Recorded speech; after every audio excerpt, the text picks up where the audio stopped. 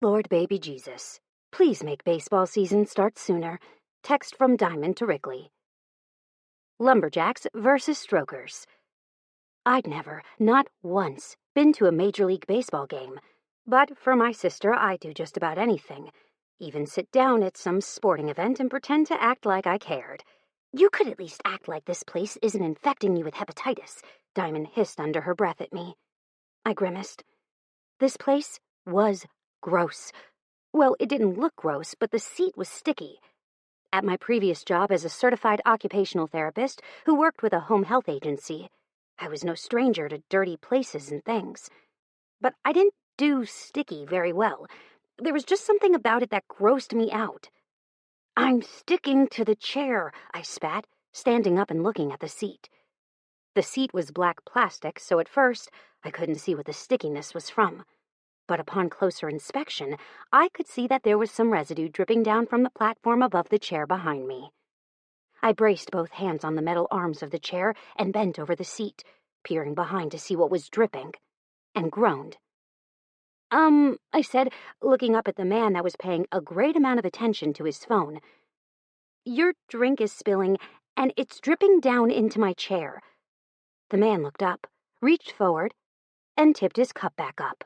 But in the process, he'd spilled even more of his drink, this time directly onto my chair. Wrigley, Diamond hissed, sit down! I did, but I didn't stop the grimace that curled the corner of my mouth when I looked at her. There's red slushy all in my seat. I paused when a thought occurred to me, turning and trying to see my ass over my shoulder. Is there anything on my shorts? Absolutely nothing. I froze at the sound of the deep voice, and I turned to follow the direction I'd heard it from, and nearly swallowed my tongue. Why? Because there was a man standing on the grass right below the short wall that separated our seats from the field. And the man? He was gorgeous. He had a green jersey on with Lumberjacks written across the chest. His jersey was tucked into a pair of skin-tight white baseball pants, and those pants were pulled up above the calf to expose his matching green socks. His feet were encased nicely in a pair of pink baseball cleats. One hand was tucked into a glove, and the other was holding the rim of his baseball hat, which he pulled off moments later, giving me a blinding smile. He had red hair that leaned more toward orange than red, and a trim beard that closely resembled the same shade. His teeth were straight and white, and his eyes were a bright green that shone like shiny emeralds. And he was staring straight at me. I hesitated. Did you say something? I said, there's not a damn thing wrong with your shorts, he repeated. Then he walked off, leaving me standing there stunned. Oh, my God, Diamond hissed. Do you know who that is? I looked at my sister and followed her gaze back to the man that was now in a circle swinging his bat. I have no clue who that is, I admitted, shaking slightly. Should I? God, he really made my heart race. And how freaking tall was he? Holy shit! He had to be at least 6'5" or 6, and he wasn't skinny either. He was stocky. Tall and stocky. The man looked like he'd take down a freight train. That's furious George Hoffman, Diamond said, as if I should know. As if I'd disappointed her by not knowing. He's won the home run derby 3 years in a row and has one of the highest batting averages in the entire major league. I nodded my head as if that was the coolest thing in the world. Nifty. She rolled her eyes. You have no clue if it's any good or not, she snorted. You disgust me. I had no clue what a home run was, but a derby I knew was like with horses and at the racetrack. I just couldn't see the correlation. I grinned, then patted my sister on the head. I'm going to walk up there and grab a few towels to wipe my seat down. Be right back. My sister waved me off and returned her eyes back to the game. And I was just about to hike my way back up the million stairs I'd just descended when a crack had me looking up. People around me started to squeal, and I turned around and looked up just in time to take a baseball straight to my left eye. I hit the ground seconds later. George. I cursed and started running, hopping over the small wall that separated the stands from the field. The moment I hit the concrete, I vaulted up the 2 steps and crouched down beside the woman I'd just beamed in the face with one of my foul balls.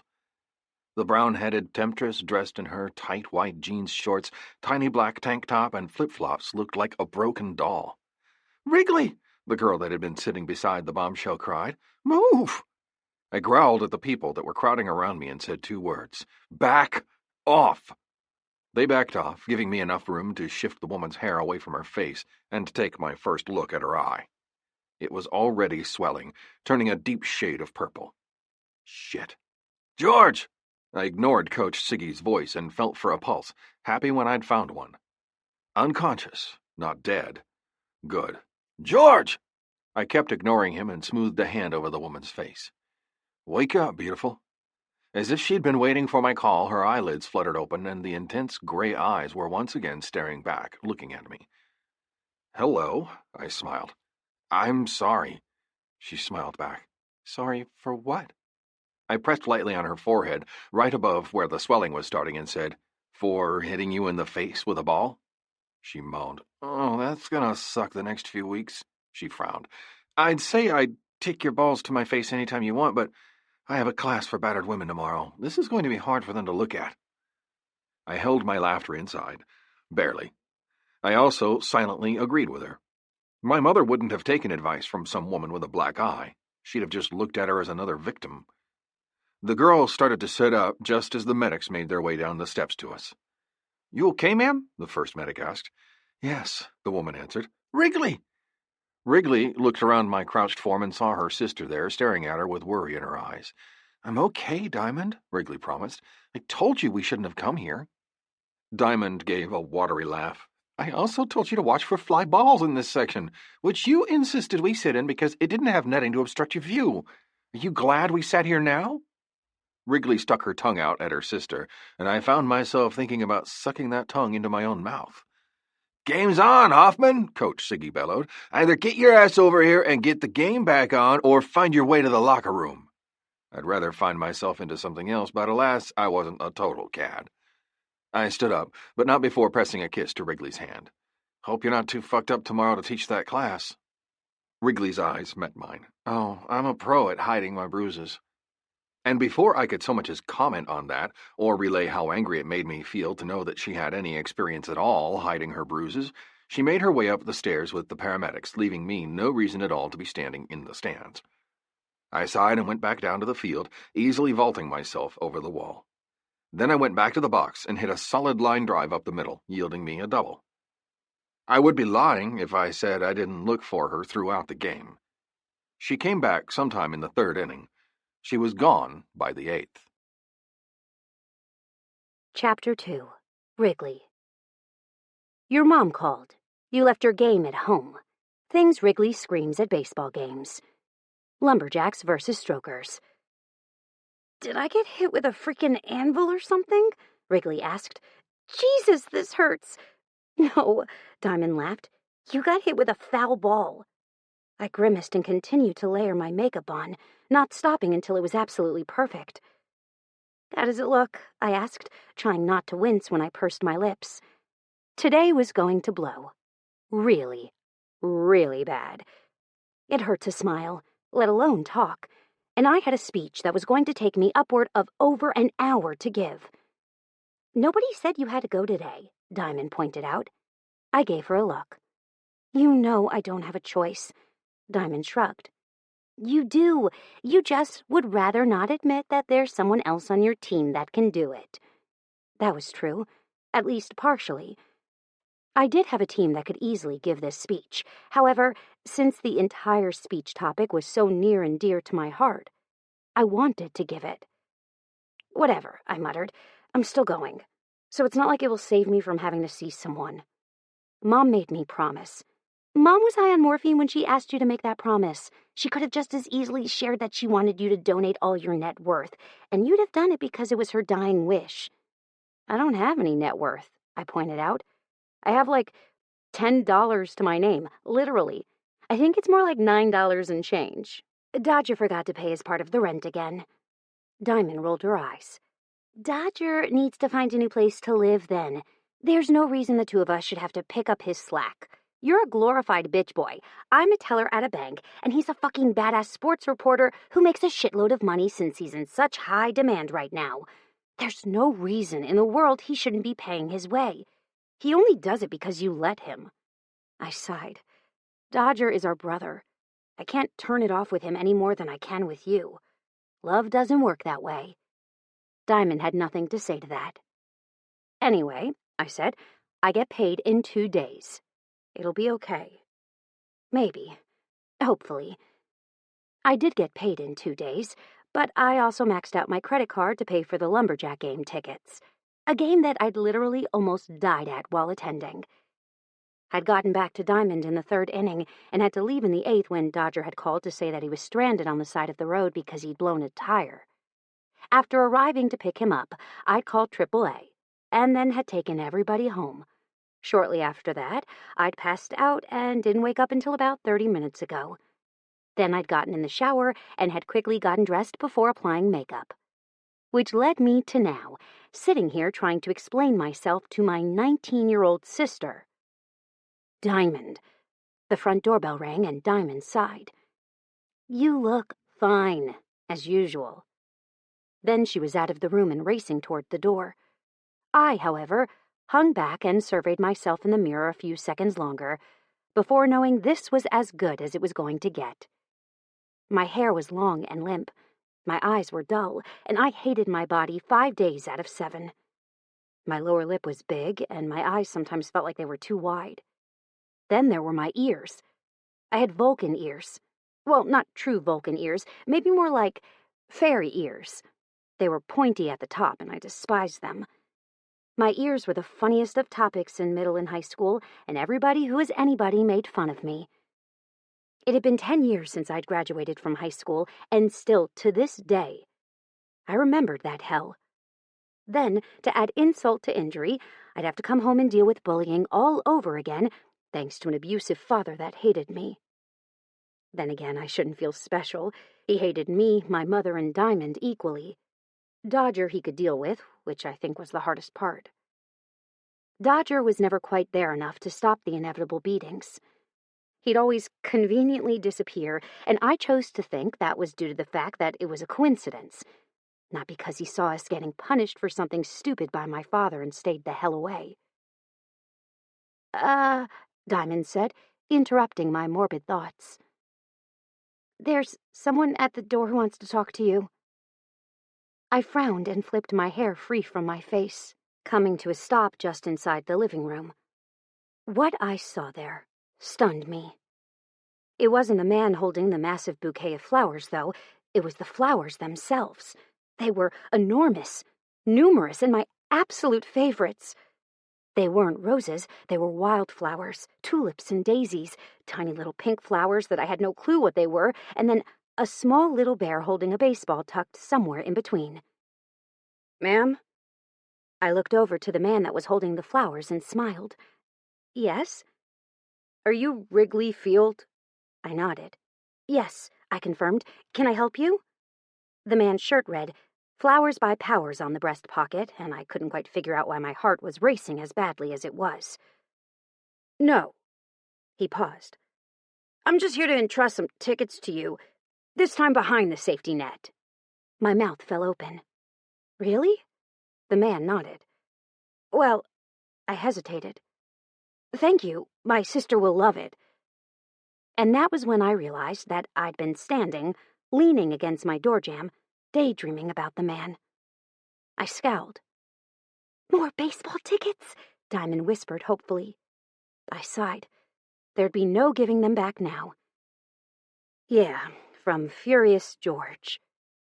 Diamond's mouth fell open in surprise. You're kidding, right? I shook my head. No. I held out the tickets. Not even a little bit. Diamond snatched the tickets, then she shrieked so loud that my eardrum nearly busted. Oh, my God!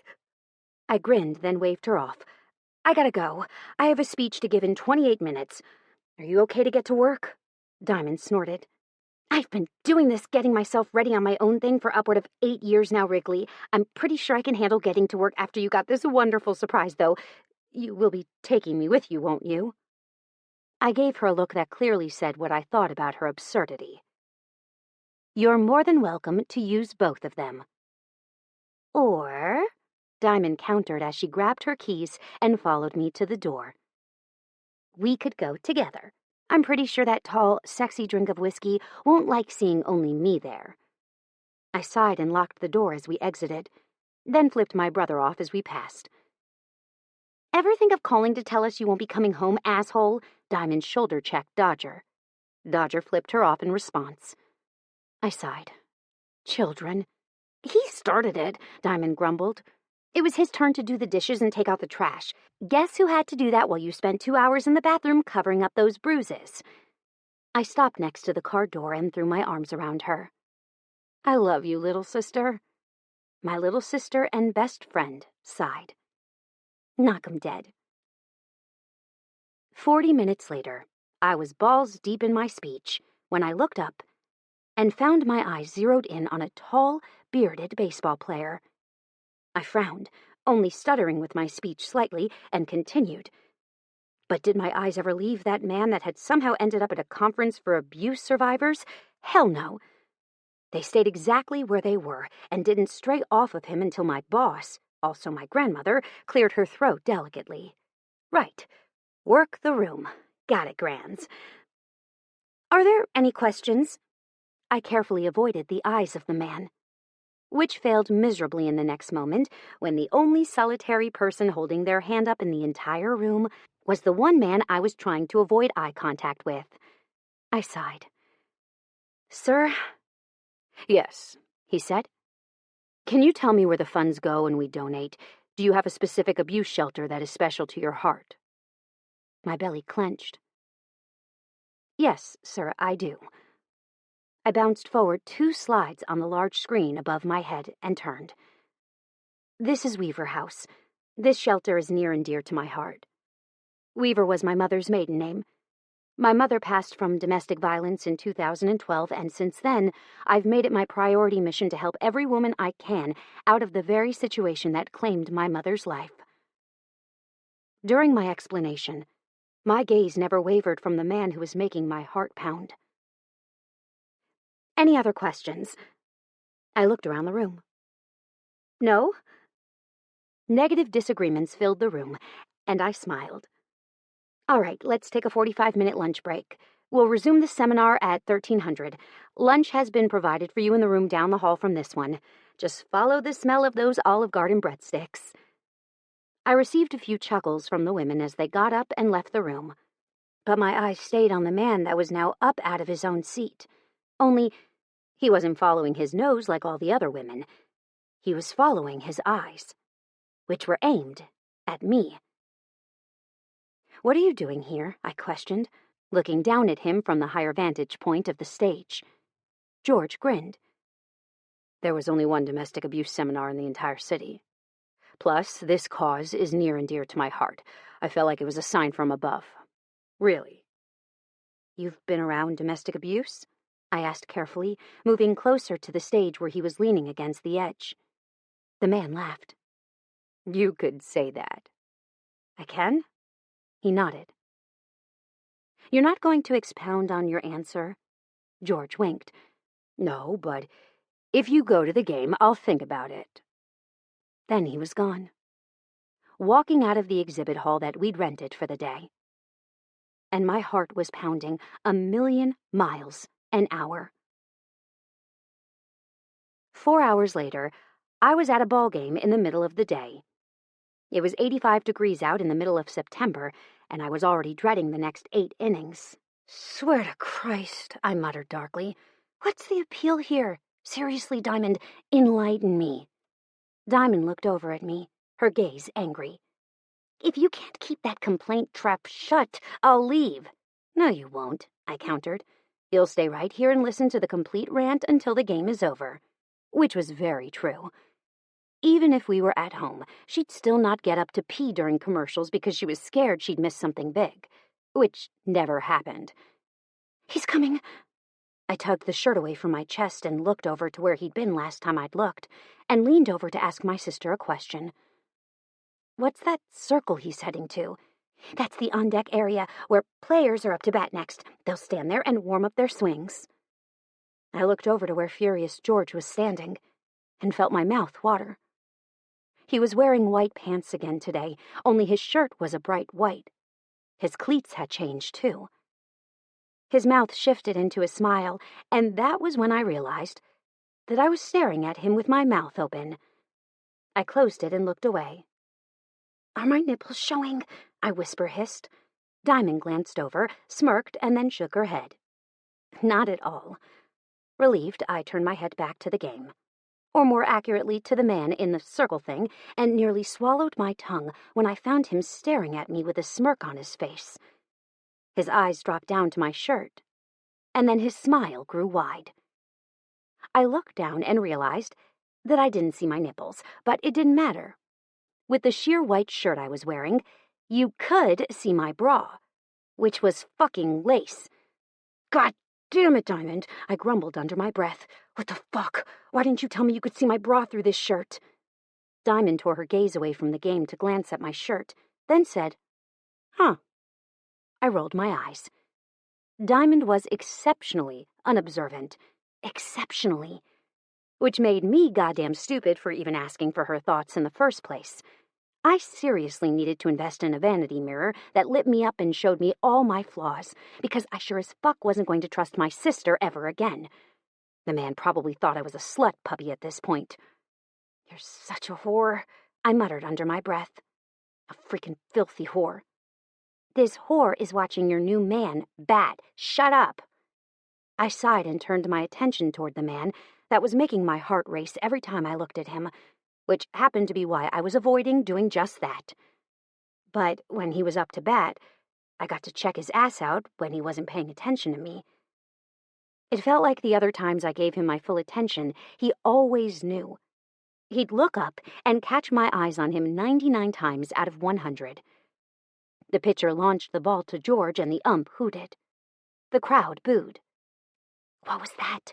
I whispered to my sister. "That was a ball the umpire called as a strike," she answered, never pulling her attention away from George. The pitcher threw another pitch, and the umpire made a different sound this time. Was that a good sound or a bad? "That was a ball, good for George," she answered tonelessly. The next pitch happened so fast that I could barely track the ball, and George swung. How he'd even seen it was beyond me, but I heard the crack of the ball hitting the bat, and lost track of the ball moments later. "Heads up!" somebody beside me yelled. I automatically looked up and saw nothing but sunshine. I closed my eyes, ducked my head, and winced. Moments later, I felt something brush hard against my leg, causing me to curse and look down. The baseball bounced between my feet, and my mouth fell open. I looked up to find George's eyes filled with horror, on me. I narrowed my eyes. "You're trying to kill me, aren't you?" George's lips twitched. Today we weren't in the same area of the field as we'd been the last game. Today, we were behind the stupid netting that was supposed to protect me from balls. We were just as close to the field, only directly behind the base thing that George was currently standing at to hit. He'd heard everything. I knew he did. Otherwise, he wouldn't have reacted to my words. I bent down and grabbed the stupid ball, then crossed my arms and glared. George winked, and I found my lips twitching in amusement. Then, as if I didn't have control of my body, I blew him a kiss. Yes, you heard that correctly. I blew him a fucking kiss. I was such a dumbass. But before I could so much as be embarrassed by my rash move, George fucking caught the kiss and pressed it to his mouth. Then he turned and awaited the next pitch. The pitch was a ball. The next was apparently launched straight down the middle, according to my sister. But as I watched with excitement as George connected with the ball and it sailed over the fence, I was excited for an altogether different reason. I'd witnessed my first home run ever, and I was officially addicted to baseball. Or maybe it was the man. I didn't know. But addiction was in there somewhere. Chapter 3.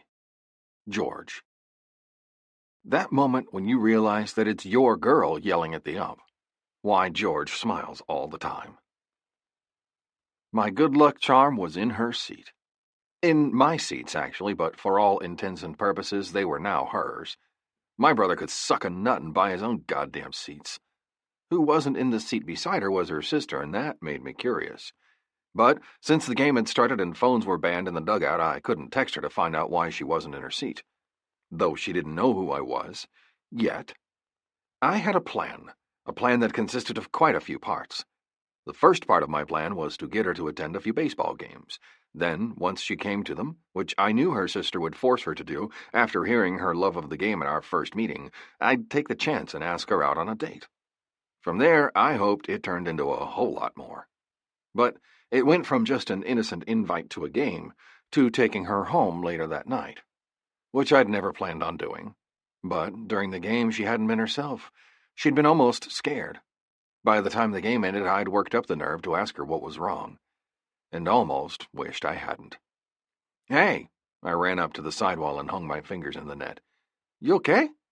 She turned sluggishly and shrugged. "I'm okay." "Just okay?" I asked, concerned now. "Yeah," she sighed.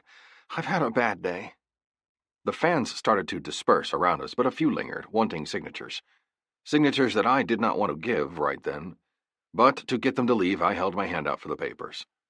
"Real quick," I muttered to them. Wrigley stepped back to the side and waited patiently while I signed the books, took a few pictures, and waved goodbye to them. Then, when I turned my attention back to her, she looked even more tired. "I've had a real bad fucking day," she admitted. "But seeing you that way with your fans, that kind of makes me happy." I grinned. "Yeah?" "Yeah," she confirmed softly. "Do you want to go out to eat with me?" I blurted. I hadn't intended to make such a leap yet, but something told me that I should give it a try. And seconds later, when she said what she said, I was glad that I had. "I'd love to." She'd been waiting for me to get showered and dressed in a private waiting room for family, and I felt like a giddy 10-year-old as I pushed open the door looking for her. I found her in the corner of the room that was almost filled to the brim with people. She was sitting on a chair, legs crossed, staring at her phone. As I approached, I realized that she was reading. Every few seconds, her finger would swipe across the screen, and then her lip went between her teeth. "What you reading?" I questioned. She looked up with a start, and the smile she gave me damn near took me out at the knees. "A romance," she answered. "Which one?" I offered her my hand. She took it and waved her opposite hand, holding her phone in my face, the words on the screen switching from landscape to portrait view. She hesitated. 50 Shades of Grey?" I grinned. "You into that kinky stuff?" She blushed profusely. "No, but I don't mind reading it." The blush covered the tops of her cheeks and nose, turning it into an adorably kissable red. "Ready?" I questioned. Wrigley nodded her head, and I led her out of the family room. I was stopped twice, but I only waved and kept going, knowing that if I did anything stupid such as stop to chat, I'd never get out of here. "Wow," Wrigley laughed as she came out of the room. "That place was packed." "It always is when we're home," I agreed, "and especially after a win like today's win, they stay a lot longer than usual." "That's kind of nice that y'all have a place like that, though," she said, as she followed me down the hallway, her hand still in mine. "I like the setup of it." We walked the rest of the way out of the building in silence, exchanging covert glances with each other that both of us hoped the other wouldn't see. Yet each time we'd steal a glance, the other would look over too, causing us both to be smiling like loons the moment my car came into sight. "So what made your day so bad?" I inquired as I held the door to my car open for her. Wrigley slid into the seat and lifted her legs into the Camaro, and I slammed the door and hurried around the front side. The moment I had the door open, she started to explain. "Well," she said, "you know I work for a non-profit women's abuse fund, correct?" I nodded. It had taken a friend about 20 minutes to look her up and compile every single thing that he could find on her. Her job, her parents' names, her social security number. That last bit I'd shredded, not wanting to know that private of information, but the rest I'd kept. "Yep," I agreed. "I had a friend look you up. You've worked for the nonprofit for 2 years?" She nodded. "My mother started it after she divorced her husband. Her husband that wasn't my father, but Diamond's." "Okay," I continued, nodding in understanding. Anyway, she waved her hand in the air. Long story short, my mother died and left the company to me, my brother, and sister. However, my grandmother is on the board and controls half of the board, meaning that she has a lot of say in how things are done around the organization. I nodded again. She doesn't like the way I'm doing things and would much rather me go back to school and allow the board to run Weaver House. However, I don't want to go back to school. I want to find vindication for my mother, and I'm going to do that by running the business that she started and making it everything she always wanted it to be. I'm sorry about your mom, honey. My mother passed away when Diamond's father decided that she needed to learn a lesson. He beat her to death on my 25th birthday. She's been dead for almost 4 years now. That just fucking sucked. I'm sorry to hear that, I said, as I reached forward and started the car. My mother wasn't in that exact situation, but in one very similar. She never divorced my stepfather. She stayed with him until the bitter end. She died from a drug overdose about 9 years ago. She did what she had to do to stay alive, and in the end, that's what killed her. Not my stepfather. Wrigley shook her head. My mother loved baseball, she said into the silence that had lapsed between us. Loved it so much, yet I never really wanted to know anything about it. I regret that now, which is why I went to that first game. I found myself grinning despite the shitty topic. I'm glad. You're glad that your ball hit me in the face? She teased. I chuckled. Yeah, I'm glad my ball hit you in the face. At that, we both burst out laughing. So, Diamond, Dodger, and Wrigley? That's a pretty intense love of baseball to name your kids after 3 such significant baseball terms. Why Wrigley, though? Did she love that field? I found myself solely focused on her, and I couldn't help but be intrigued by the smile that lit her face. My mother said I was conceived at Wrigley Field. She said it was only fitting. She shuddered. I'd rather not think about that, though. Then I have to think about my mom having sex, and as far as I am concerned, that never happened. I was immaculately conceived. I snorted. I once walked in on my mother and father doing it on the couch. I walked in with 3 of my friends, and they all saw, too. It was the single most humiliating thing I've ever witnessed. Wrigley slapped a hand over her mouth. That's awful. It was. So I think I got you beat in that department, at least, I started, my eyes going back down to her wine glass. Do you want more, or are you okay? We'd had dinner. We'd chatted and gotten to know each other, and now we were sitting in front of her house in my car. I'd made a pit stop to an all-night grocery store and picked up a bottle of their most expensive wine and a couple of plastic glasses so we could drink it. Though we'd never gotten out of the car long enough to use them how I'd intended to use them. Turns out Wrigley was in love with my car almost as much as I was in love with it. I'm fine, she shook her head, eyeing the bottle. I snorted and poured another glass, all the way to the top. I swear I feel like you're trying to get me drunk, she joked. I shrugged. I may get you drunk, but I'm not going to capitalize on your drunken state, if that's what you're worried about. She licked her lips. Maybe you should drink more so that you forget that you're chivalrous. I eyed the single glass that I'd been nursing since we started talking in her driveway 2 hours earlier and smiled. I'm not much of a drinker, to be honest, and when I do drink, I usually gravitate toward whiskey. I'm not sure about this wine business yet. Wine business? She teased. I shrugged. You know what I mean. And she did. Her smile gave her away moments later, too.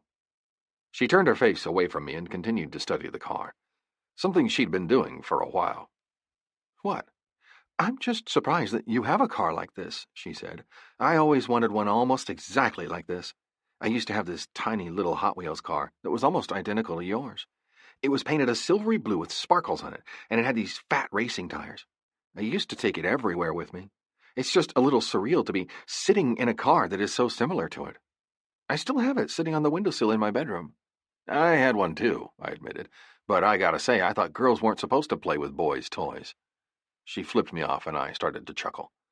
Holding out my hand, she took it, and then I tugged her closer.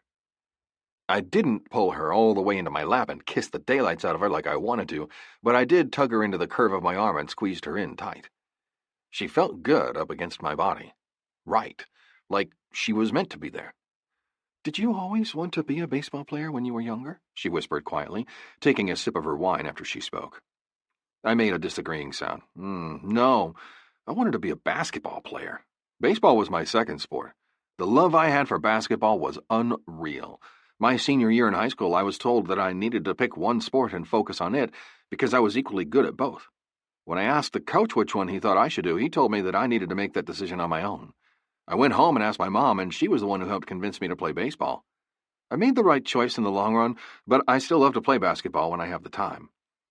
Why would you not choose basketball if you loved it more? She questioned, looking up at me. She smelled like the wine she was drinking, and a sweet cinnamon flavor that she'd already informed me was her perfume. I wanted to bury my nose in her neck and inhale. Luckily, I managed to keep that desire under control.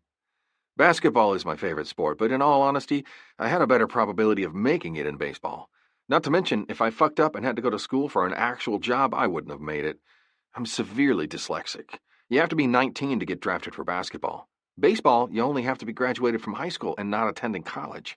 If I had to wait, I would have had to get a job in the real world, and then probably wouldn't have even bothered going to the draft at all. Baseball was just the way to go. She hummed. My sister is dyslexic. I know how you feel, kind of. She struggled to make it through high school. It was letters for her.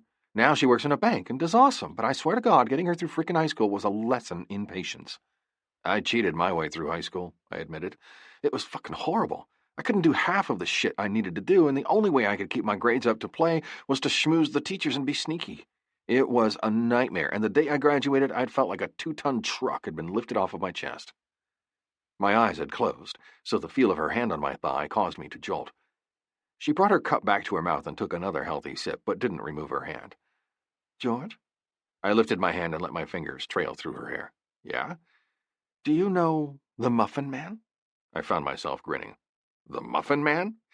The one on Drury Lane. I burst out laughing. I kinda like you, I wheezed. She turned her face into my chest. I kinda like you, too. Chapter 4. Wrigley. Quit your pitchin'. The game's on. Things Wrigley never thought she'd say. Lumberjacks versus Vikings. Blame it on Las Vegas for me doing what I did. I shouldn't have gone. I really shouldn't have. But like the imbecile that I was, I had. I'd gone to Vegas because George had asked me to. And like the loser that I was, I jumped on it.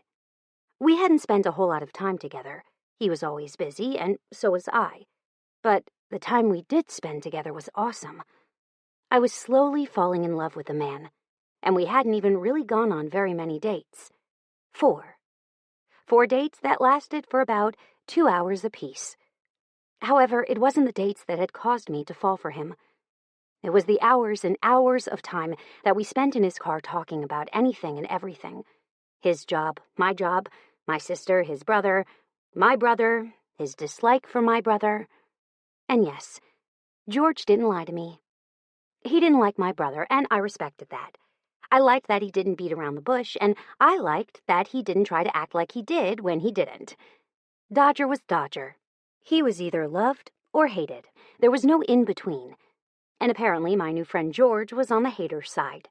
See, Dodger was a dick. He always had been and always would be.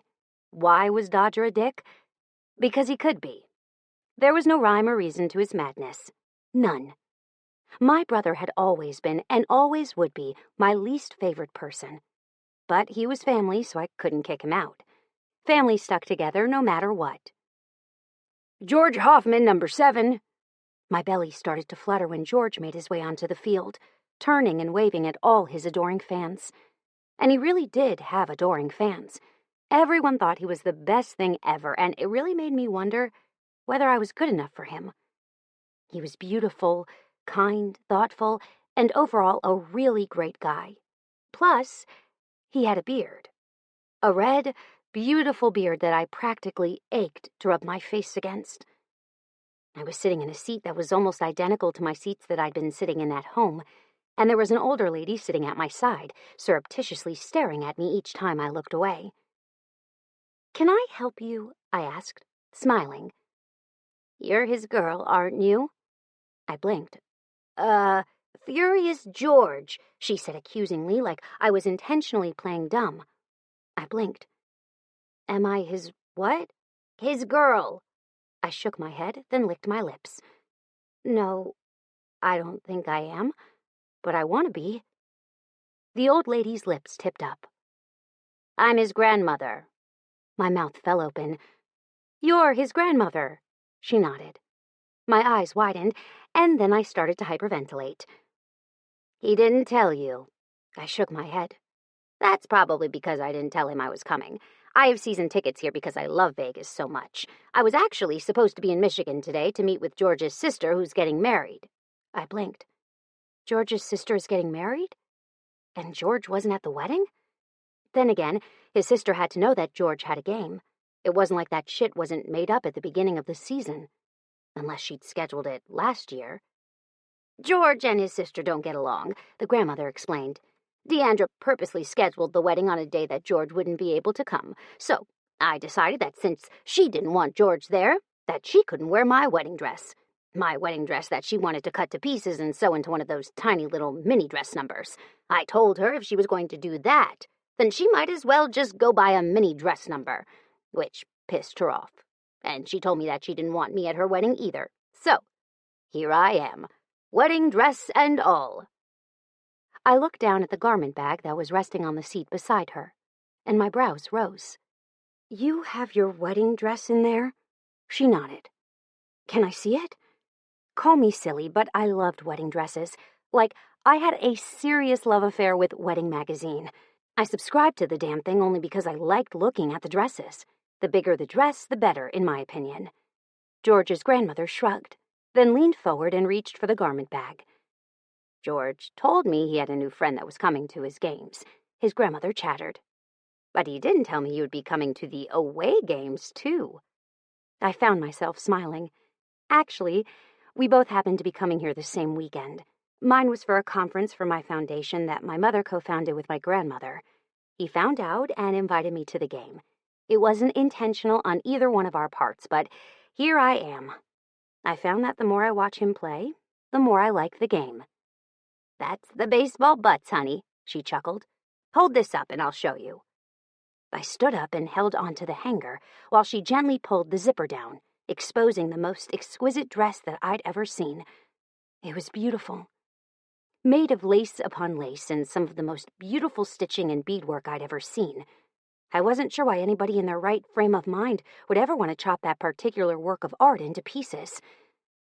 It's sacrilege that she wanted to cut this up at all, I murmured, running one finger down the length of the bodice. I love it. I actually wanted to wear something similar to this at my own wedding. You've gotten that far with a man, she pushed. Then why are you here watching my boy? I wasn't sure what to make of this woman. I chuckled. Actually, I haven't gotten that far with a man. I just love wedding dresses. I watch every single wedding show I can. My favorite things to watch are the wedding story reruns that used to run on that old TLC network. Ah, she dipped her head, then picked it back up. I see. I felt a nudge against my back, causing me to gasp in surprise. I turned and looked over my shoulder at the culprit. A large man who was twice my size and slouching so far in his seat that there was no wonder he was bumping me. Sorry, he apologized. He didn't look sorry. Fucker. It's okay, I lied, twisting around and gesturing at the seat between her and me. Do you mind if I take this chair? George's grandmother winked. Not at all. So I did. And that was how I spent George's game in Vegas, talking to his grandmother, Beverly. Beverly was everything that I'd ever wanted in a grandmother, and she was nothing like my own. She was sweet, caring, loving, and kick-ass. I wanted to be her when I got to her age. George looked over at me almost immediately, and upon seeing me sitting in the seat next to his grandmother, he'd grinned so broadly that my chest had started to ache. His eyes had gone curiously to my chair where the dress now lay, but other than that, he'd looked 100% happy to see both of us seemingly getting along so great. Do you want to go out to dinner with us? Beverly looked over at me with an incredulous look in her eye. By the time this game is over, it'll be well past 11 o'clock. I have to get up tomorrow for work, she snorted. No, thank you. You work? I responded curiously. She didn't look old per se, but she definitely looked old enough that she shouldn't be working any longer. I do, she confirmed. With my husband. George's grandfather? I wondered. The woman got a wistful look in her eye that made me wonder if it was happiness that he was dead or happiness due to the things she was remembering. At this point in time, I really couldn't tell. Beverly shook her head. No, I remarried about 8 years ago to my new husband, Beau. Beau owns his own strip club on the Vegas Strip. My mouth fell open in shock. You work with your husband at a strip club? I couldn't keep the smile off my face. Yep, she snickered. We met at his strip club, too. Now I run his books and make sure that the place is stocked for when he opens at night. Take in shipments, sign for shit like mail and packages. It helps me pass the days. That sounded kind of awesome. Well, then maybe we can go out tomorrow afternoon, I suggested. Beverly shrugged. Maybe. It depends on how hot it is. If it gets over 110 degrees, I don't leave my house. That I didn't see one single problem with. I lived in Texas where it got hot, but in Vegas, it got about 12 to 15 degrees hotter. I couldn't see any fault with staying inside, that was for sure. In fact, right that very moment, I was so damn hot that I would have killed for a fucking cold glass of wine. Do they sell wine at baseball games? I turned suddenly, looking at Beverly. Beverly shook her head. No, but they sell beer. Beer's really cold, too. Some of the best beer you'll ever have. I believed her. I guess I'll have a beer then. Beverly patted my hand. You do that. Then she turned her eyes toward my man, and her grandson, who was up to bat again. I turned my head away from Grandma Beverly and the man in the tight-ass pants that I wanted to peel off of him, slowly, and looked around for one of the beer guys. I spotted one a few rows away and called out to him. He turned and started down the steps toward me, and was just half a row away, right above me, just as I heard a tink. I turned just in time to see a ball sail over the goddamn netting, again, and sail over my head straight toward the guy holding the beers. It hit the man's hand, and the beer went flying. All over me. And I found out Grandma Beverly was right. The beer was goddamn cold. I slowly turned to pin the man responsible with the most narrow-eyed glare that I could muster. George was goddamn snickering, like a 6-year-old girl. I pointed my finger at him accusingly. You're going to die. His snickers turned into guffaws. Well, Beverly observed, you have 2 options. You can wear your cold beer-covered clothes, or you can change into my wedding dress. Which one is it going to be? I, of course, chose the dress, because who wouldn't want to wear a wedding dress at a baseball game? Not me. Which turned out to be good and bad. Chapter 5. George. Diamonds are a girl's best friend, but are we talking about baseball diamonds or diamonds that go on rings? George to the Elvis impersonator. I swear to God, I said the moment Wrigley came into view, on my heart, cross my eyes, and stick 1,000 needles in my thigh, that I did not do that on purpose. I didn't have that good of aim. Even though I'd seen the beer guy looking straight down her shirt, I would never purposefully foul a ball that close to her again. It did seem rather suspicious, though, that I made a comment to the umpire that the beer guy was staring at my woman's tits, and the next thing I know, I'm busting his hand with a baseball. He's lying. That's his lying face, my grandmother informed Wrigley. I rolled my eyes. Don't listen to her. She's probably been drinking the free beer all night. You get free beer? Wrigley's head whipped around to stare at my grandmother.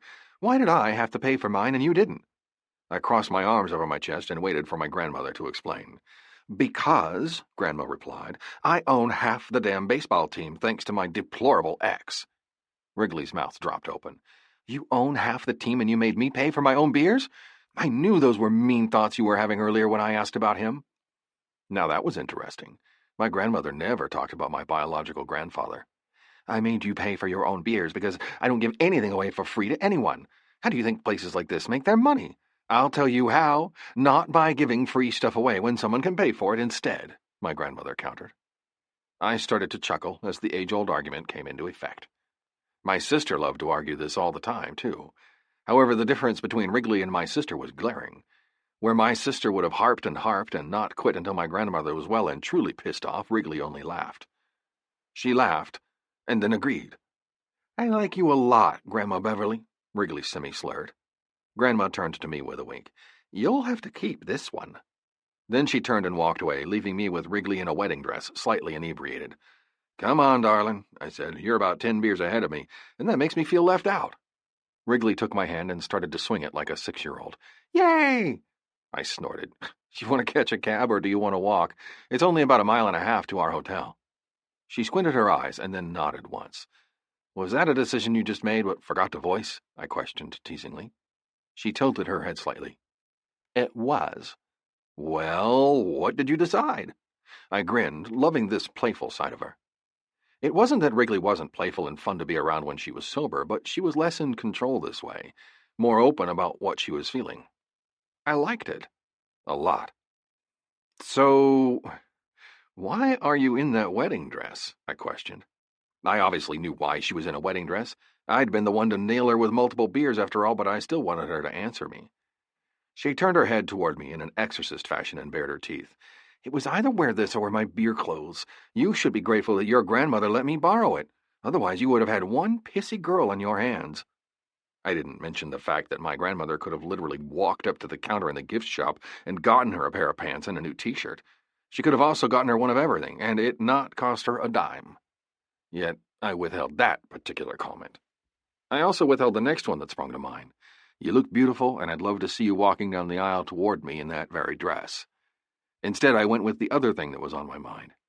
Who was that guy that was sitting behind you at the game? I questioned. He seemed like he knew you. She shook her head so fast and hard that she started to stumble. I caught her before she could so much as tilt sideways. That man was not my friend, she assured me.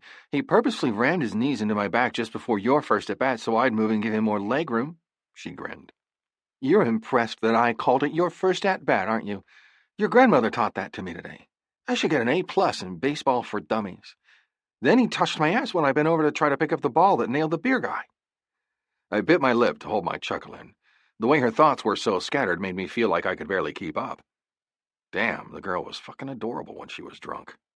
Definitely A+ material, I agreed. And that guy touched your ass?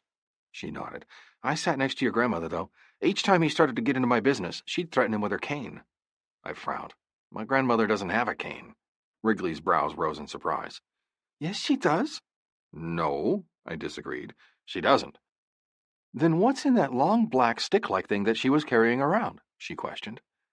I tried to think back to her at the field earlier and couldn't come up with anything that was long and black that belonged to her. But now that I thought about it, I had seen another elderly lady sitting next to her. Maybe she'd stolen her cane? I had no clue, but I wouldn't put it past her. I couldn't take her anywhere without her getting into trouble. And apparently she was now roping my woman into her fun. If my grandmother ever asks you to do anything with her after y'all have been drinking, don't do it. Too bad I didn't take my own advice. 4 hours later, I was buzzed and answering my cell phone. Hello, Grandma. I looked over to Wrigley and mouthed, It's my grandma. Wrigley's eyes were so wide and adorable, I just wanted to lick them. George, are you high? Not high, drunk. Yo, Grandma, what's up? My thoughts were bouncing around like crazy, and I couldn't remember what it was that I was trying to accomplish. I wasn't totally drunk off my ass, but I was pretty damn close. If I had one more beer, I'd be there. George, darling, Grandma called through the line, trying to focus me. Can you come down here and help me out for a few minutes? I frowned. Where are you? The chapel next to Beau's place. Beau Bryan was her husband, and Beau's place was the strip club that he owned. It was classy, for a strip joint. It was also smack dab in the middle of about 3 chapels. You know, just in case you wanted to get married to a stripper. Okay, I frowned, trying to squint at the clock. When? Now? I sighed and rolled my eyes over to the woman next to me.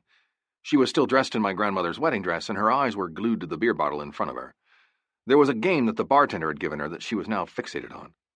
It was a circle, foam ring that she was trying to get around the neck of a beer bottle across the bar from her. She got 5 shots. If she missed all 5, she had to take a shot of Patron. If she made it, she got to have a drink of her choice, free. So far, she'd missed 4, 2 of which shots I'd done for her. We'd just finished up a plate of nachos and hot wings and were working on our shared dessert when my grandmother had called. I can be there in like 15 minutes, I hedged. We're eating chocolate cake. Well, I was trying to eat it. Wrigley was eating it so fast that it might not be there for much longer if I didn't hang up soon. Finish that up, tell her not to spill any of it on the dress, she ordered. Then get the hell down here. Yes, ma'am, I replied, then shoved the phone into my pocket. If your grandmother owns half the team, why does she sit in the peon seats and not in a skybox or something? Wrigley asked around a mouthful of half-melted ice cream. Before I answered, I reached forward and picked the bowl up, drinking the rest of the melted ice cream caramel chocolate cake concoction at the bottom of the bowl. Then groaned. It was so good. After practically licking my lips and the bowl, I stood up, because you can't smell the peanuts and drink the beer and hear the crowd as well in the skybox. I paused. At least that's what she says anyway.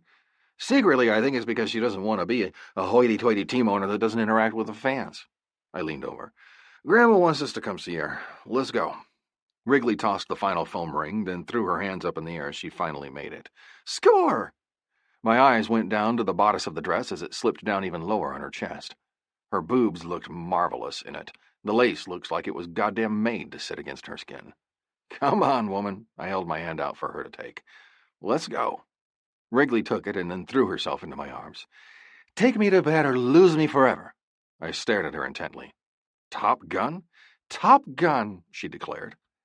21 minutes later, we ended up at a chapel helping my grandmother officiate a wedding. Well, she officiated it. Wrigley and I acted as witnesses. At least, I think we acted as witnesses. 2 hours later, we crashed into my hotel room. Both of us were drunk off our asses, but that didn't change the way we felt about each other. She was all over me, and I was all over her. Her hands were down the back of my pants, and my eyes were only for her.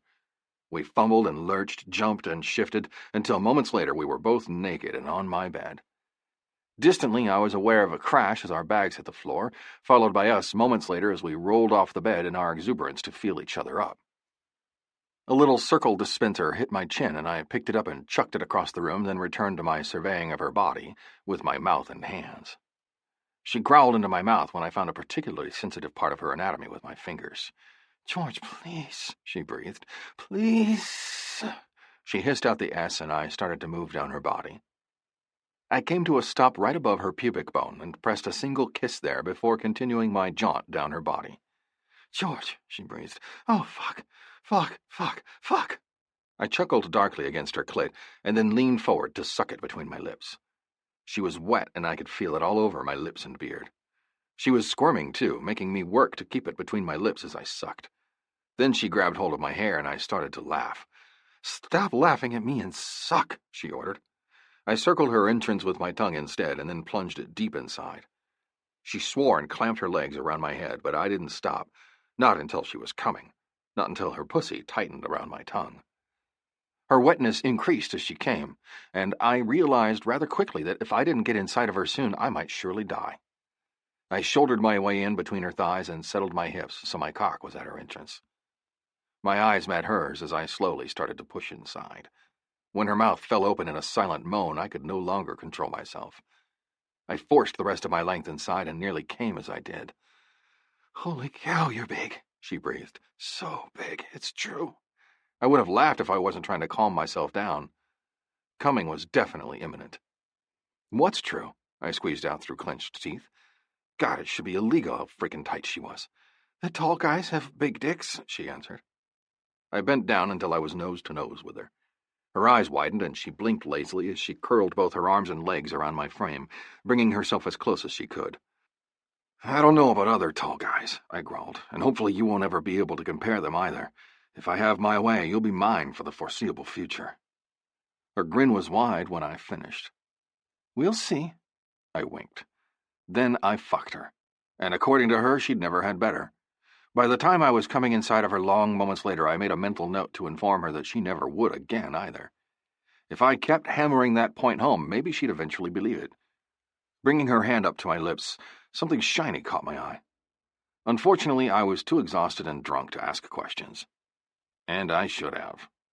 Maybe if I had, I wouldn't have woken up to the scream the next morning. The next morning. We're married? My eyes blinked open so fast that I was momentarily confused as to where I was. I also had a goddamn headache. A bad one. What? I groaned as I sat up and immediately regretted it. Why did I regret it, you ask? Because the movement caused whatever calm I had left to dissipate. Holy fuck, I gasped, my hand going to my forehead as I tried to gain control of my urge to vomit. I feel like a Mack truck ran over me. I haven't felt quite this shitty since high school, I thought morosely. I said, Wrigley repeated, a little calmer this time, we're married? I frowned and pulled my hand away from my face, my headache as well as my belly flipping and flopping, momentarily forgotten. Excuse me? I hesitated. My brain still wasn't firing on all cylinders, so it took me a moment to figure out that the hand that Wrigley was holding out wasn't just a fucking hand, but a hand with a goddamn ring on it. One I'd seen before. I frowned and reached for her hand, seeing the ring that I knew without a shadow of a doubt had once been on my grandmother's finger.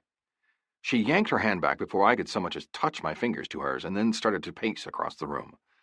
And don't even get me started about what's going on between my legs, she hissed, turning her accusing eyes toward me. I opened my mouth and then closed it, unsure what to say to that. Nothing to say to that, Mr. Baseball? She stopped and turned, planting both fisted hands on either hip. I blinked and then shrugged. I'm unsure what it is you speak of, to be honest. She bared her teeth. What I speak of is your inability to use a condom. I looked down at where the short robe was barely covering her thighs. How do you know that I didn't? She frowned. You're kidding, right?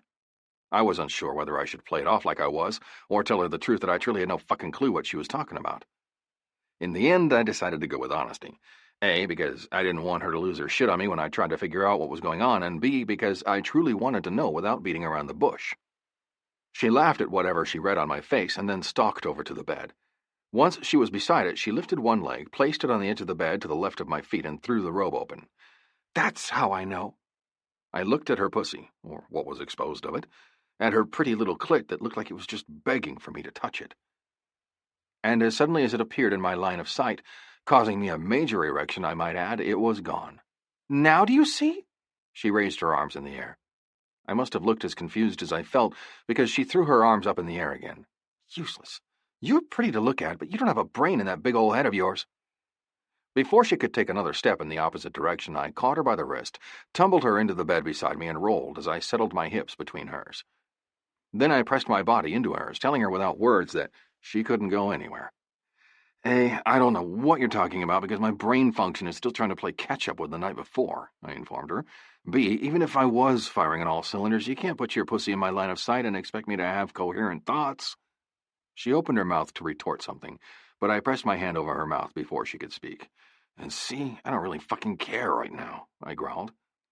Then I pressed my aching cock into her core and ground down. She shivered as she widened her legs even farther. You want my cock? She shook her head at the same time she shifted her hips in my direction. Your head's saying no, but your hips are telling me yes, I teased. Which one is it? She opened her mouth and then closed it. Moments later, her hands were at my jaw. She pulled me down into her. Oh, fuck it. Chapter 6. George. Coffee is a gift to myself. Here's something that'll keep you from getting arrested. Coffee cup. 6 weeks later. I watched my wife puke for the 5th time that morning, and my gut clenched. This is all your fault, she moaned miserably into the toilet bowl. At least it was clean. My housekeeper had come by yesterday and done a head-to-toe cleaning of my house, leaving no stone unturned. I'm sorry, I repeated for the 4th time. I swear to God, Wrigley, I swear I wouldn't wish this on my worst enemy. I wouldn't. Watching her puke day in and day out was agonizing. Wrigley started to laugh into the toilet. You're saying you don't want me anymore? Did the woman only hear what she wanted to hear? I dropped down onto my knees beside her and smoothed her hair back from her face. Baby, I whispered, this may not be what you planned, or what I planned, I told her gently, but it's what I want. I want you. I want this baby. I want what we have, and I don't want it to ever end. Not fucking ever. Her eyes filled with tears. You think it'll be okay? I laughed. I think it'll be great. She leaned back with a sigh and then tumbled into my arms. I caught her, despite the puke I could see in her chin. She buried her face into my shirt, and I held her. What I did not do was rock her. Rocking her was a no-no, something in which I'd found out moments after finding out she was pregnant about 4 days ago. Please tell me you're not leaving, she begged. I bit my lip. I have practice, I admitted. If you say you're sorry, I'm going to nut punch you, she informed me, then burrowed into my chest a little farther, if that was even possible. I grinned. We'd been married for a little over 6 weeks, and all 6 weeks had definitely been a lesson in understanding. After our minor freak-out over being married, we'd come to an agreement. We'd continue our dating as we had been and see how it went from there. Things had been going great, too. Until the puking had started last week. Then just 4 days ago, I'd finally convinced her to go to the doctor, where we'd learned that Wrigley was 6 weeks pregnant on the dot. She hadn't gone home since, which worked for me because I fucking hated it when she went home. I slept better with her in my arms, and despite her feeling so badly, I'd thoroughly enjoyed having her in my space since we'd gotten the news. "Can I go with you?" I opened my mouth to say no, but frowned. "I mean, I guess you can. Today is only a short practice, since we're flying out tomorrow for Toronto." That's when she started crying. "Do you think I can ride with you to Toronto?"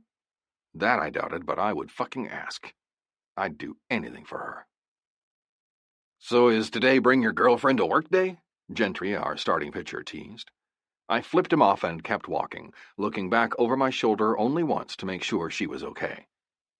She was sitting in the bleachers outside of the practice field, and she was studying the surroundings avidly. "I don't mind," Hancock grunted. I didn't care even if he did. If I wanted to bring somebody to practice, I'd damn well bring somebody to practice. Having her so close was a mild distraction, but overall I liked that she was watching me. I liked that she was there, and I liked that I hadn't had to ride in by myself. Driving was boring, and I had to do a whole fucking lot of it, seeing as I lived over 30 minutes from the practice fields. Having her with me while I could was the right thing to do, at least for me. She looked bored to tears, but I winked at her, causing her to perk up before I returned my gaze to the man in front of me. "Step aside so I can hit, little man," I told him. "I'm not little," Manny countered. "I'm just shorter than you, and only by 3 inches. 6'3" isn't short. You're just freakishly tall." I grunted in reply. "Yeah, whatever." The next 20 balls that were pitched to me went well. 6 went out of the park, 8 were singles, 2 doubles, 1 triple, 3 I missed, which was fairly normal since I had tried to stop 2 of them from getting past me. I hated not connecting with the ball. It had been a compulsion since I was younger, since my father had beat the shit out of me if I so much as missed 1. Still, to this day, it fucking hurt striking out. Sure, it usually bothered every ball player if they struck out, but when I did it, I got angry and pissed. And if I was willing to admit it, I got scared. Scared because at one point in time, the repercussions for striking out were bad.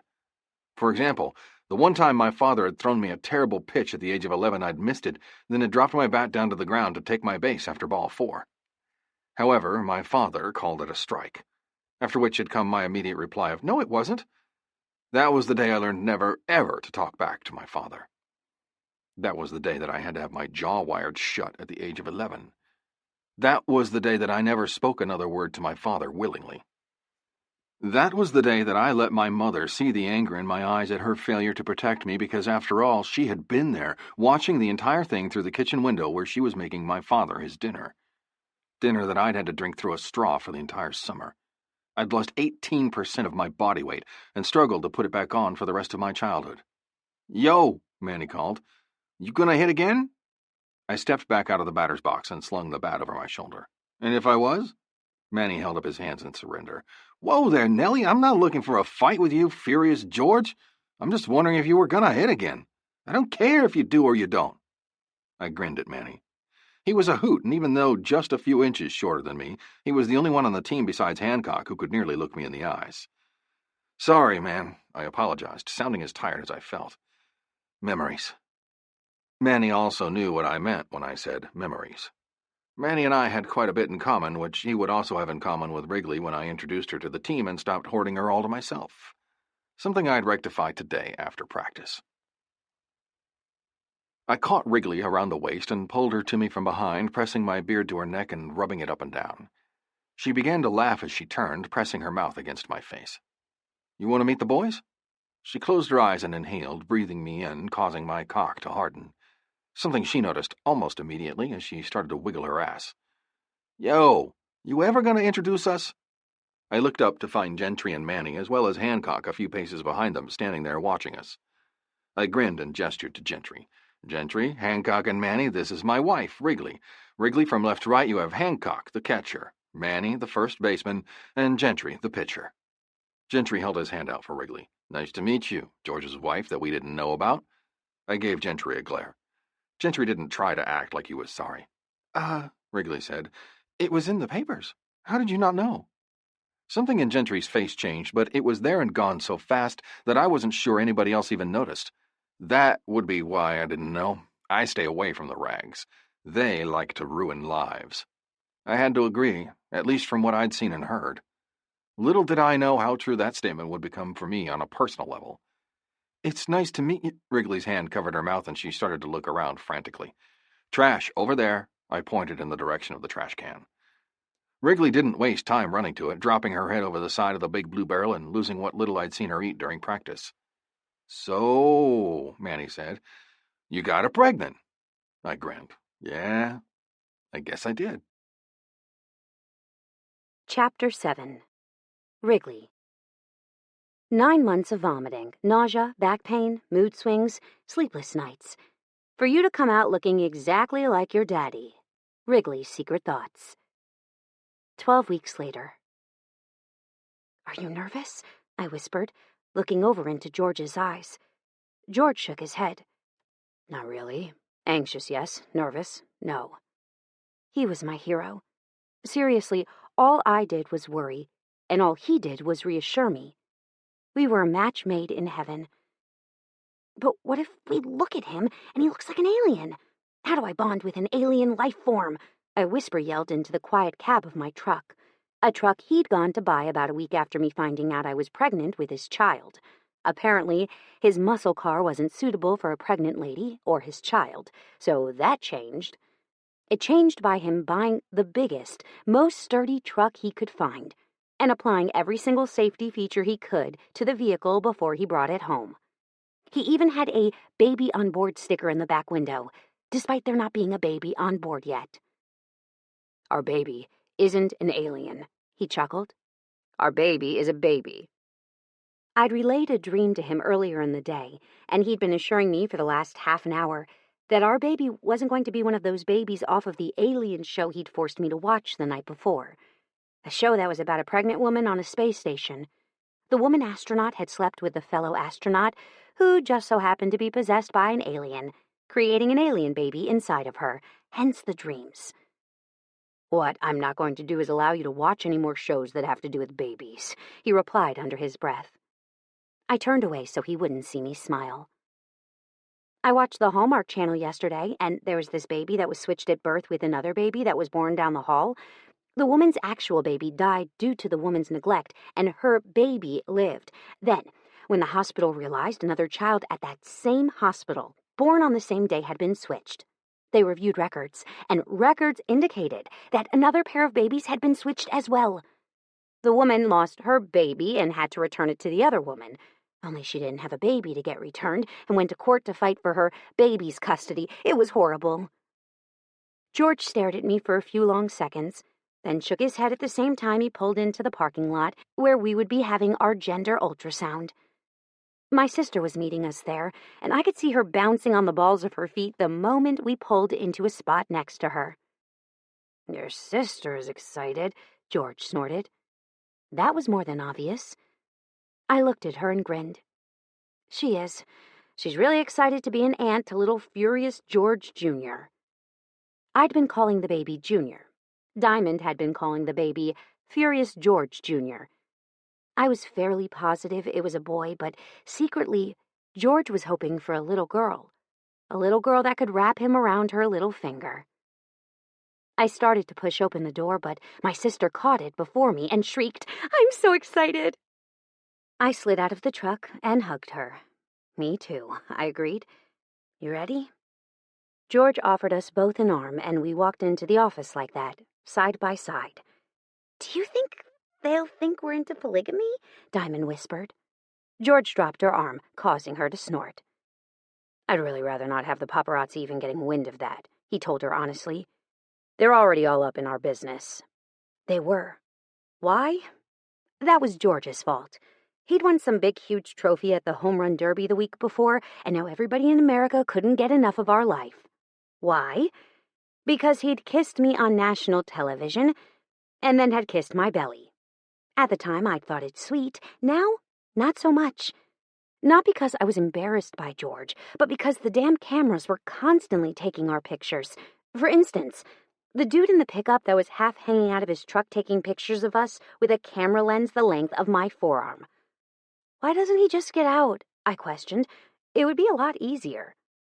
"Private property. If he's in his vehicle, he can say he's just here for a moment. If he's out, he's loitering, George murmured. Man, you sure know a lot of stuff, Diamond said under her breath. Part of the job, unfortunately, he muttered. I smiled at the girl behind the counter. Hi, I'm Wrigley, and we're here for my gender scan.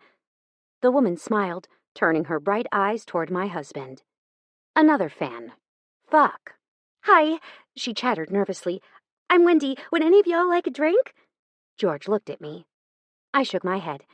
I just had an entire bottle of Mountain Dew, so this baby will move. Plus, I have an extremely full bladder. I think if I drank anything right now, I might very well pop. George's smile tipped up at the corner. Okay, then, no. He turned back to the woman. Thank you, though. I'd like a Diet Coke, Diamond chimed in. I take that back. She'll have a Diet Coke, George corrected, turning his laughing eyes at Diamond and me. I suppressed a smirk as the woman turned to fetch the drink, looking like she wished she could take her kind offer back. I had an idea that she hadn't really wanted to get us anything, but was more than willing to fetch George whatever he wanted, herself included in that offer. 5 minutes later, Diet Coke in hand, Diamond stood on my left and George on my right, as the lady, who thankfully was blissfully unaware of who my husband was, at my other side ran the wand over my belly. My breath hitched as I got my first good look at the baby nestled deep in my belly. It does look like an alien, I accused my husband. The woman started to laugh, as did Diamond. My husband, however, put his hand over my mouth. Shh, he whispered. She might hear you. Oh, it's not a she, the stenographer said, sounding amused. It's most definitely a he. With that, she paused and clicked, circling an area. George hooted in excitement. I have a boy! 22 weeks later. I stood up from the couch where I was watching the game with Diamond and shrieked, That was a strike my ass! Jesus, Diamond said, you're like a freaking freak show. It was a strike. It was not. That ball was so far outside the pitcher's box that it was unreal. Diamond started to laugh. It's batter's box, sis, and just because you played a few pickup games of softball with a church that you don't even attend, which you sucked at, by the way, and watch your man play baseball, doesn't make you an expert on the matter, she teased. Who knew that you'd like baseball like you do? I feel like a proud mama with you spouting off all this sports knowledge. I flipped her off, causing her to laugh. I had started playing softball, and I did kind of suck, but I was fairly sure that was because I was so new to the game. And I missed it. I hadn't played in over 10 weeks since I'd become too cumbersome to move swiftly. I frowned when a shooting pain ripped down my back, causing me to double over. You okay there, Slugger? I stood back up with a grimace. Yeah, but this pain is killing me every few minutes. Every few minutes? Diamond repeated. I nodded. How many have you had? I thought back to the day I'd had. It had started this morning during my phone call with George and had really revved up during the game. I don't know, a lot? She narrowed her eyes. Is it consistent? I opened my mouth, then snapped it closed. You think I'm in labor? She raised her eyebrows high. Duh. I paused, thought about that for a short moment, then started to breathe faster. He's in freaking Louisiana. It could be worse, she tried to appease me. I'm not sure how, I snapped. It could have happened tomorrow night, and he'd have been in Toronto. I opened my mouth, then closed it. Seemed I was having a problem coming up with words. I guess that's true, I agreed reluctantly. But he's in the middle of a game right now, and I'm in labor. She rolled her eyes. Your water hasn't even broken. And that was about the time that my water broke, all over the floor and right on top of Diamond's brand new pair of shoes. My shoes, Diamond cried. My water, I cried at the exact same moment. I looked to the TV where George was still up to bat. How do you get a hold of him? Diamond whispered. I slowly started to pace as the pain slowly ebbed away. I don't. I wait until he calls me. George had warned me that there was a strict no-phone policy in the dugout, and that if an emergency happened, I was to call the team manager, who would then call the phone that was in the dugout, which would then be relayed to him. But I didn't want to bother him. I wanted him to play. He was so close to his 200th home run that I didn't want to take that away from him. How cool would it be to have his baby and his 200th career home run all in the same day? Personally, I thought it'd be awesome, which was why I made the stupid decision not to tell him until he called me 2 hours later, with his 200th home run under his belt. "Did you hear?" I did, but I was screaming too loudly to reply. 9 hours later. I didn't think there was a single sight in the world that was more beautiful than watching my husband, the man that I loved with all of my heart, hold his son for the first time. I'd gone into labor around 4 that afternoon and had gone to the hospital while George was at his baseball game out of town. He'd missed the birth. Almost. He'd literally walked into the hospital room, or more accurately, run in, right about the time that our son was sliding out of my vagina. Something I didn't think he could ever forget if the sight on his face at that particular moment in time was anything to go by. Now he was holding our son while I was cleaned up and stitched as good as new. "I can't believe you didn't call me the minute you knew," he grumbled, his eyes coming up to meet mine. I sighed. "I'll never hear the end of that, will I?" He shook his head. "I just wanted you to get your 200th home run," I explained. He rolled his eyes. "That would have just as easily come the next game I played." Speaking of the next game he played, are you playing tomorrow? He gave me another look that clearly thought I wasn't firing on all cylinders. "I'll return to the series once they get home. That's 2 days from now," he answered. I sighed in relief. "Good, because I don't know anything about kids," he snorted. "You and me both, baby. You and me both." 2 hours later, I was in my new room, showered, dressed, and as comfortable as I would be getting while in the hospital. "I hope you enjoy the one kid you have," I croaked, "because my vagina won't be doing that again. Your kid almost broke me." And he had. I had 17 stitches. I'd torn from vagina to ass. Yes, not the best picture, but it was what it was. And I wasn't sure anything would ever be the same down there again, even though the doctor assured me that it would. I could tell that using the bathroom and doing all those things would be painful for the time being, and I was not looking forward to revisiting this stage of life. It was George's smile that made me immediately want to retract that statement. "You'd deprive me of this again?" he teased as he repositioned Micah in his arms. I blinked as he looked down at his son, who just made an annoyed sound that clearly said he didn't like being jostled. There was nothing more beautiful in the world than a man holding his baby. This bearded, red-haired man of mine with his love for life. The tattooed beast of a man who could hit baseballs straight out of the park. The man that was quickly becoming my entire world. "Do you think he'll always have red hair?" I asked softly. "I had red hair as a child," he explained. "It's been that way ever since." I found myself smiling at that. "Do you think he'll have your green eyes?" George stood up and sidled up to the bed. Knowing what he was after, I slid over enough so that he could take a seat on the bed, which he did moments later. Once he was settled in, me tucked up under one arm and Micah in the other, I felt utter and complete contentedness sweep over me. "I think he'll have my green eyes," he agreed.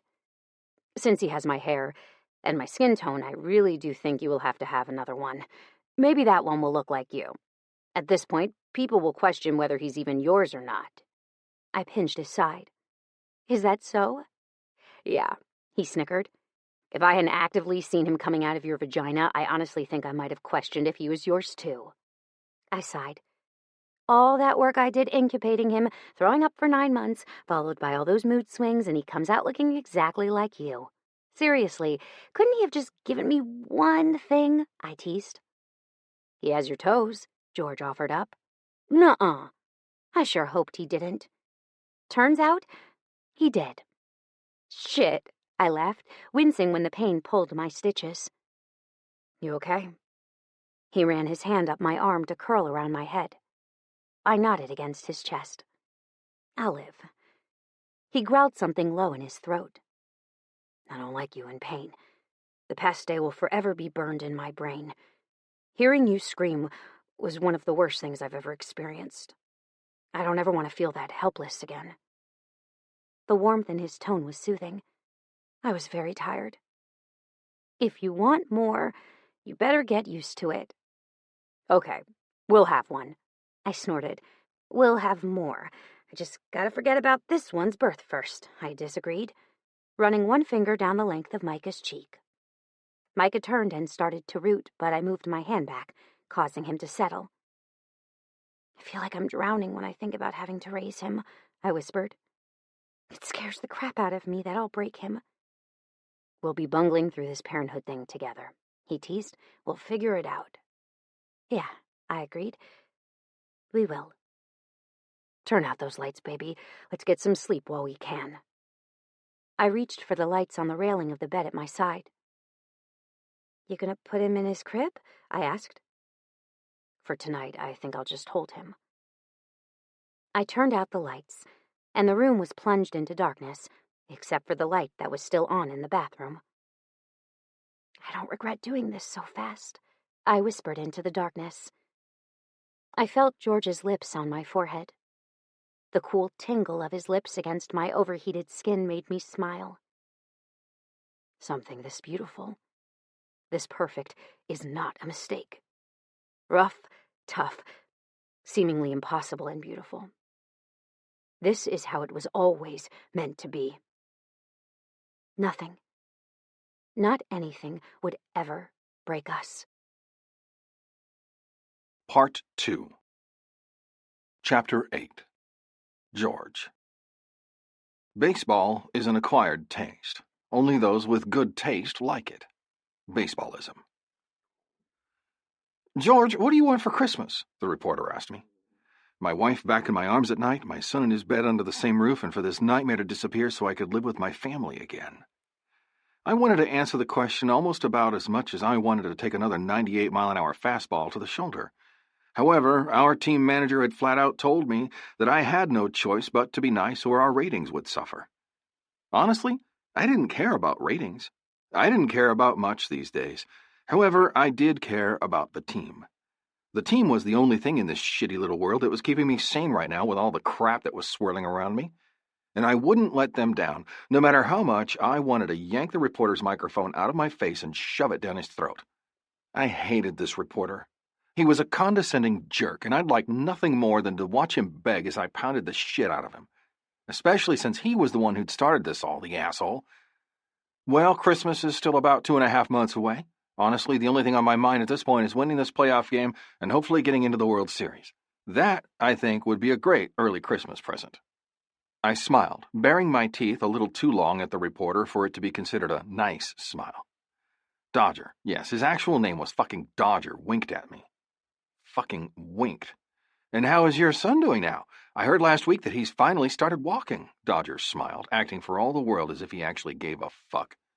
Which he didn't, because if he had, he'd have fucking asked his goddamn sister himself how his nephew was doing, not me. Micah's doing well. I kept that short and sweet. I didn't want Micah's face plastered all over everything, but like always, I knew that the goddamn news station had already split the screen and posted a few shots of my son on the ground, toddling like only a new walker could do. It was a picture that Wrigley had sent to her friend who had then sold the same picture to the goddamn news stations and magazines seconds after she got it. Why? Because I was a hot fucking commodity, and the media and fans wanted to know everything there was to know about me, no matter how big or small. Because it wasn't every day that you had to file a restraining order against your wife's sister because she tried to shoot you. Wrigley, her sister Diamond, and Dodger were family. Their parents were dead, and Dodger, being the oldest, should have been taking care of his family. Only Dodger did what he did best: dodge. Leaving Wrigley, who was 17 at the time of their parents' deaths, to take care of Diamond, who was 5 years younger. Wrigley was more of a motherly figure to Diamond rather than a sister, so it was understandable that she'd be protective of her. I could still picture the scene in my mind, the day that had ruined my life. Diamond had been in a car accident a few weeks after our son Micah was born. She'd hit her head pretty hard and had suffered a pretty terrible concussion. That concussion had abated, but the results of that concussion hadn't. Following the concussion, she'd experienced quite a few problems. She'd forget where she was, or lose vision in her right eye. Then that turned into a few more alarming things, like spacing out while driving, which had then caused another accident, causing her to break her leg. Once that had happened, we'd moved her into my place and watched over her. And that was when the other stuff started happening. She suffered mood swings so violent that I started to fear for my child's safety. And when I'd relayed that information to Wrigley as well as Dodger, they'd shrugged it off. Then I'd walked in on Diamond standing over Micah's bed one night while getting in late from a game. When I startled her, she'd turned a gun on me and had aimed it straight at my face, and then had pulled the trigger. She'd missed, obviously, but it had been enough for me to know two things. One, Diamond needed to fucking go. And two, my wife needed to pull her head out of her ass and admit that there was a problem. I'd said some things that night after kicking Diamond out of my house that hadn't been nice, and Wrigley had been gone the next morning with our son in tow. Which led to now. Now we were divorced, something Wrigley hadn't hesitated in getting done. And anger still in my system of having Diamond standing over my son's crib, paired with the fact that my wife had left and sided with her sister, it had burned. But I'd made her a deal. One, she didn't live with Diamond and never left Diamond alone with our son. In return, I wouldn't pursue custody. Wrigley had given that to me, but she hasn't wavered in the support of her sister. Which led me to Dodger. Dodger, who had done nothing to help Diamond and Wrigley. Dodger, who had even gone as far as to kick Diamond out of his house, too, which led to even more strife between my ex-wife and me. Wrigley wanted to offer Diamond a place to stay, and I'd let her know in no uncertain terms what would happen if she did that. Meaning Diamond was now in her own apartment, paid for by her. I say her loosely since I was the one paying for it, not that any of them knew that. And Dodger? Well, he was just a little fucker in the middle of it all. He was never there to help, only to hurt. I realized rather quickly after Diamond's accident that Dodger wasn't a good person and probably never would be. You weren't your usual self during this game, Furious George. There were no outbursts, no arguments. You were normal, Dodger goaded me, eyes gleaming. Can you tell me what changed? What changed? My wife called me. My wife, ex-wife, had called to let me talk to my son before the game, and it had made my heart settle. For a few hours, anyway. I hadn't always been this crazy man who fought. I used to be tame. I used to be able to control my temper. I used to be happy. Now, I wasn't. Now I was worse than before I'd met her. I was lost. I was broken. I was alone. And worst of all, I didn't want to be found. Not by anyone but her. I was simply existing. The only thing that kept me going was seeing my son on my designated days. Nothing made me happy anymore. Nothing made me smile. Nothing made life worth living, except for every Tuesday and Thursday when I wasn't at work. For 4 hours on those days, I was happy. I was my old self. I was unbroken. But every Tuesday and Thursday at 8:30 in the evening, my world stopped spinning once again. Life became useless once more. My temper started to spark, and I couldn't find it in me to care. How does it feel to hit 4 home runs in one game? Dodger continued, unaware of the anger he was stirring in me the longer I had to speak with him. I nearly didn't answer him, but then I remembered my publicist's words before the game. Be nice, stop being such a jerk. People want to hear about your life. It won't kill you to say how your son is doing. She was right, and she was wrong. It wouldn't kill me, no, but it would fucking suck. Because with this being an away game, I wasn't going to get to see Micah tomorrow like usual. It wouldn't be until the following Thursday, a full week and a day away, that I got to see his cute little face. Felt great, I lied. I didn't feel great about anything. But the fans didn't need to know that, and neither did Dodger the douche. How was Dodger started, but I'd had enough. I'm sorry, man, but I have another interview to go to. It was nice talking to you, I lied, then turned my back on the asshole. I really hated him. If there was one person in this entire world that I didn't want to speak to tonight, it was him, and the problem was that he damn well knew it. Dodger found it funny that his sister and I were no longer together. He also found it funny that I was struggling. Yo, Hancock said, catching up to my long strides. You going back to the hotel? I shrugged. Yeah?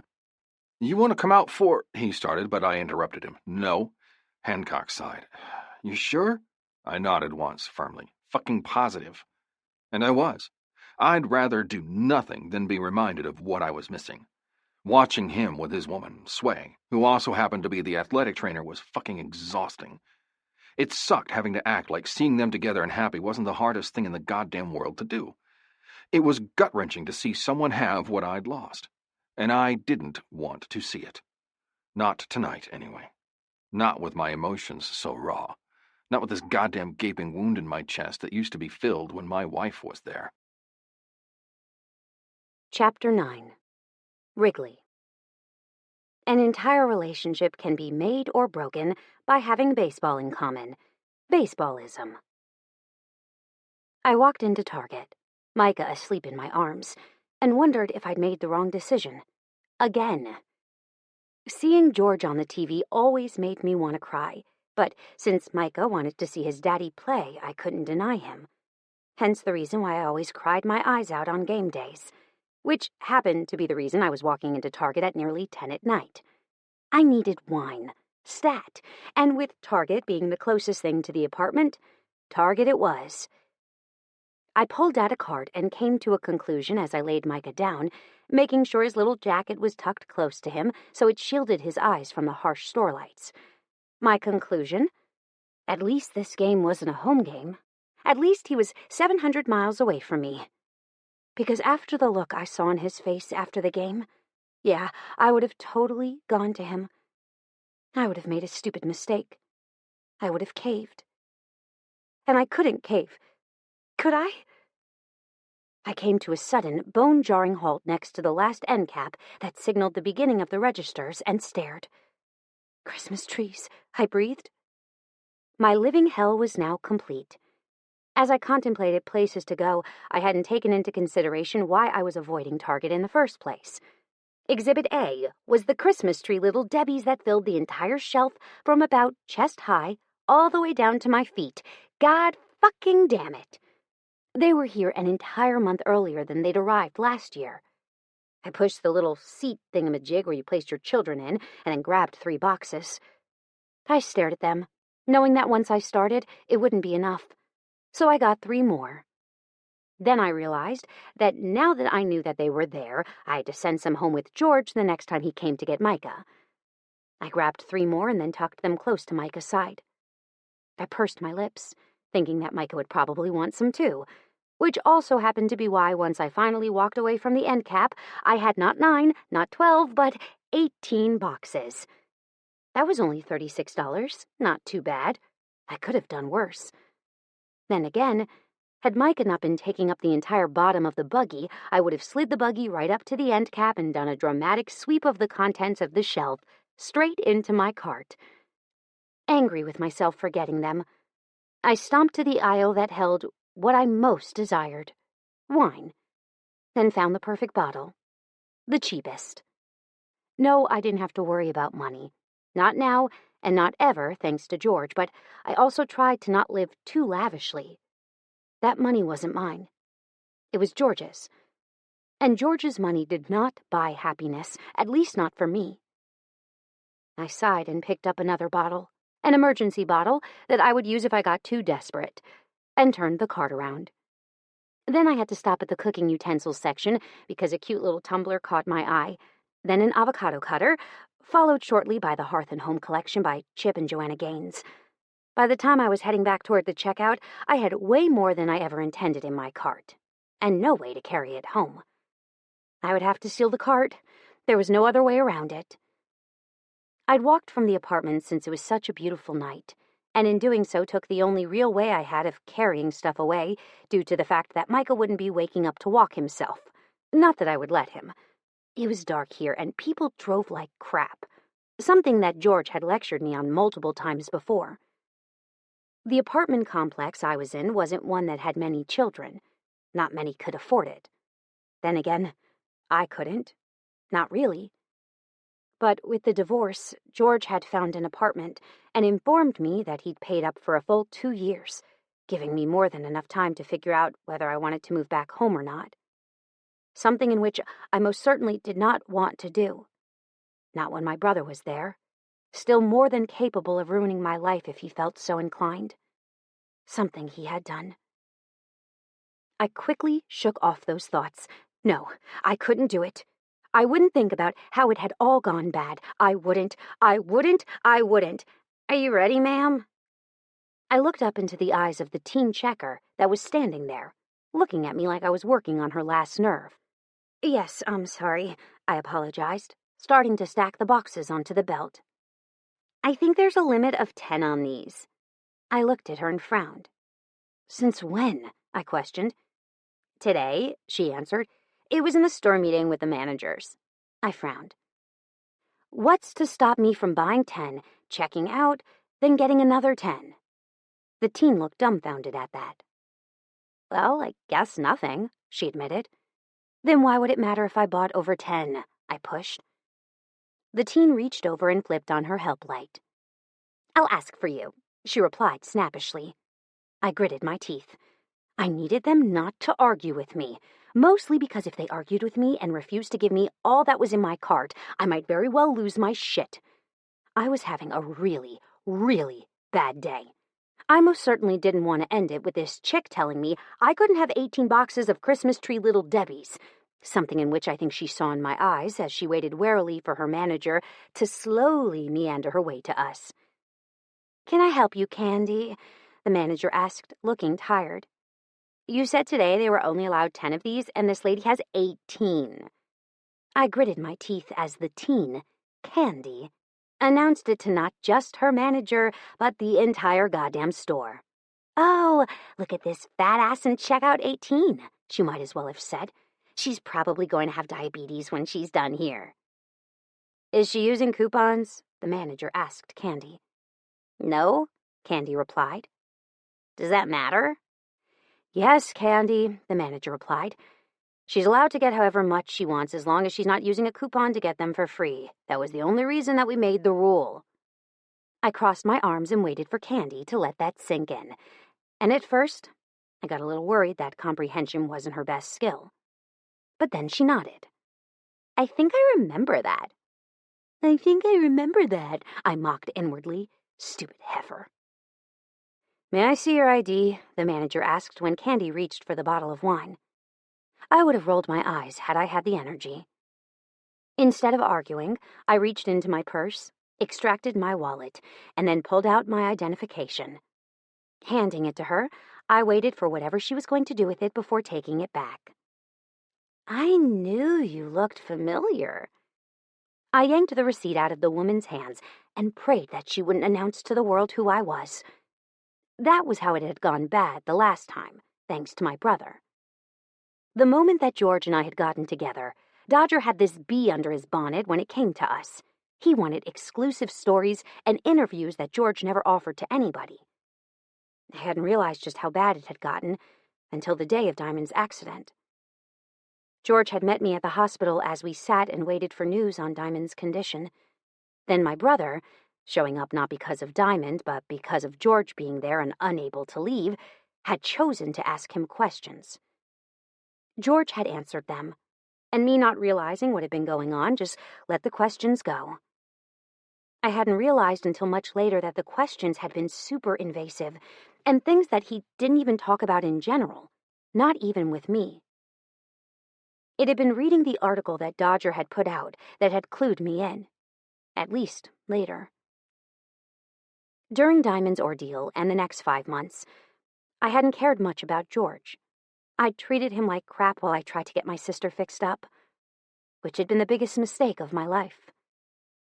I'd been emotional, and I loved my sister, but Diamond had been in the wrong.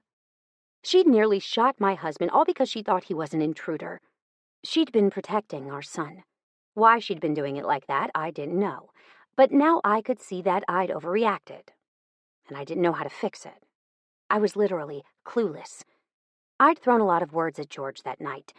I told him how he'd fast-forwarded through my life, how he'd married me and knocked me up so I'd stay with him, unable to leave, how he'd ruined my life. I'd said such awful things that I wish I could carve those awful memories out of my brain so I quit repeating them every single night in my dreams, waking and sleeping.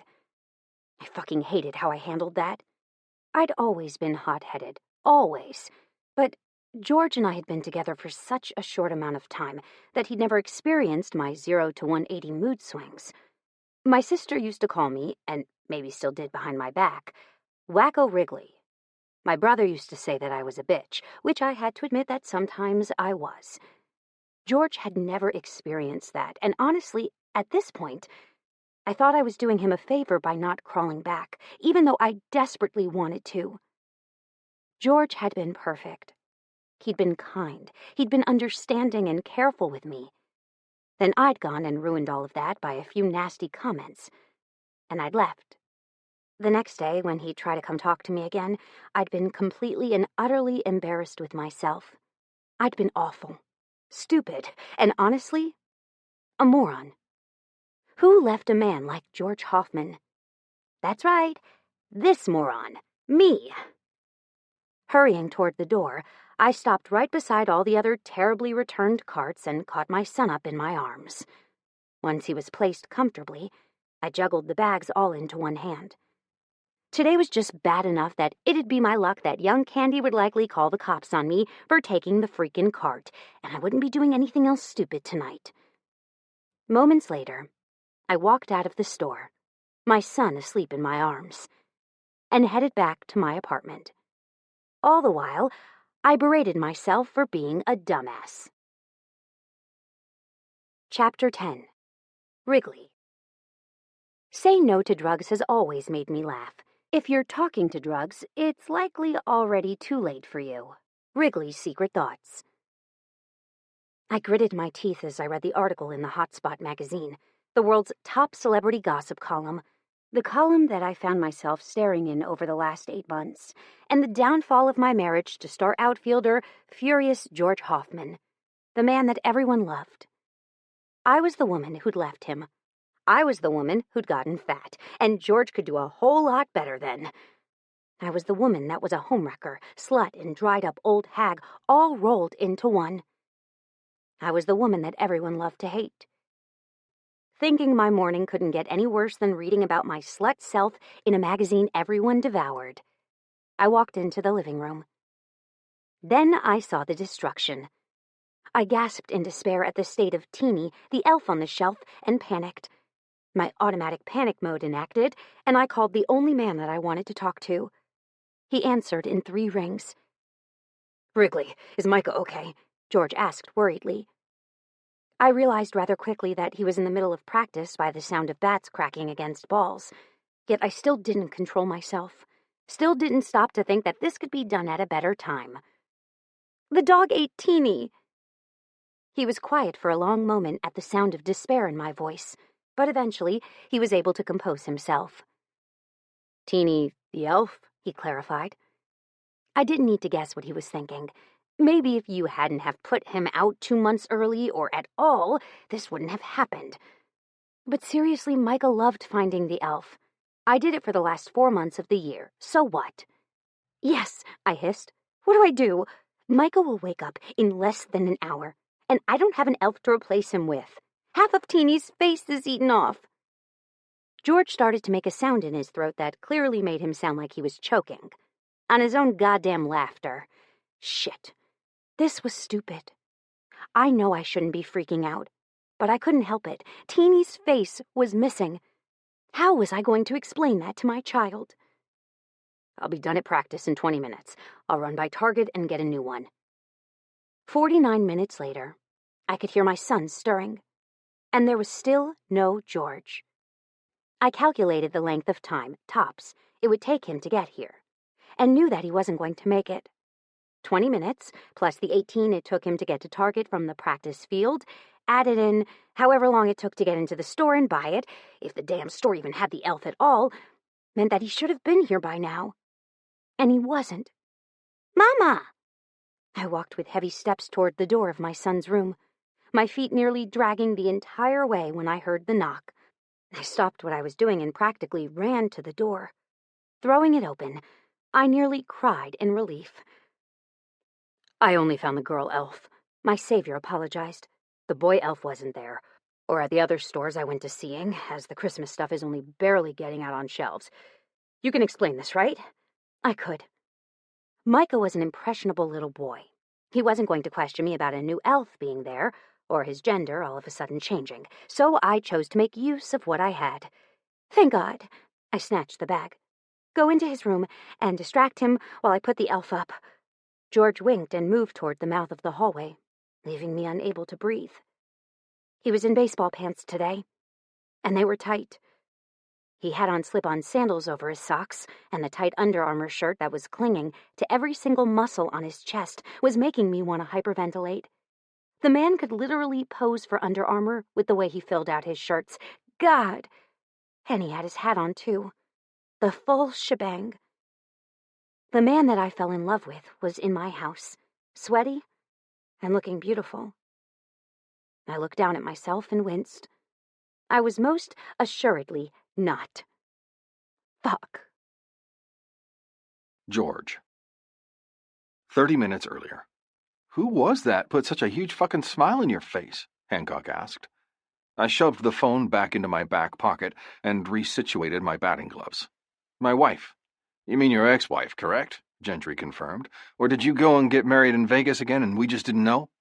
Ex-wife, I gritted through my teeth, nowhere near as happy as I'd been moments earlier when Wrigley had called in a panic. Hearing that Wrigley was no longer my wife was one of those things that still stung, even 6 months later. Sorry, man, Gentry winced, understanding exactly what I was going through. With an ex and children of his own, he didn't much talk about his problems either. No problem, I lied. What did she want? Hancock wondered. She wanted me to run to Target and get another one of those elf-on-the-shelf things because the dog ate it, I answered. I'm never going to get those, Hancock grumbled. They're so fucking stupid. They are, I agreed, but Micah seems to love it, and even at his young age, he looks for it. Wrigley sent me videos of Micah looking for it every day, and I had to admit, despite my original reluctance of the elf, it was a super cute idea. Whoever came up with those dumb fuckers were now billionaires. When did she get a dog? Gentry asked. When I bought her one, I answered. It's a protection dog, one of those dogs that'll protect the owners with his life. How much did that set you back? Gentry followed up. I've always wanted one. $20K, I answered, but it was worth it. Gentry grunted. I think I'll stick with a shelter dog. I was about to reply when Hancock interrupted my thoughts.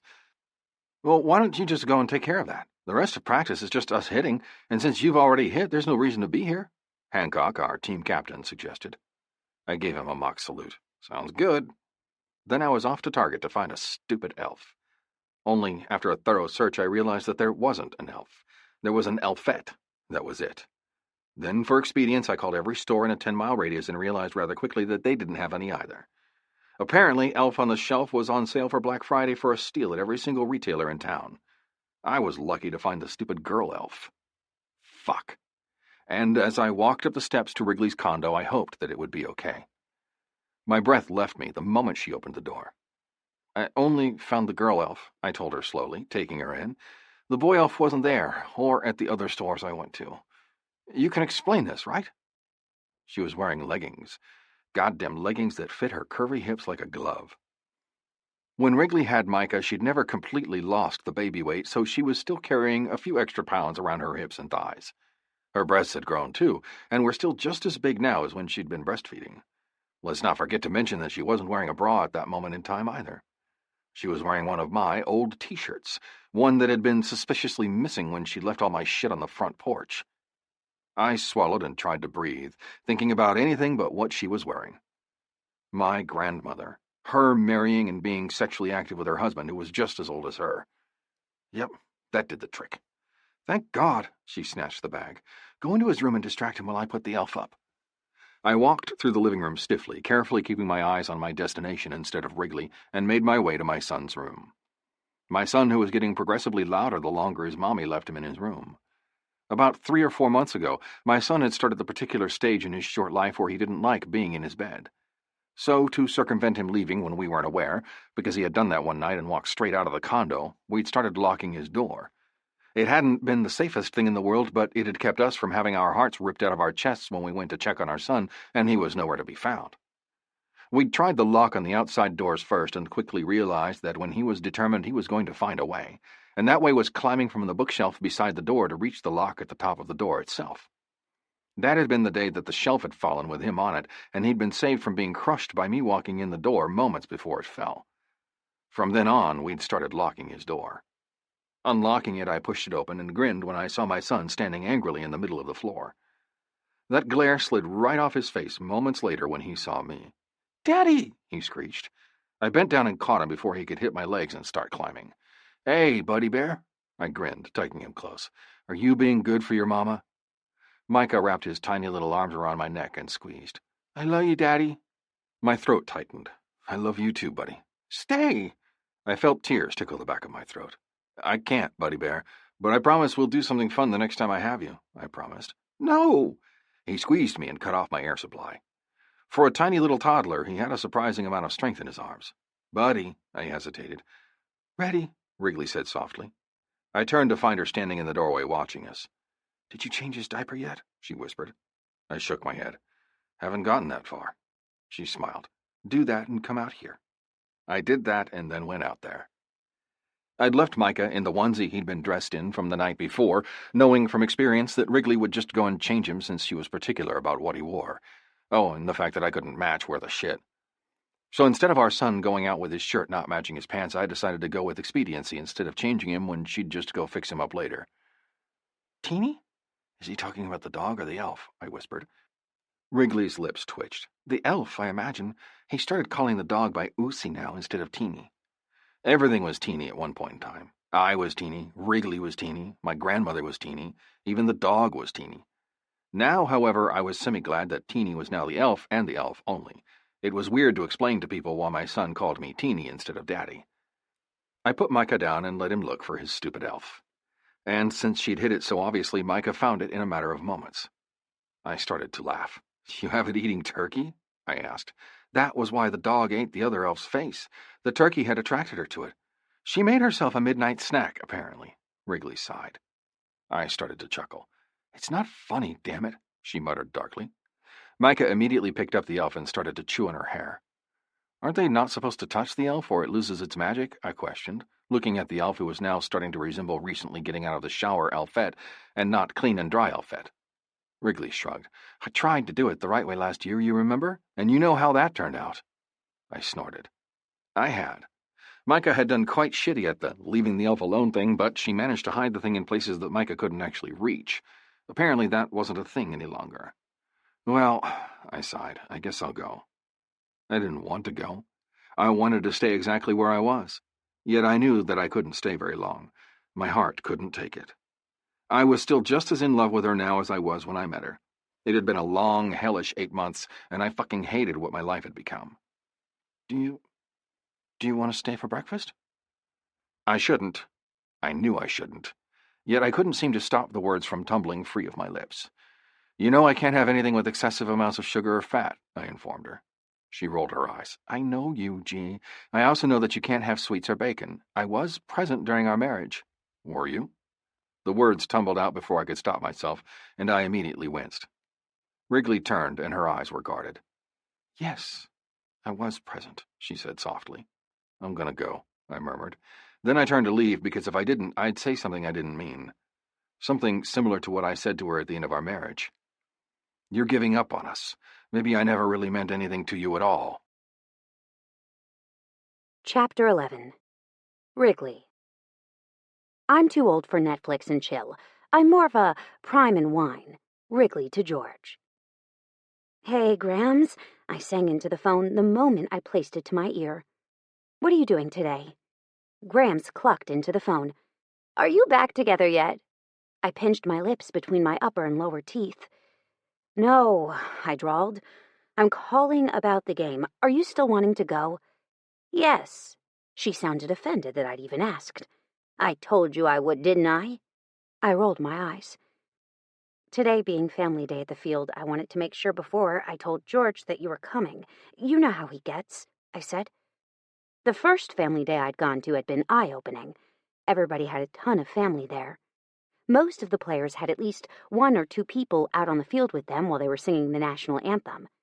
Everybody, that was, but my man. My ex-man. I still remember that day like it was yesterday. 2 years ago. I sat in the seat assigned to me, my infant son in my arms. Micah was asleep and dead to the world. Dead to the world, that was, until you tried to put him down in his car seat or pass him off to his Aunt Diamond. It was as if he knew exactly what I was trying to do when he was sleeping, and he only wanted 1 of 2 people, me or George. Nobody else would do. Not even Grams was a passable alternative. Grams, who was supposed to be here over an hour ago but wasn't due to her flight being delayed. The family started to pour onto the field, all of them looking happy and excited to be out there. Even the players looked happy. Then there was George. He was looking at me with concern. I mouthed, "Her flight is late." His face fell. Nobody else but me would have noticed the quick change in him, but I knew. It got that defeated look sometimes when his sister would call for money, or when his brother would call to tell him he had a new nephew but didn't actually want him to come see him. He only wanted the big fat check that George would send upon hearing the news. When we'd called with our good news of Micah's arrival, nobody had come down. Grams had been sick with pneumonia, and this would be her first time actually seeing Micah since he'd been born over a month and a half ago. George was the only person on the entire field that was standing alone. It was heartbreaking. The players started to be announced, along with their families, and I couldn't take it anymore. Standing up and hurrying to the wall that separated the field from the stands, I waved at the security guard. "Can you help me over?" He frowned at me, but he didn't object. Me and Tyrone were tight. He was a big, sexy African-American man that was as dangerous as a teddy bear, to me. The rest of the world had to watch out because it wasn't often that someone got pegged with a ball twice in his section. In other words, me. "What you doing, girl?" he asked me. Tyrone was an off-duty cop for the LPD, Longview Police Department, and was part of the SWAT team. He worked part-time as a security officer at the stadium in Row F because he was triple certified as a police officer, firefighter, and paramedic. He made shit tons of money sitting at a game which conveniently he loved, and made sure that nobody got too out of hand. And if they did get out of hand, he knew how to handle it. Tyrone loved me, though, and I invited him to Thanksgiving dinner. He'd accepted, and now we were BFFs. "Careful of the dirt, darlin'," he warned. I was careful of the dirt as George's name was called. He was paying attention to the announcer and wasn't paying attention to me, so he didn't know that I was standing directly beside him until I was touching his arm. He frowned ferociously down at me. That frown literally turned upside down as he saw it was me. His eyes went lazy as he took me in. "What are you doing, baby?" "We're family now, right?" I asked him, handing Micah over to him. That was when the crowd started to say "aw" simultaneously when George took our baby up in his arms and expertly parked him on his shoulder, his tiny little baby butt cradled securely in one large hand. I smiled and turned to say hi to Reese, a fellow teammate of George's, before wrapping my arms around George's waist. "Thanks, baby," he whispered. I squeezed him tighter. "Anything for you." Anything for you. That saying held true today. We may not be married, my fault, but I would forever stand at his side, no matter what. Why? Because I was a glutton for punishment. "Are you even listening to anything I am saying?" she tittered. "No," I admitted. I was thinking about the first family day and wondering if this was going to be super awkward. "You have to be there," she insisted. "Otherwise, who am I going to talk to?" I rolled my eyes. God forbid Grams talk to anyone that she didn't want to. She was a complete and utter asshole to anybody that she didn't deem satisfactory. At one point, George had practically begged me to sit next to her at every game she decided to go to because I was able to keep her in check, according to him. I wasn't. She still did what she wanted. She just had a buffer in between herself and the rest of the people. "I'll be there," I promised. And I was. 2 hours later. I got so many nasty looks that I was nearly disappearing into the seat. If it wasn't for Micah and the promise Grams had extracted out of me, then I would have turned around and walked straight the hell out of the stadium thanks to the evil glares I was getting. I took a seat in my usual spot, the one I used every single time I came to a home game, and crossed my legs. Halfway to the stadium, Micah had fallen asleep. That meant I'd have to carry him instead of him walking, and the boy wasn't light. He was his father reincarnated, at least to me. Technically, according to the doctors, he was actually on the smaller side for his age, but he seemed big when I had to lug him a mile down the road.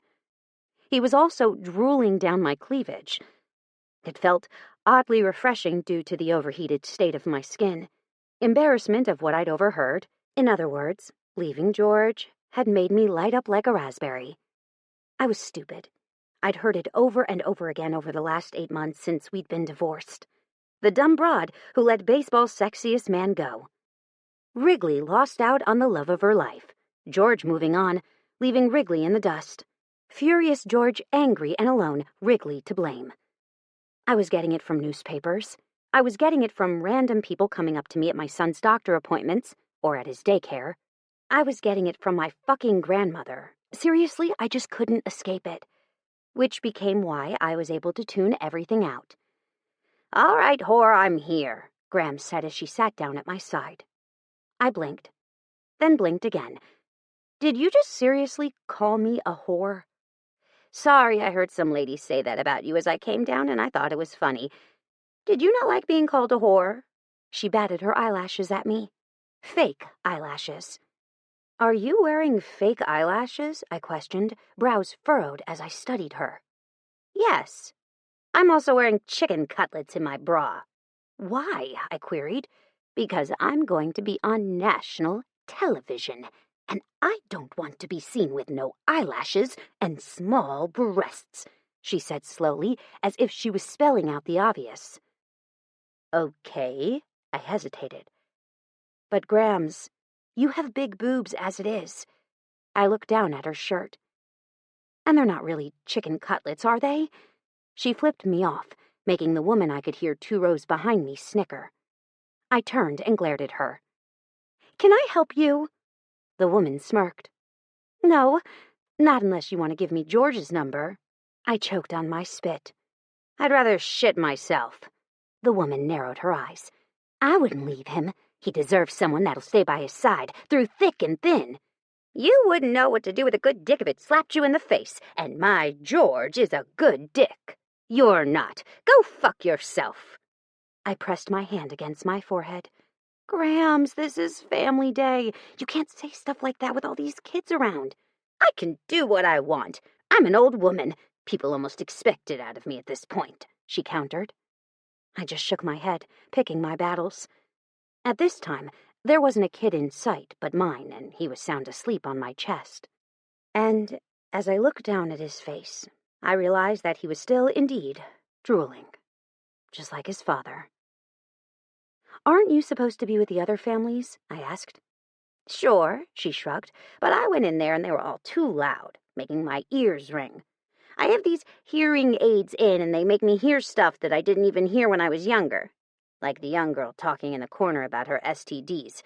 I decided, for the sake of the families in there, that I should probably just wait out here. If I didn't leave, I'd probably be in trouble." Now I was curious which young girl she was speaking of. Damn it, what a time to be out of the loop. I immediately felt like absolute shit for thinking that.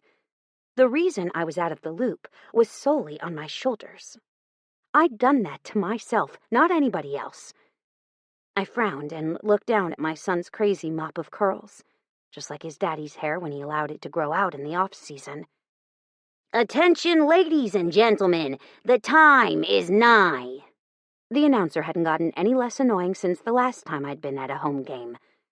I kept hoping that one day they'd realize how nasally he sounded and get rid of him. But today had obviously not been that day.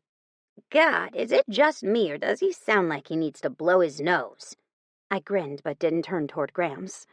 "It's not just you," I promised. "Ugh," she said. "Seriously, I want to clear my throat toward him each time he says an R." "If you'll turn your attention to right field, your home team, the Texas Lumberjacks, are ready to rock the house." Graham snorted. "Rock the house? They're not playing a concert, they're playing baseball. I'd be more impressed if he said they were about to grand slam our asses." I pinched my lip between my upper and lower teeth, trying valiantly not to burst out laughing. Sometimes when you laughed, it only encouraged her more. This wasn't one of those times. She kept going until the team finally made their way from the dugout to the field. My eyes automatically found George and stayed there. That was always how it had been for me. He was so sexy, And in that uniform, he was to die for. Seriously, if there was a single thing in this world that did it for me, it was him in a pair of baseball pants.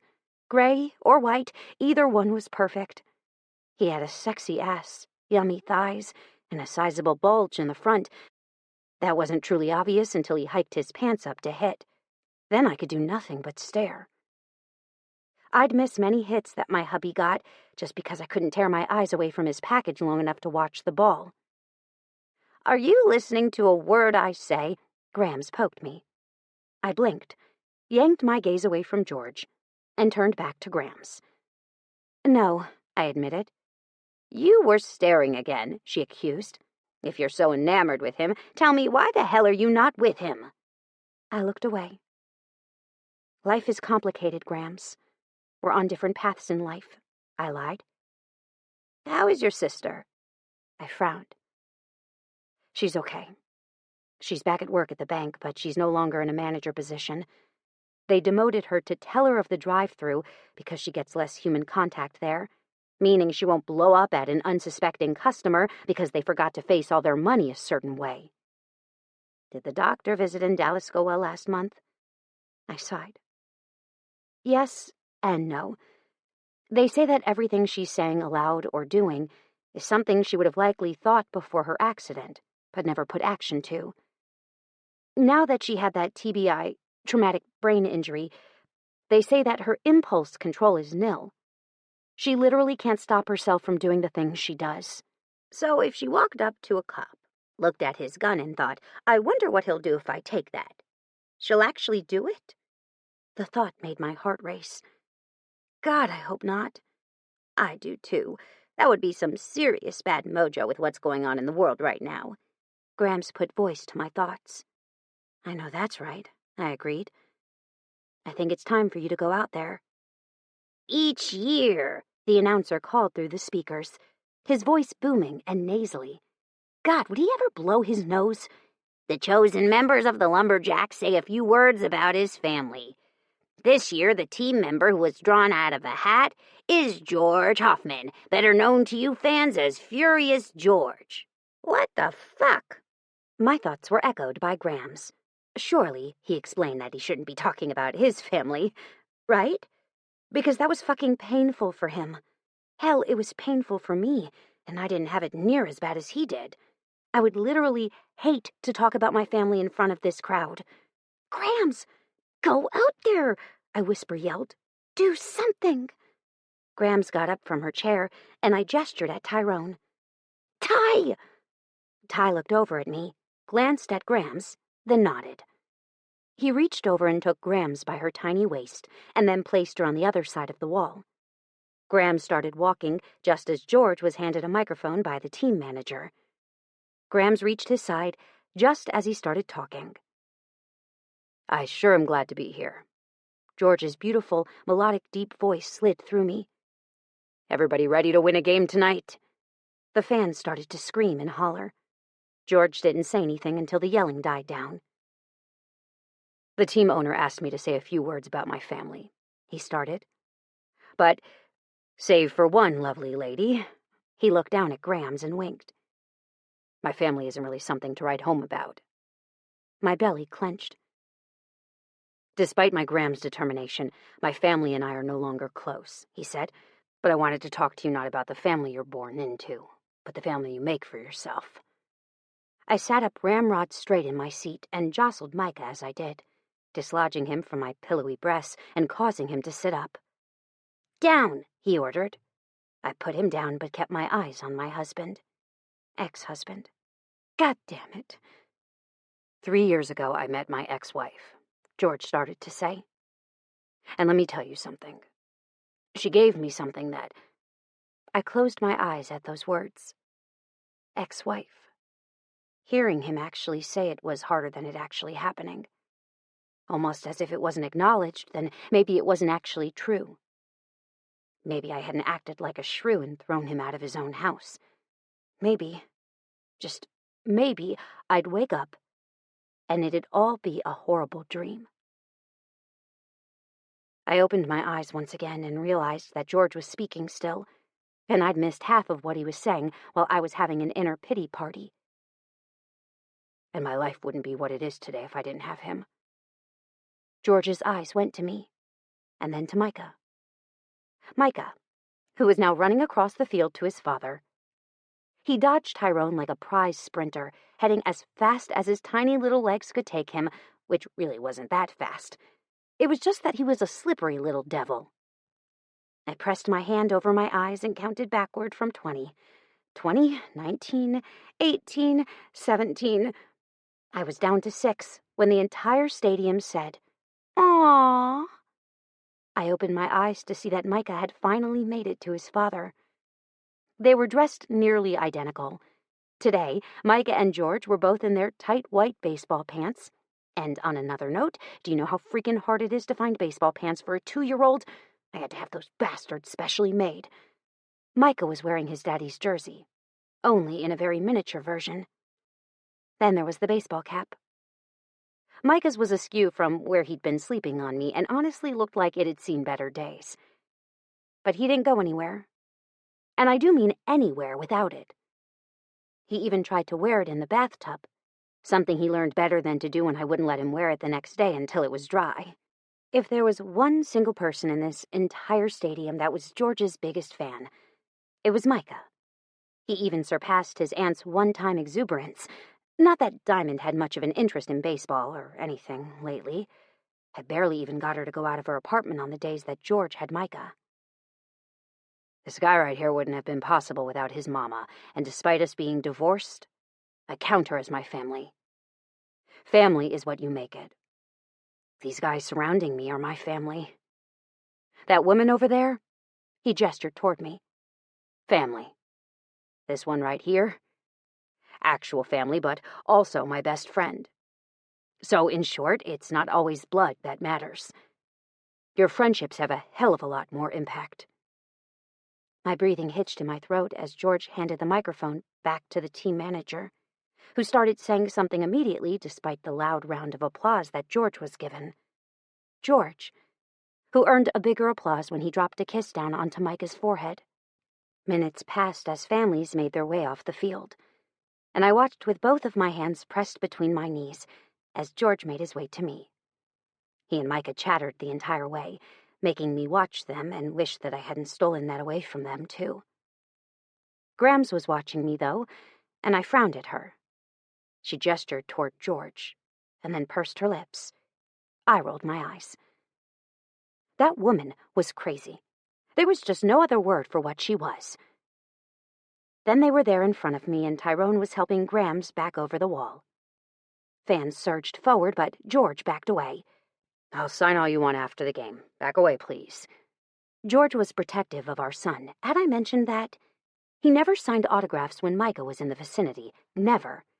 It was as if he couldn't control the situation, so he chose to publicly make a statement by refusing every single autograph when Micah was with him. The fans gave a disappointed groan, and I winked at George, who was looking awful at having to deny them. On the field, George may be known as Furious George, but he was actually a very tender-hearted person, and he hated denying anyone anything. But don't mistake the tender-heartedness for weakness. He'd turn mean as a snake if anyone threatened his family. "Woo!" Grams said as she retook her seat. "My knees hurt." I rolled my eyes and didn't take the bait. The last time I'd asked her why her knees hurt, she'd then told me that she'd been giving head to her husband the night before and hadn't used a pillow. I would never, not ever, question the woman why again. George cleared his throat, clearly remembering that time too. I reached forward and took Micah from him. "I'm so sorry," I whispered. George winked. "It's my fault for encouraging him to do it after games," he admitted. "Everyone thought it was cute, though. And I was, after all, talking about him." Then George grinned at me, and I lost the ability to think straight. His grin did have the power to make me do things I never would have normally done, such as blurt out, "You look hot." George snorted. "Can't say that I'm upset you think that way." I opened my mouth but didn't know what to say. "Do you have anything to do next Saturday?" I mutely shook my head. "Good, because I need a date to the banquet. You did promise me, after all." I had. 2 years ago, I promised him that he would never have to go to another one alone again. I'd go with him forever if he asked me to. And apparently, he was holding me to that. "Okay," I croaked. Then he gave me a wink and disappeared into the dugout, leaving me sitting next to Grams. Grams, who was wearing a wide smirk on her face that was more than obvious she thought this was funny. "Woo-wee," Grams said. "I felt that sexual tension all the way over here." I looked over at where Grams was sitting next to me, almost touching, and snorted. "You're not very far away." "Yes, I'll agree with you there, but my senses are off. Sometimes I'm not as good at things as I used to be." Ignoring her, I watched the game and tried not to think about George's parting words, or the inappropriate Grams at my side. "Now that number 49, the sexy bearded bear behind home plate," Grams said, "I'd do him in a heartbeat." Chapter 12. George.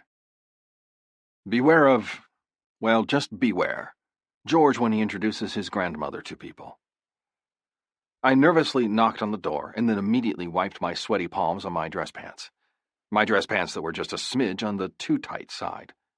I'd been stress eating for the last week, and I'd gotten 2 outs yesterday that had likely been due to my nervousness for today. I'd been cheeky with Wrigley at the game last Sunday, but the moment I'd gotten into the dugout, I'd had a mild panic attack at the thought of taking her anywhere.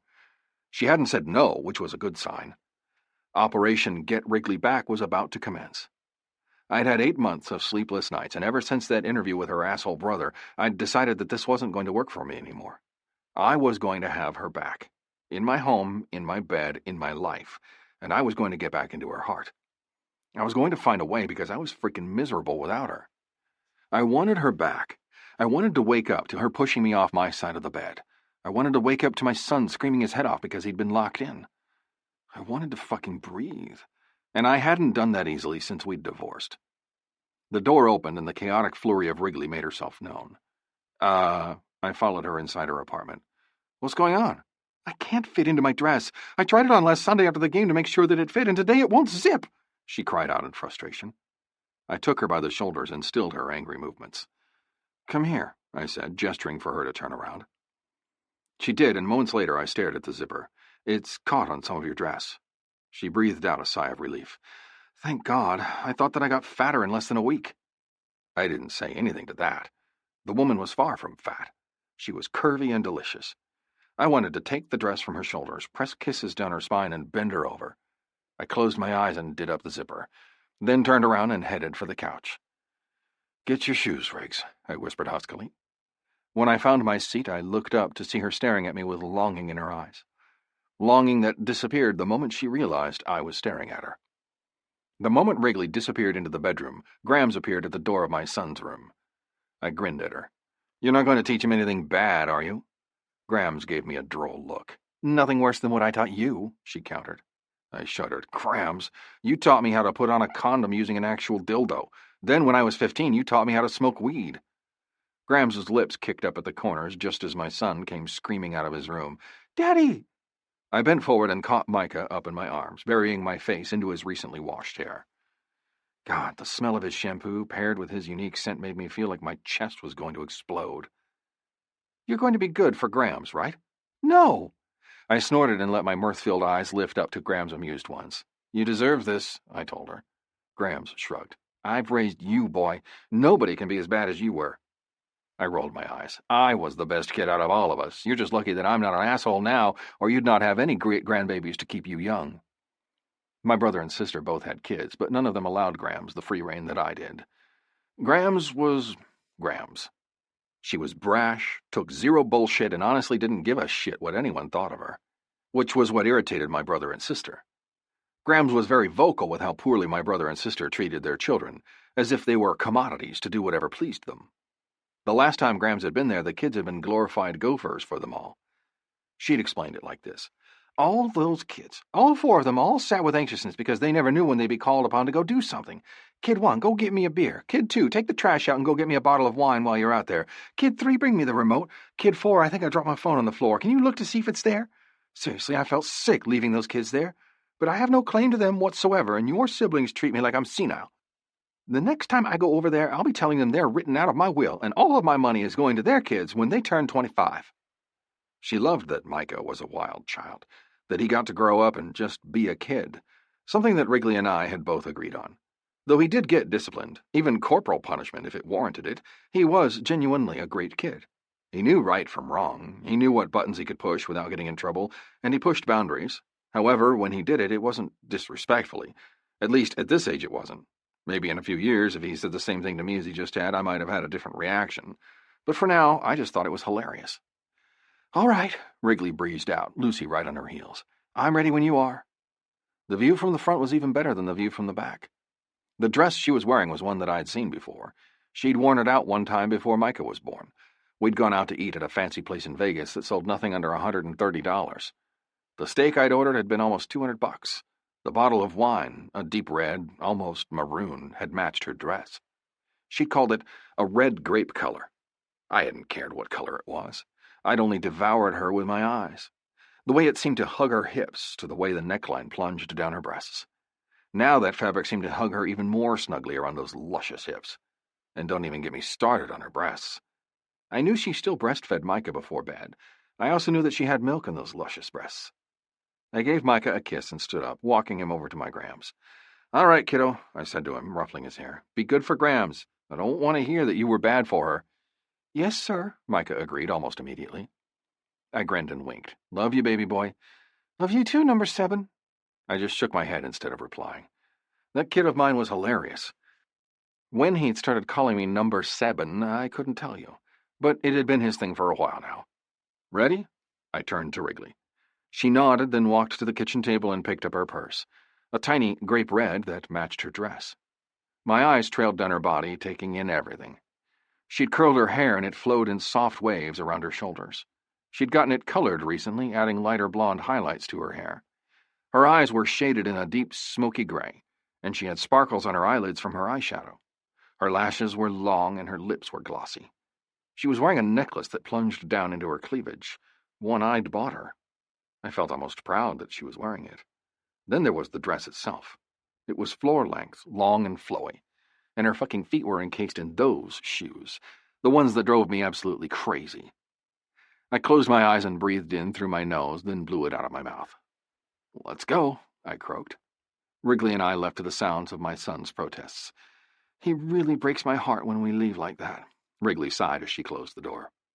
I didn't have anything to say to that. At least she got to go back to him every night. Me? I didn't get to see him sometimes for days at a time, and if I was traveling for a game, it could be almost as much as a week. God damn, it broke my heart to hear him asking me over the phone where I was. It was torture, that was what it was. Everything about being separated from the life I was supposed to have was torture. Being in the car with her, smelling her hair and body lotion was the absolute worst. Luckily, it was dark, meaning she couldn't see my straining cock. Conversation was held at a minimum as we drove downtown, and when we arrived and I handed the keys to my truck over, she still hadn't said much. "Are you okay?" I asked. Lights flashed and I winced. "Yeah," she murmured. "This isn't my favorite thing in the world." It had never been mine either, but my love for the game had helped me get over the bad parts of what came with the game, i.e. reporters and stupid banquets that I was forced to go to, whether I wanted to or not. "Me neither," I agreed. She looked up at me and we shared a look of commiseration.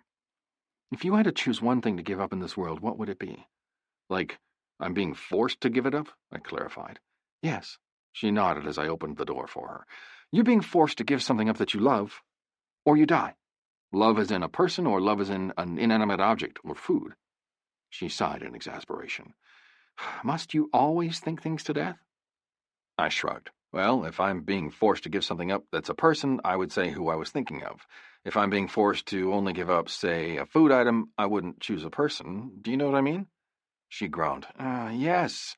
It's a person that you have to give up, or someone of death's choosing will be chosen for you. Better?" I nodded. "Does this person have to be in my life at present time, or someone that I love but still doesn't have all that much to do with?" She started to laugh, and I couldn't help but laugh with her. We'd always done this. She'd ask a question, and I'd overthink it. Then we would break out laughing at the way I had to have everything so specific before I answered. I was not a ride-or-die kind of man. I had questions. Where were we going? How long would it take to get there? Who was I allowed to bring along with me? Was I allowed to have snacks? What kind of car was I driving? Who was going to be on there when we arrived? Things of that nature. I'd always been like that. One more question, she sighed. It's to save your grandmother. I kept my smile in check as I offered her my arm and we pushed our way through the crowd that hadn't seemed to figure out that they were actually supposed to go into the freaking venue, not stand outside milling about right in front of the doors. If I had to choose someone to die, which, might I add, I think I also need to know how they are killed before I really choose who, then I would choose my brother, I said, sounding almost as apologetic as I felt. I'd choose my sister, but it seems unfair to kill a woman. That was a hard decision, but there was no one else that I loved, besides my sister, since she was tied with my brother, that I would be willing to give up. Not Grams herself, not Micah, and not Wrigley. It was a rock and a hard place, that was for sure. You love your sister? She questioned. I nodded. Despite her being a raving bitch half the time, I do. She doesn't realize that she's acting like that to me. She was raised to be the type of person she is. She had to be selfish. If you weren't, then you were burned. Something I learned the hard way. She grunted. I hate your sister. I also hate your brother. I knew that. Yeah, that's not something I'm just now hearing about. Wrigley never missed a chance to inform me that I was delusional for supporting them. They treat you like shit, she said, starting off the same old argument we always had. They do. I paused, but they're family. Family is family. You don't get to choose when you like them. She snorted. No, I guess you don't, she agreed. Let's go grab a drink before we sit. God, what's with all the photographers inside? We're in the playoffs. Normally this would just be us, but since we're one of the contenders for this year, the photographers want to be where we are, I explained. I led her to the open bar, and she ordered a screwdriver while I ordered a Bailey's Irish Cream coffee. Coffee? She asked. Did you not sleep well last night? No. I shook my head. Why not? She frowned, looking all of a sudden concerned. Because I was going to get to see you today, and my heart wouldn't settle the fuck down. I replied with, because of a neighbor's dog. That wasn't altogether a lie. The neighbor's dog had kept me up, but only because my dog kept barking at him. Each time their dog would bark, mine would follow. It was a vicious cycle, and I had a really bad night's sleep, though I hadn't really been to sleep in the first place. The bartender set our drinks down on the bar in front of us, and we each reached for our glasses. I took the first sip of mine and moaned. It was good. I didn't have coffee or alcohol very often. When I did, I usually found that it kept me awake a little longer than I would have originally desired. However, tonight was going to be a long night. We had at least 4 hours here, if not a little more. Going to sleep wasn't going to be a problem for me, seeing as it'd be a while before I got to do that. Placing my hand on Wrigley's back, and her bare skin, I guided her to our table and tried not to think about how soft her skin was under the palm of my hand, or how freaking hot she was, literally and figuratively. We found our seats moments later, and I pulled out the seat that was next to mine, offering it to Wrigley. She sat, tucking her dress in gracefully under, and I followed suit moments later, sitting sideways in my chair so that my knees were on either side of her. If you had to choose one thing to get back in this world, what would it be? I countered. She didn't even hesitate, not one single second.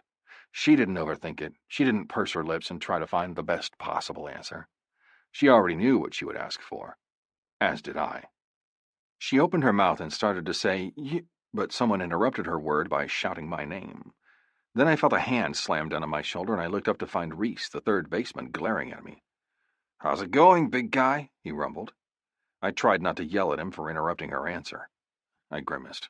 It's been good. How are you? Good. Reese took my hand and shook it once before he offered it to Wrigley moments later. Wrigley, how are you? I'm well, Wrigley smiled. Who's your date? Reese cursed. This is my friend, Melanie. Melanie, this is Wrigley and George. Melanie waved, looking relieved that she was brought into the conversation. I tended to agree with her discomfort. Nothing was worse than standing off to the side of a conversation, wondering whether you should introduce yourself or not. Hi, Melanie smiled timidly. It's nice to meet you. I'm a big fan. Melanie kept bouncing her eyes around the room, taking everything in while also staying close to Reese's side. Big baseball fan or big Furious George fan? Wrigley questioned curiously. Big baseball fan. I'm pretty sure this is everything I ever dreamed of, being in a room full of lumberjacks, she answered honestly, making us all laugh. I think my sister about had a heart attack when she came to this our first year. She looked like a kid standing outside of a pet store, Wrigley explained. Diamond had. She'd been quite adorable, really. It had also been the last she'd done anything with the team. which was weird since she'd been to every single home, away, and team event since I'd married her sister, though that was partially due to her accident. She hadn't been well enough to come, and then she'd changed. She hadn't been interested in baseball, still wasn't if my sources, i.e. my grandmother, could be believed. "I'll have to meet this sister of yours, then," Melanie replied with her semi-harmless response. All of us around the table went quiet, though. Melanie, at least, was oblivious to the new tension hanging in the air around us. "Melanie, you're right here," Reese called, pulling out her chair. "I'm going to go get us a few drinks. What would you like?"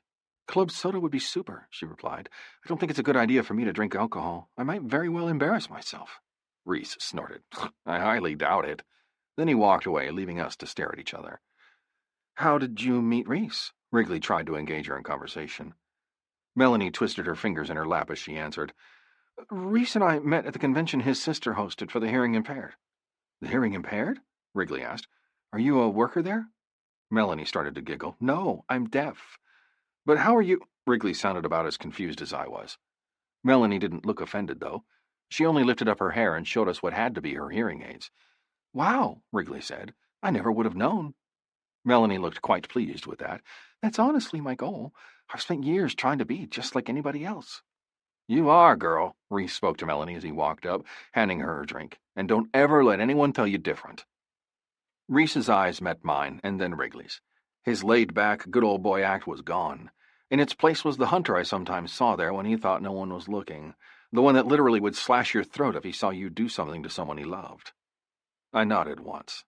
"Stop, Reese," Melanie laughed. "You're sometimes too protective for your own good." He snorted. "I didn't think too protective was a bad thing until you told me that 800 times tonight." "Whatever."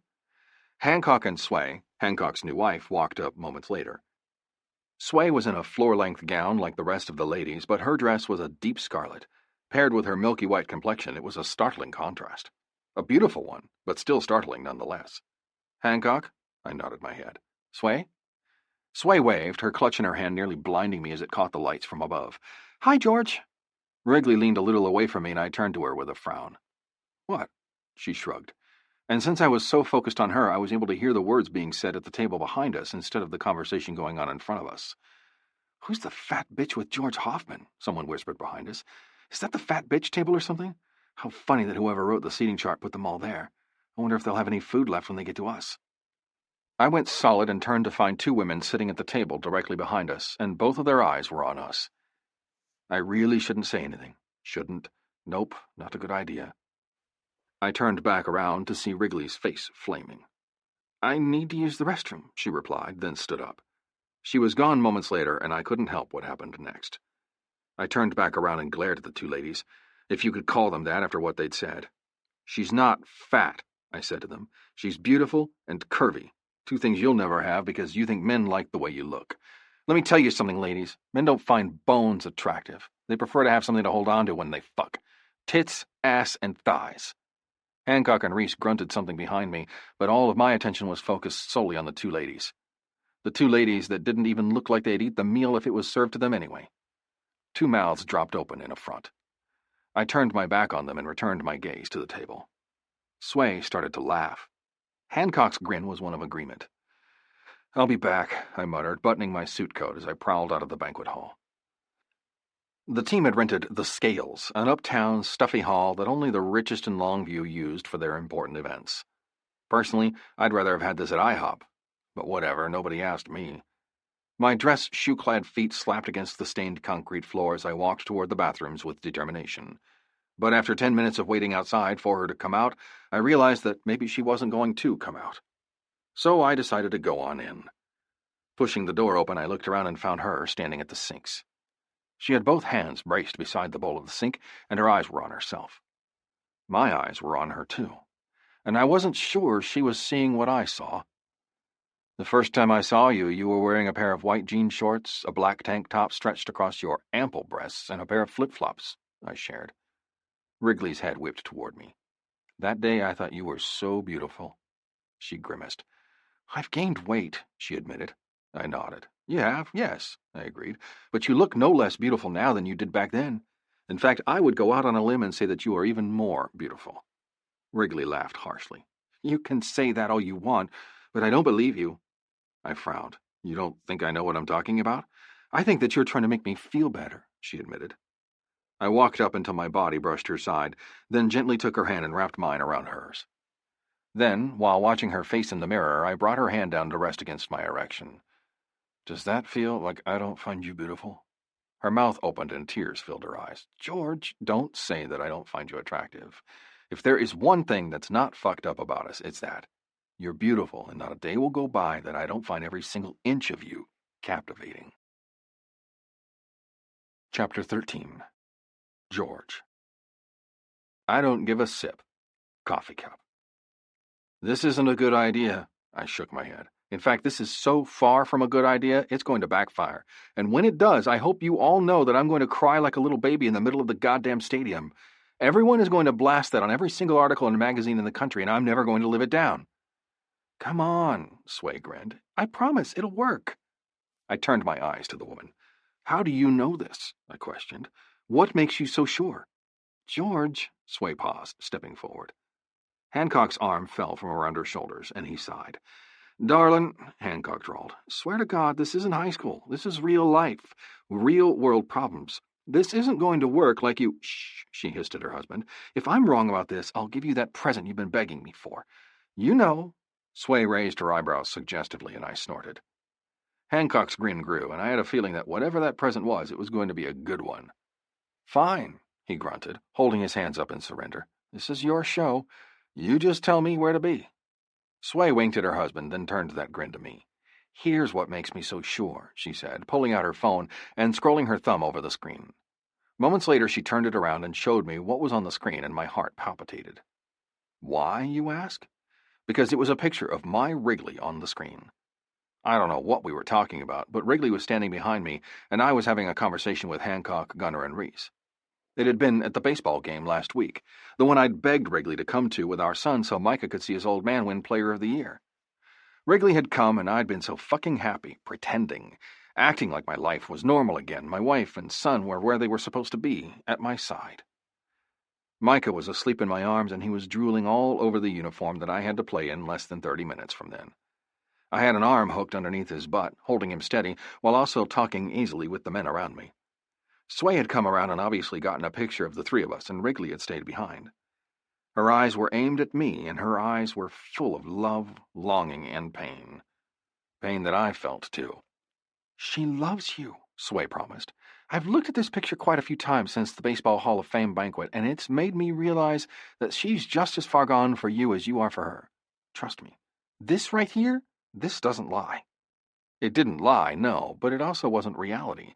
Because if it were reality, Wrigley would be in my bed every night, and not in a bed all the way across town. She wouldn't have kicked me out. She wouldn't have done a goddamn thing that had taken her away from me. And suddenly, I wasn't happy seeing that picture anymore. I was pissed.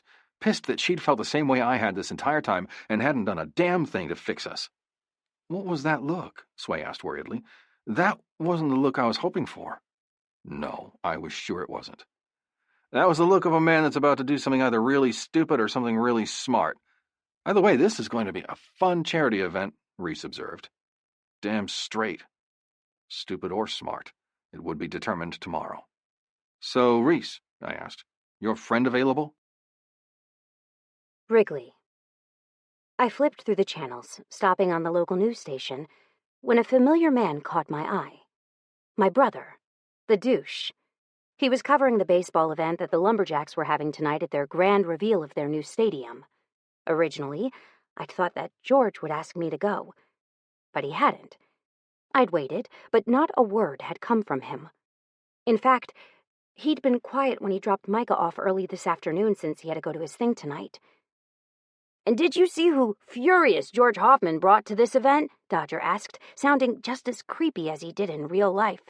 Yeah, the other announcer said. Speaking of crazy, didn't Reese Riviera bring the same girl to the Lumberjack banquet just last month? My brows furrowed in confusion.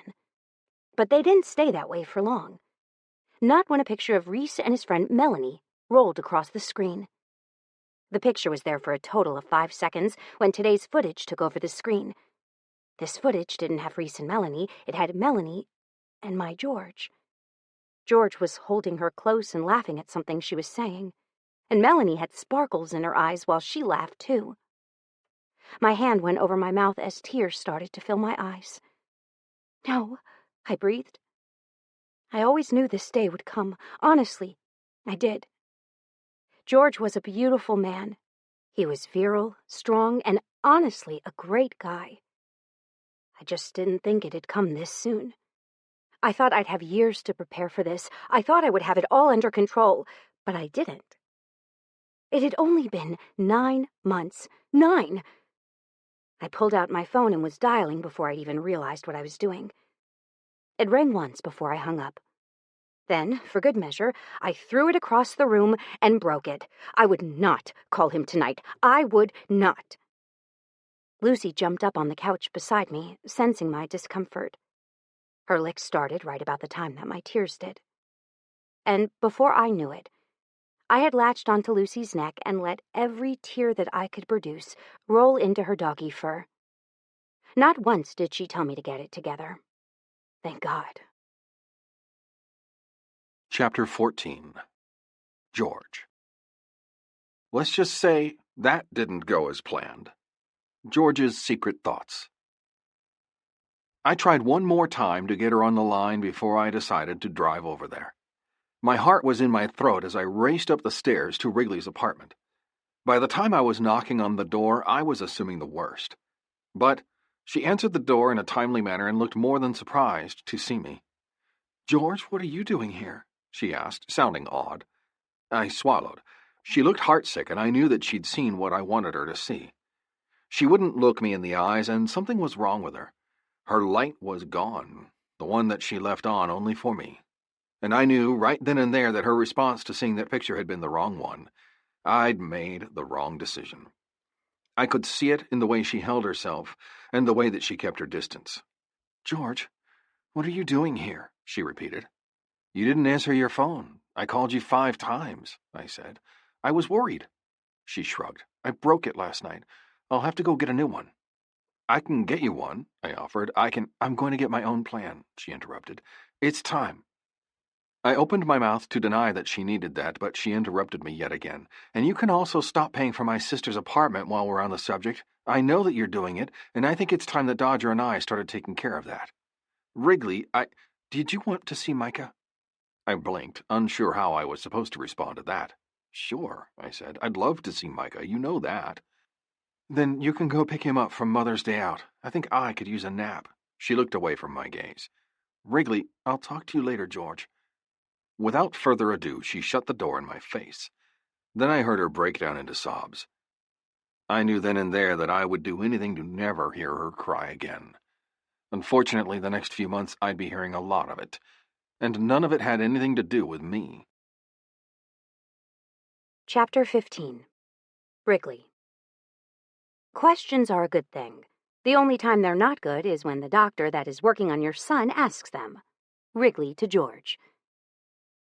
To clear my head and help Micah get some of his energy out, I decided that I'd be taking him on a walk down to the park. It was less than a quarter mile away, and with how pretty it was outside today, I knew that it'd help me too.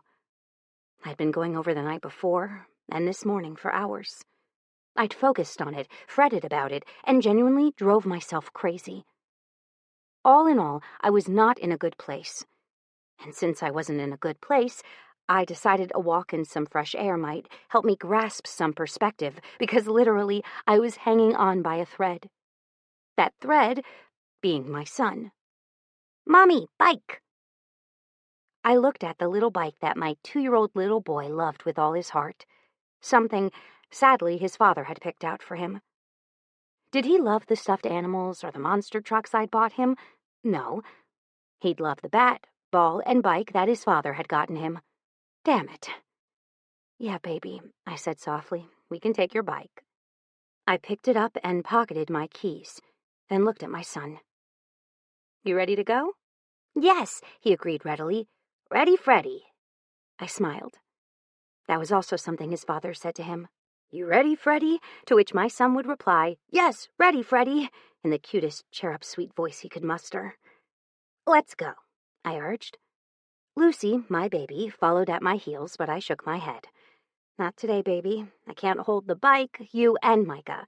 We'll go on an extra long walk tomorrow, though, okay? Lucy seemed to understand my words, despite not actually being human, and I was thankful. We made it down to the lobby of the apartments and onto the sidewalk that led to the park without any problems. It was when we were passing the local radio station, JKSD, that we ran into our first hurdle. People. And a lot of them. When I say a lot of them, I'm talking about a lot. Over a couple hundred at least. And they were all there for something to do with baseball tickets, from what I overheard. Damn it, damn it, damn it. I picked Micah up, settled the small bike over my other shoulder, and hurried through the crowd. I could see why they wanted the tickets. The Lumberjacks were in the playoffs, and this would be the first year that they could possibly win everything. The town of Longview was definitely excited. I was, too. Or I would have been, had I not stupidly yelled at my husband for getting upset over something worthy of getting upset over and then kicked him out. Which reminded me, I needed to try to get a hold of Diamond again. She was avoiding my calls, and it was getting old. I realized she wasn't doing well, that her mood swings had taken her to a place where she didn't like to be. But that didn't mean that she couldn't spend time with me when George had Micah. That had been one of George's stipulations, and I'd adhered to it, which I think was part of the reason my sister was no longer talking to me. She was mad that I'd given in to George. She was also mad that I'd broken up with him. I just couldn't win with her. God damn it. The moment we broke free of the throng of people and I could see the park in my sights, I put the bike as well as Micah down. Micah immediately went to his bike and started pushing himself forward. Fast. Micah, slow down, buddy, I called, moving over to the left when a few men started to pass. They all smiled down at Micah on his Harley-Davidson bike, and I smiled too. He was damn cute. My smile slipped away when my phone rang. George. Again. God damn it. I wish he'd stop calling. Shoving the phone back angrily into my bra because where the hell were you supposed to keep your phone when you were in yoga pants? I hurried to catch up to Micah. Just as I'd reached his back tire, someone called my name. That was when I realized that the first reporter from the radio station had found me. I frowned and looked up, only to have a light flash in my eyes. Damn it, I muttered, putting my hand up to block the next flash, which came almost on the heels of the first. Excuse me. I was seeing stars and trying to catch up to Micah when someone else called my name. I ignored them and hurried faster. Micah, honey, let me hold you. Micah started to push himself faster. No! I rushed forward, but someone grabbed me from behind. I shook them off as panic started to slice through me. I should have never left Lucy at home. This was exactly what we'd gotten her for. Protection against these assholes. Leave me alone, I cried out, running now. And that's when it happened. Beside the crosswalk we were on was a large, deep ditch. And beyond the ditch was a stop sign. The cross street didn't have a stop sign, but obviously they needed to. At least for the guy that stupidly turned too sharp and ran straight into the ditch instead of the road that he was trying to stay on. And I saw, as if in slow motion, the car fall into the ditch and roll. Right into the path of my son. The car swung, knocked his tiny little body off of the bike, and catapulted him into the ditch, which was semi-filled with water. Micah! I shrieked in terror. I found myself in the water up to my ankles before I could even tell myself to move. Then I hesitated, moving even an inch of my little baby's body. He was bleeding. Everywhere. His nose, his mouth, his ears. Oh, God, baby, I cried, tears dripping down my cheeks. Don't touch him! I looked up to find a paramedic rushing to me. I had a fleeting thought of how did they get here so fast when it was answered moments later by someone in the background. How did they get here so fast? Someone asked. Another one asked, Is he dead? The paramedics were eaten in the park, someone else answered. Did anyone else think to check on the driver? Another question was uttered. I was actively bawling now, standing beside a man who was working on my son. Move, ma'am. I did, stepping back fast and falling on my ass into the water. I stood back up and then tripped again. I looked down to see what I tripped on, and a keen left my throat when I saw my son's shoe, shoelaces tangled on a stick. at my feet. I picked it up and clutched it to my chest. Fear was clogging my throat and causing me to forget how to breathe. Is he going to be okay? I asked through a choked sob. Ma'am? I looked up to find a woman holding her hand out to me. Yes, I asked, confused. Come here.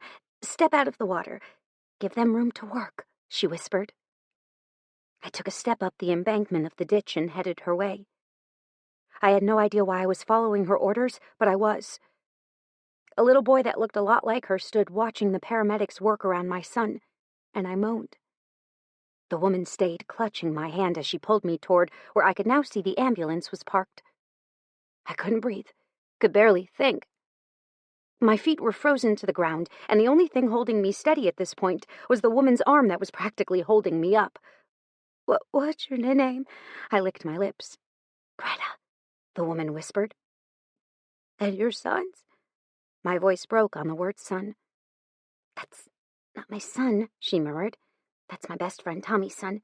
His name is Kalian. He likes Transformers? I murmured. I was trying to keep myself distracted, but it wasn't working too well. I wanted to run over there and drop down beside my baby. I wanted to pick him up in my arms and tell him that everything would be okay. I wanted him to throw his arms around my neck and laugh off the fall like he usually did. Except he wasn't going to do it. He wasn't going to be getting up. He was hurt. Badly. Oh, God. George! I have to call my husband, I whispered. My heart hurt so bad. Everything inside of me was frozen in fear, and the one person that I needed most wasn't there. I hated that I had to make that call. Hated it. Hated it so much that I wasn't sure that I could make it through the call before I broke down, but I couldn't do it. George had to know. There was no way I couldn't make the phone call, otherwise he'd hear on the news. And I had to make the phone call quickly, or he would be... Ma'am, the medic who wasn't working on my son said, you can come with us, but you have to sit up front. You cannot, under any circumstances, do anything that could possibly stop us from rendering aid to your son. That means no freakouts, no screaming, nothing, no matter what you hear, see, or feel. Do you understand? I nodded mutely. Yes. All right, climb in the front seat. I nodded and did as I was told. I also didn't look back, even though everything inside of me was telling me to turn around and watch the paramedic work on my son. Instead, I dialed George's number from memory, then placed it against my ear. In the end, they drove him to the local high school and then airlifted him to the hospital.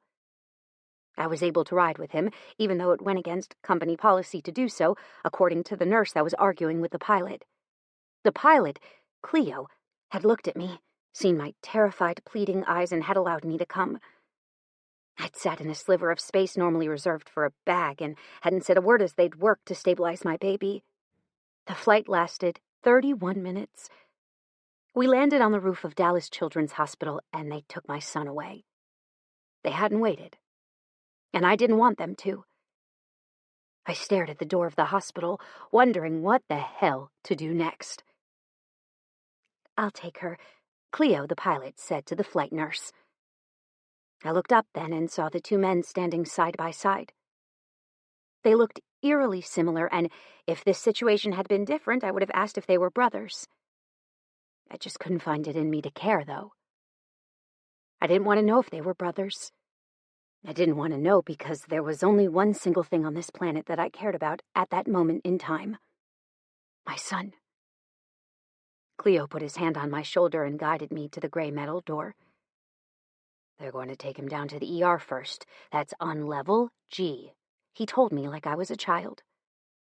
I nodded, going where he guided me. I'll go with you, though. Take you to a nurse that can tell you where you need to go, Cleo continued. I nodded again. Let's go.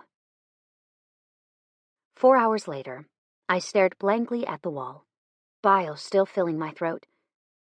They'd taken my baby to surgery over an hour ago, and George was on his way. George hadn't taken the news well, which was understandable. I hadn't taken it well either. I closed my eyes and replayed the surgeon's words in my head. He'd come by on the way to the OR, operating room, with my son in it, and had discussed what was about to happen. Your son has sustained 2 broken legs, a broken femur on his left, and a broken tibia on his right.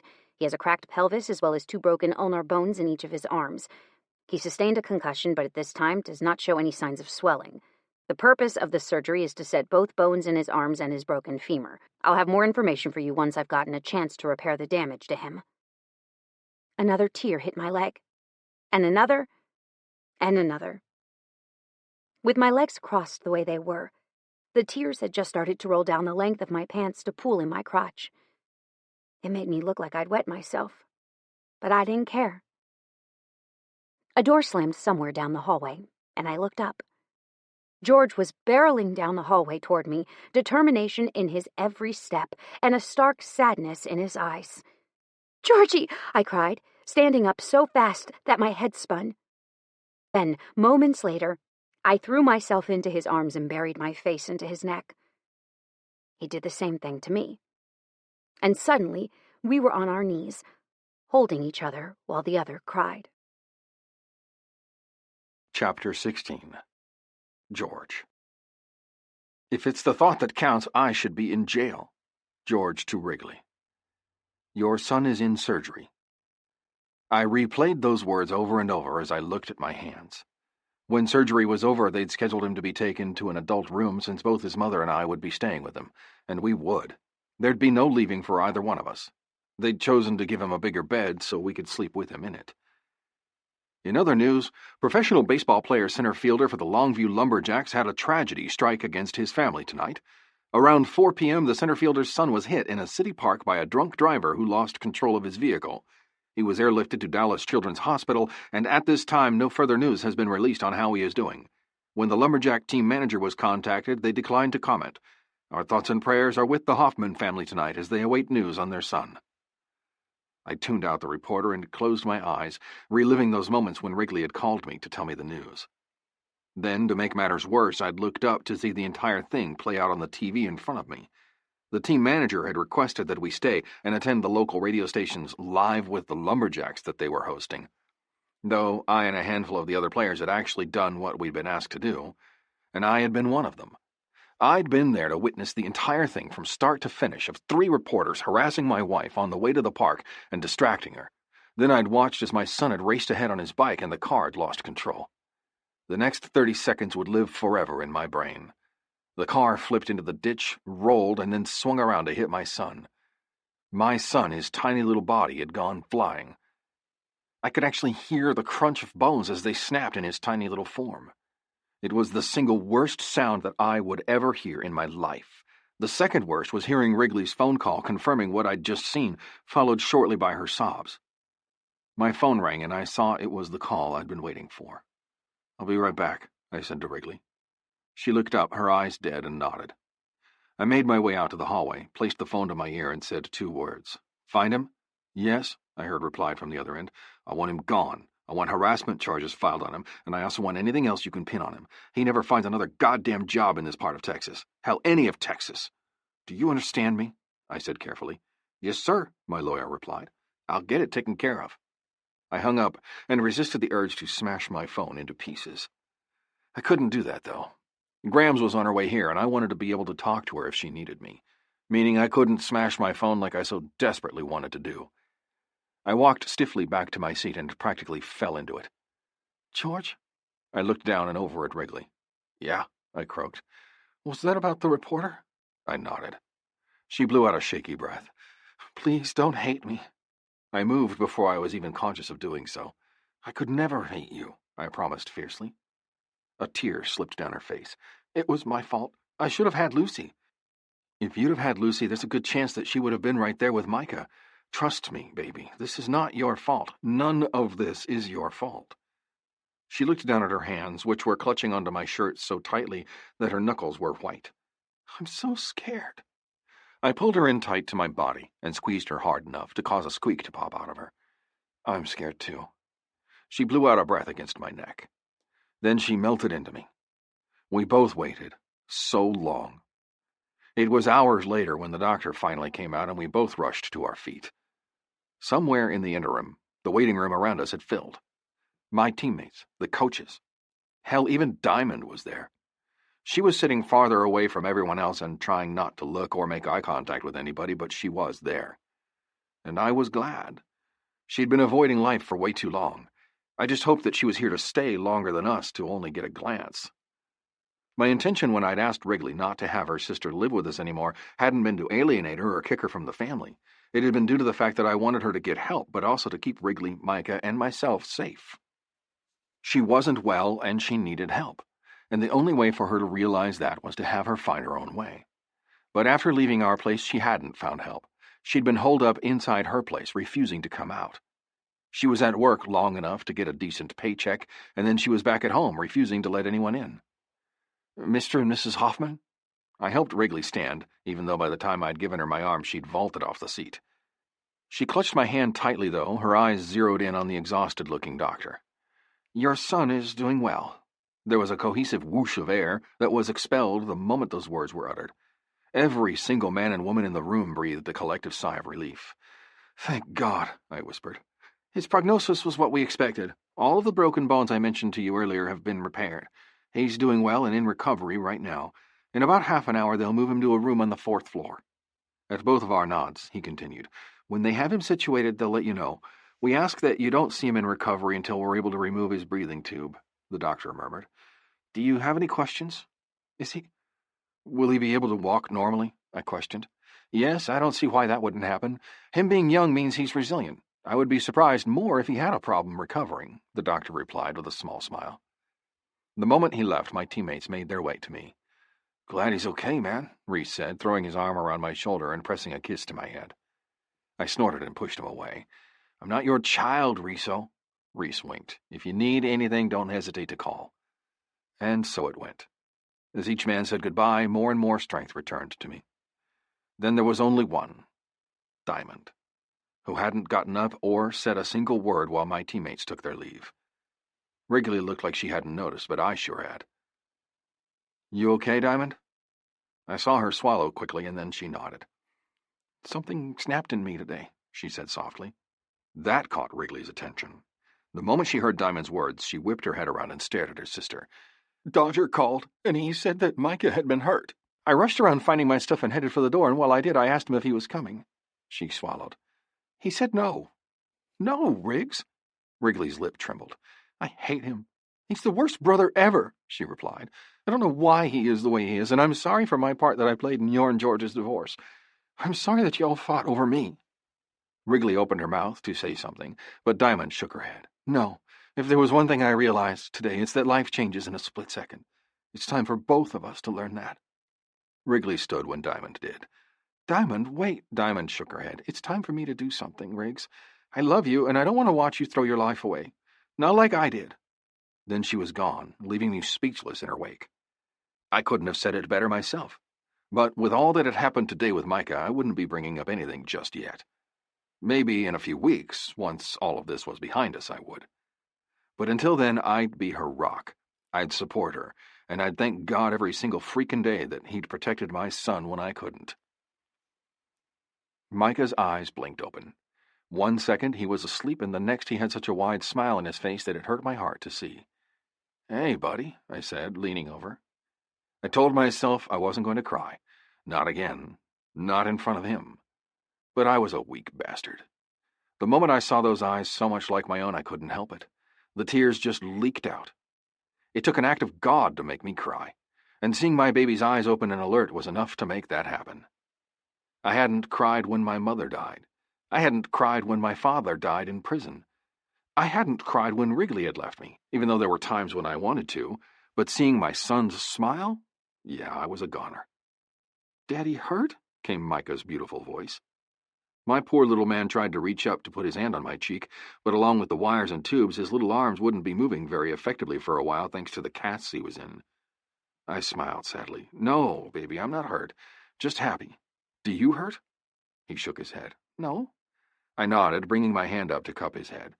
My hand spanned from his chin to curl around the back of his head. His hair felt soft and silky against my fingers.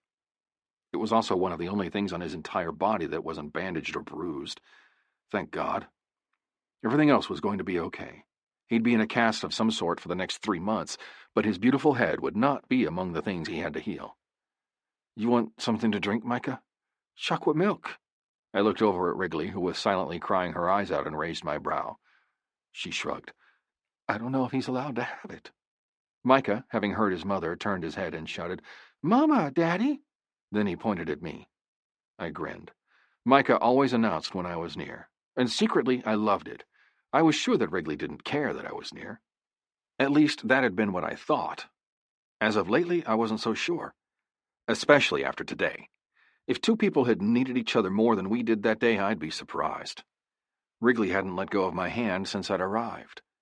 Even now, she was clutching onto it like she needed it to hold herself together.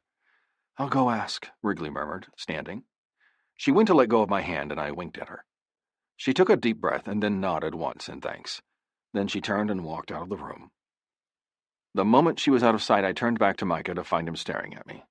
What's wrong? I asked. Micah's eyelids drooped. You tired? I asked, rubbing my fingers over his head. No, he blinked, eyelids falling even lower this time. Are you sure? I smirked. Yes. I nodded, then tucked some of his hair behind his ear. I love you, Micah. Then his eyes finally closed, only this time because he was sleepy, not because he was hurt. Chapter 17. George. Have you ever tried to change a 2-year-old that didn't want you to change him? It should be an Olympic sport. Text from Wrigley to George. 2 weeks later.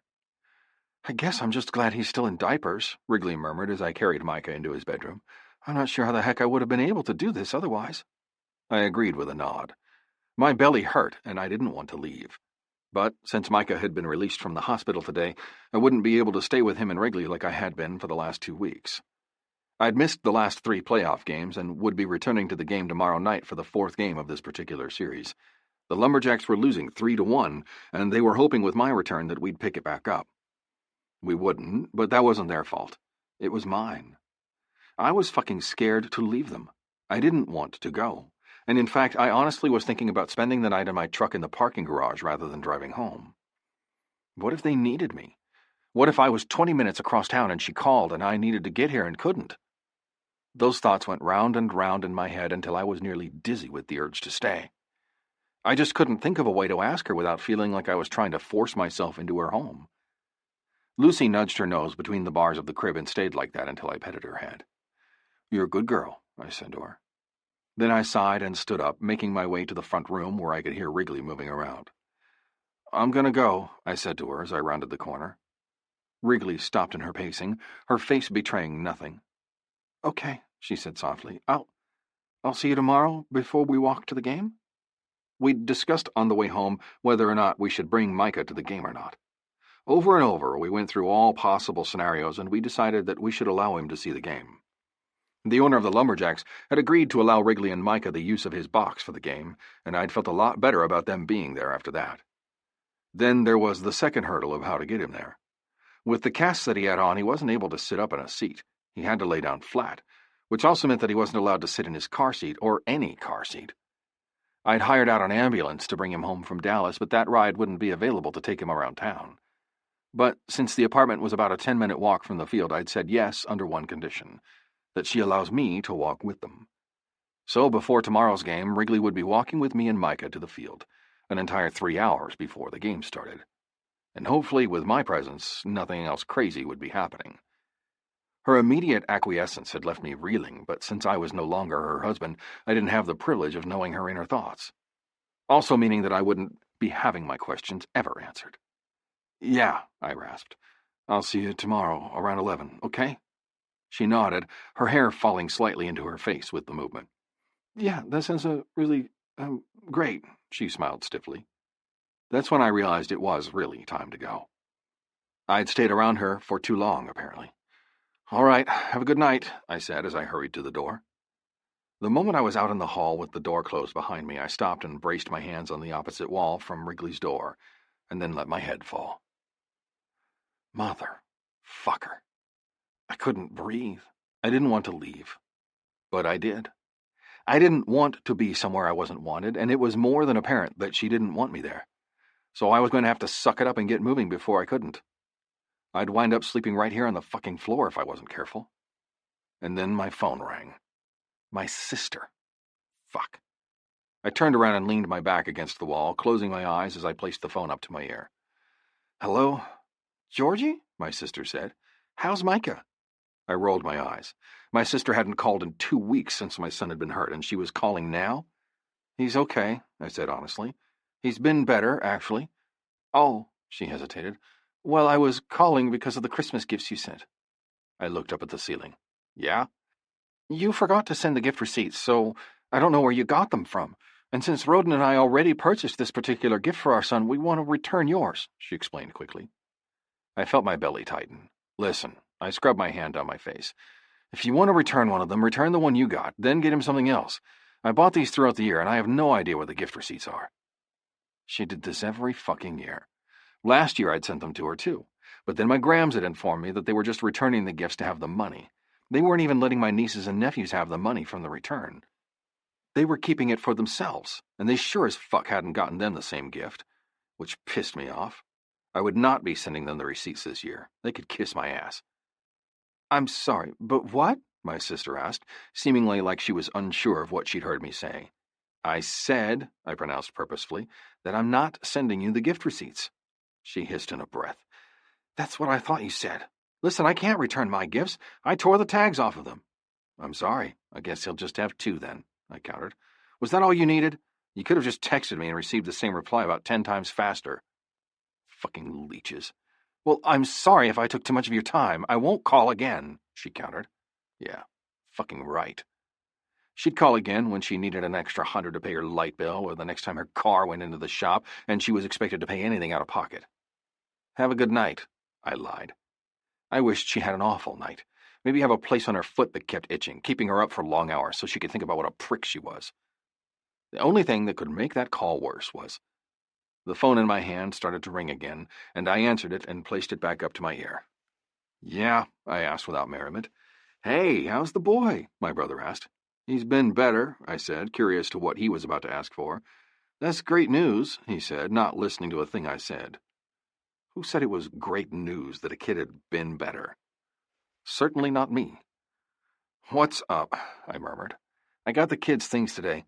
Would it be possible to get the receipts? The kids have moved up sizes, and they won't fit anymore." I snorted at my brother's words. "Listen, bro, I got them a computer and a tablet. They're not 4 sizes. They're 1 size fits all." "Oh, I know, but they want those bigger ones," he backpedaled. I guess I should be impressed that he said he wanted a different size.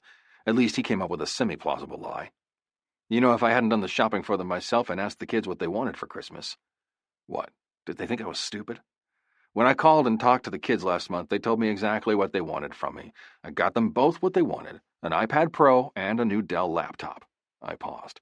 Exactly what they asked for. If they don't like it, oh well, I growled semi-snappishly. "Oh, okay," he mumbled. "Well, I guess they're okay then. Thanks.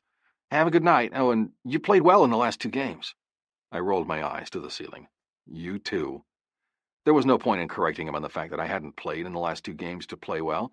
They didn't watch me play. They said they did, but they didn't. My Grams had also been the one to tell me that they don't like baseball, and that when asked to turn the games on when she's down there, they refuse. "Your brother and sister are assholes," Wrigley's angry voice came from behind me. I looked up to find her standing in the doorway. "Yeah," I agreed sullenly. "They are." She studied my face for long moments. Will you stay the night?" My heart started to gallop. I hesitated. "Please?" She hadn't said that word to me in a really long time, and most assuredly hadn't said anything in that tone. Like she was pleading with me with everything she had to give. You can sleep in my bed." Like that would help. I need you here, Georgie." I never was able to tell her no. To be honest, I think I need you to hold me. I feel like my world is tipped on its axis, and the only thing that is right in it right now is you." "Okay." The blurted out word was said so fast that she blinked. "Are you okay?" I grinned. "I was trying to say I'd love to, but you interrupted me 10 times. I had to make sure I got the message across." She grinned, then stepped back. "There's a condition, though." My brows drew down as I looked at her in surprise. "What?" "You have to give me your phone," she answered. I held the phone out to her, not even hesitating. "It's yours." Chapter 18. Wrigley. Leeches would be less invasive than you. Things not to say to your ex-husband's family over text message. I tiptoed out of the room and moved as quietly as my stumbling, sleepy body could carry me. I made it into Micah's room and gave a sleepy smile when I saw George standing over his bed, doing the same thing I was. "You okay?" George turned, having heard me, and nodded. "He's fine. I came in to check on him. Made a whole lot of noise doing so, and then stood here to watch him. Did I wake you?" "I had to pee," I lied. I didn't have to pee. He'd woken me. But I wanted to see what he was doing.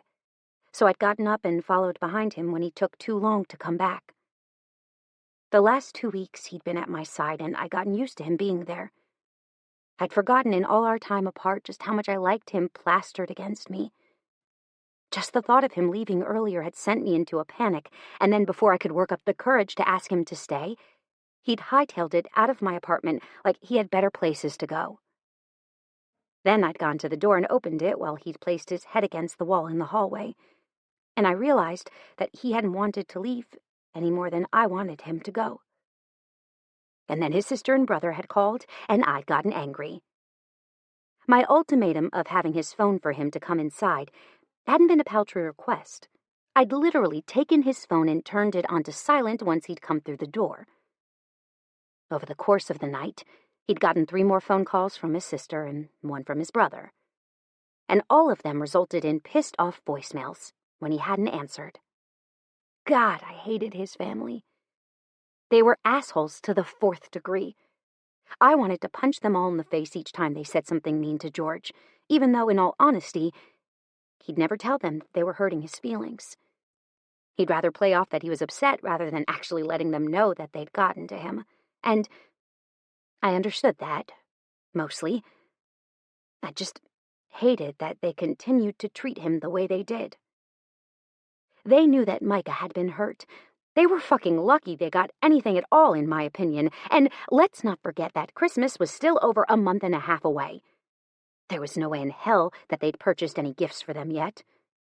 They'd waited until the last minute to buy anything, and normally what they got were the crappy leftover unwanted toys from the dollar store on Christmas Eve.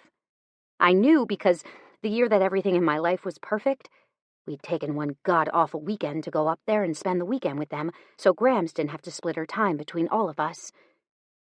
It had ended in a lot of crying on my end. Grams pissed off to hell and back, and George trying to buy kids presents on Amazon and get them delivered the day after Christmas.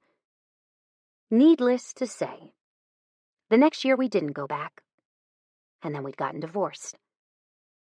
This would be my 3rd Christmas with George being a part of my life, and I would be damned if he went there again just to appease them. Fuckers.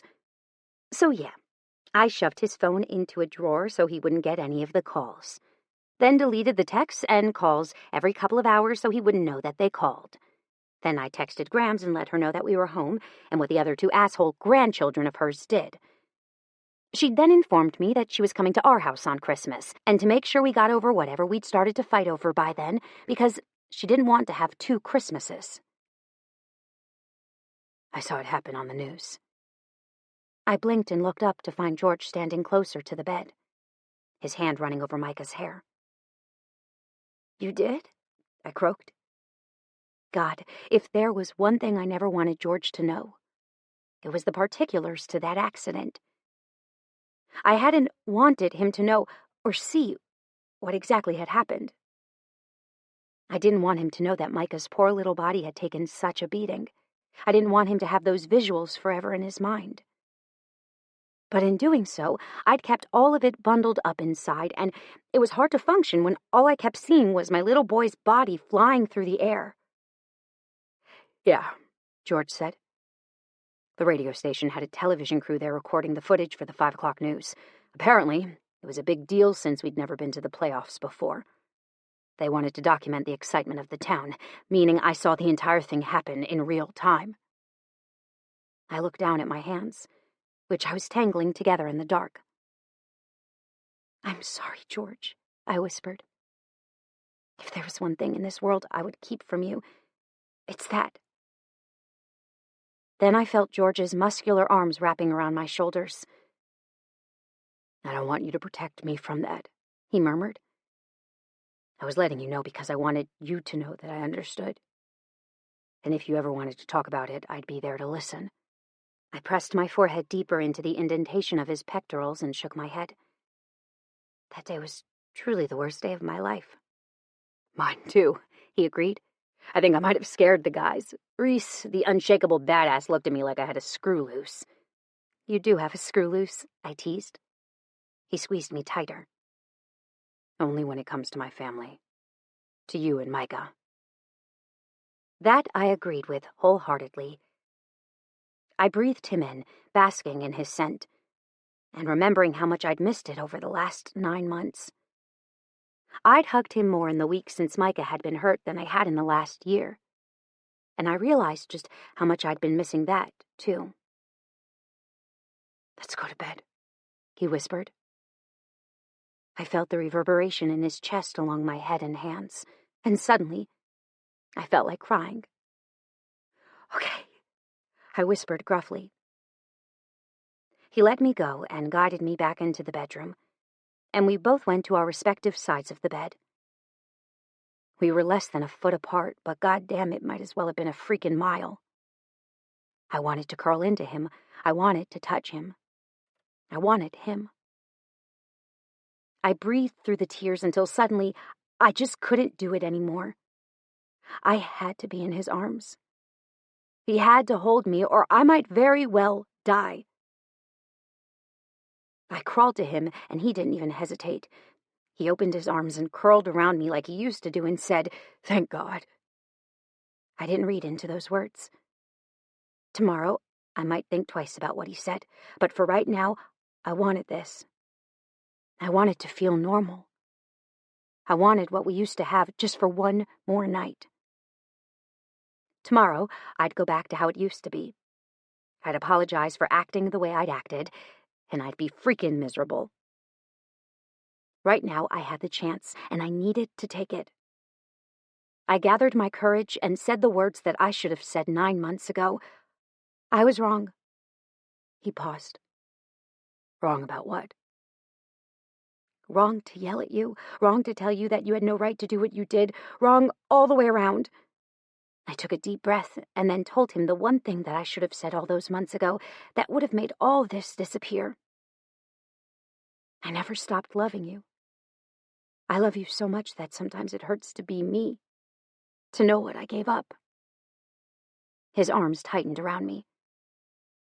I've been miserable without you. Micah's been miserable. I've been living for the days that I get to watch you on TV or at the games in person. The days you pick up Micah, I cry for hours after you leave. I took a deep breath. And the day I saw you on that date, that was the day that I fully died inside. I didn't think anything could make it worse, and then Micah got hurt. I blew out the rest of the air in my lungs, then inhaled deeply to continue to try to convince him of just how much I'd missed him.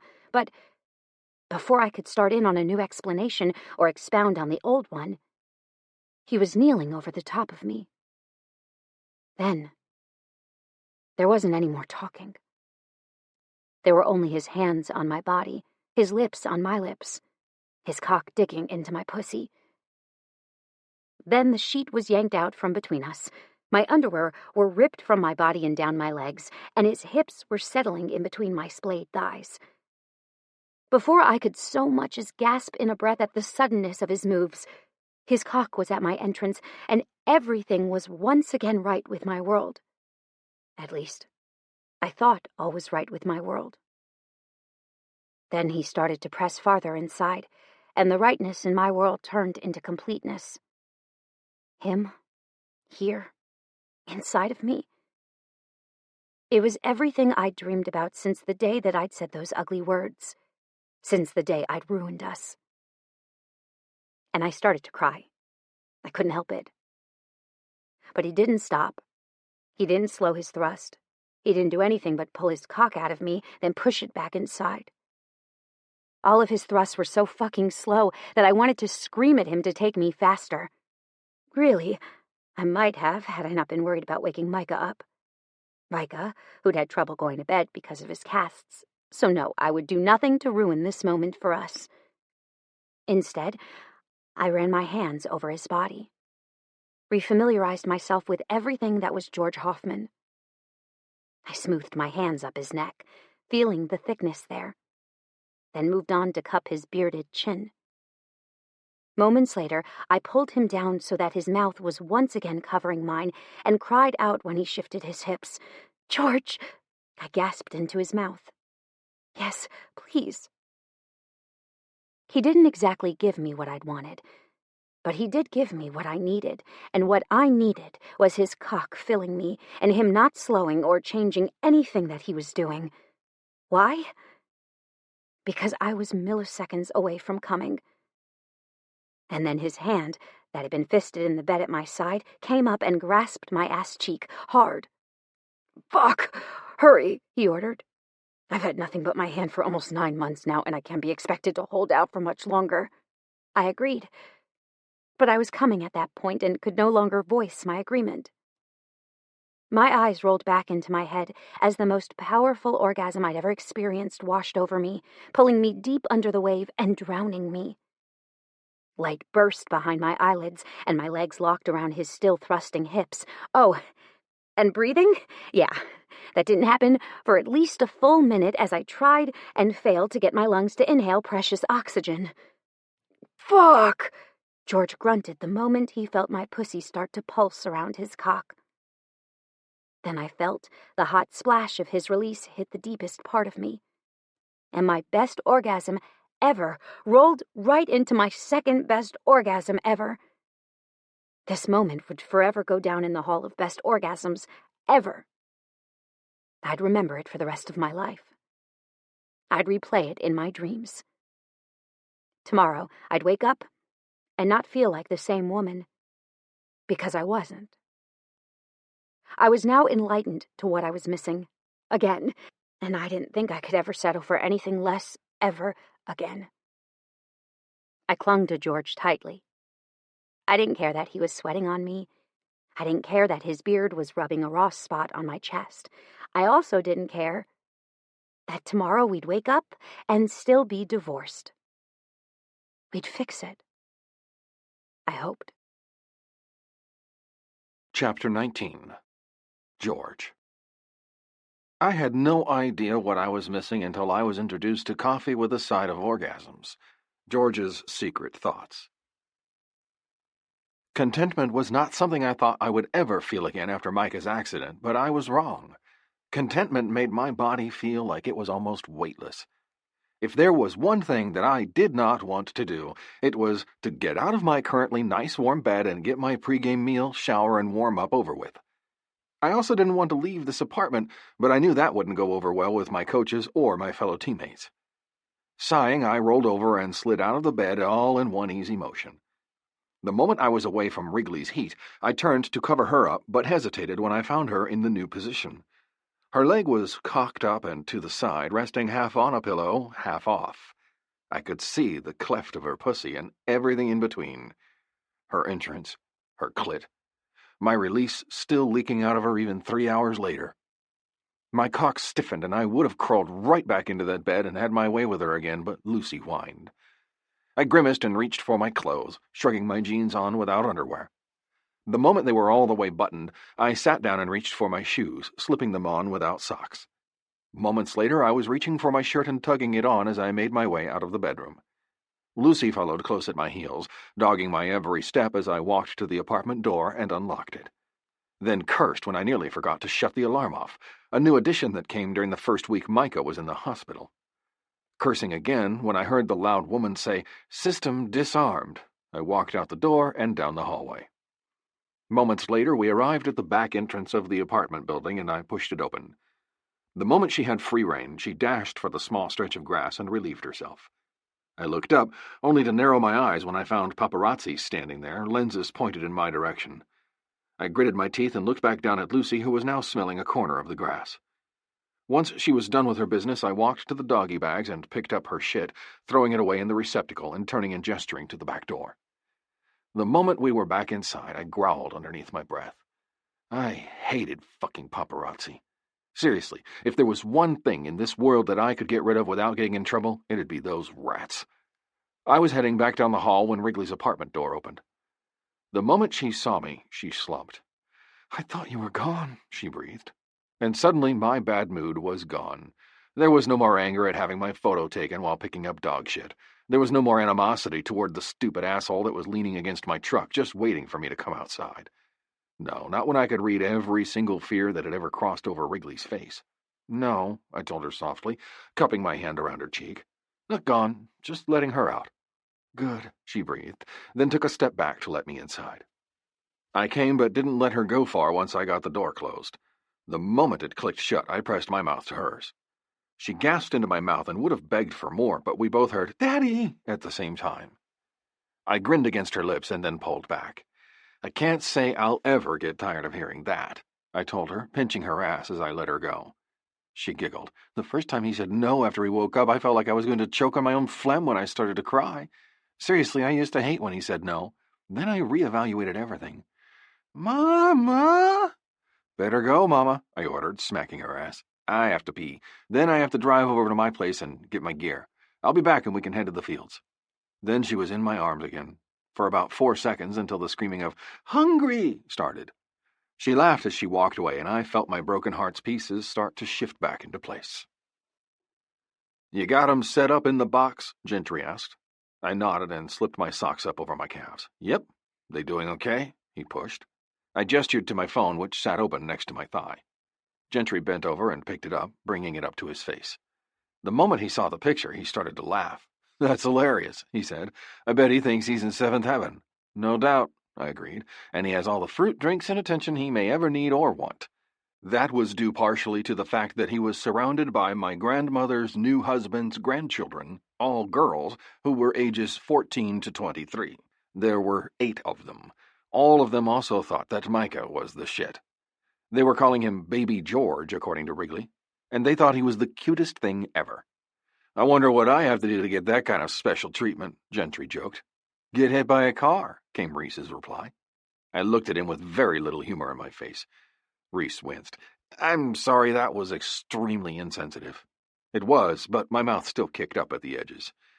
"True enough, I guess." I offered him my hand and he took it. "I'm glad everything is okay, man," Reese murmured. "I really was scared to death for you."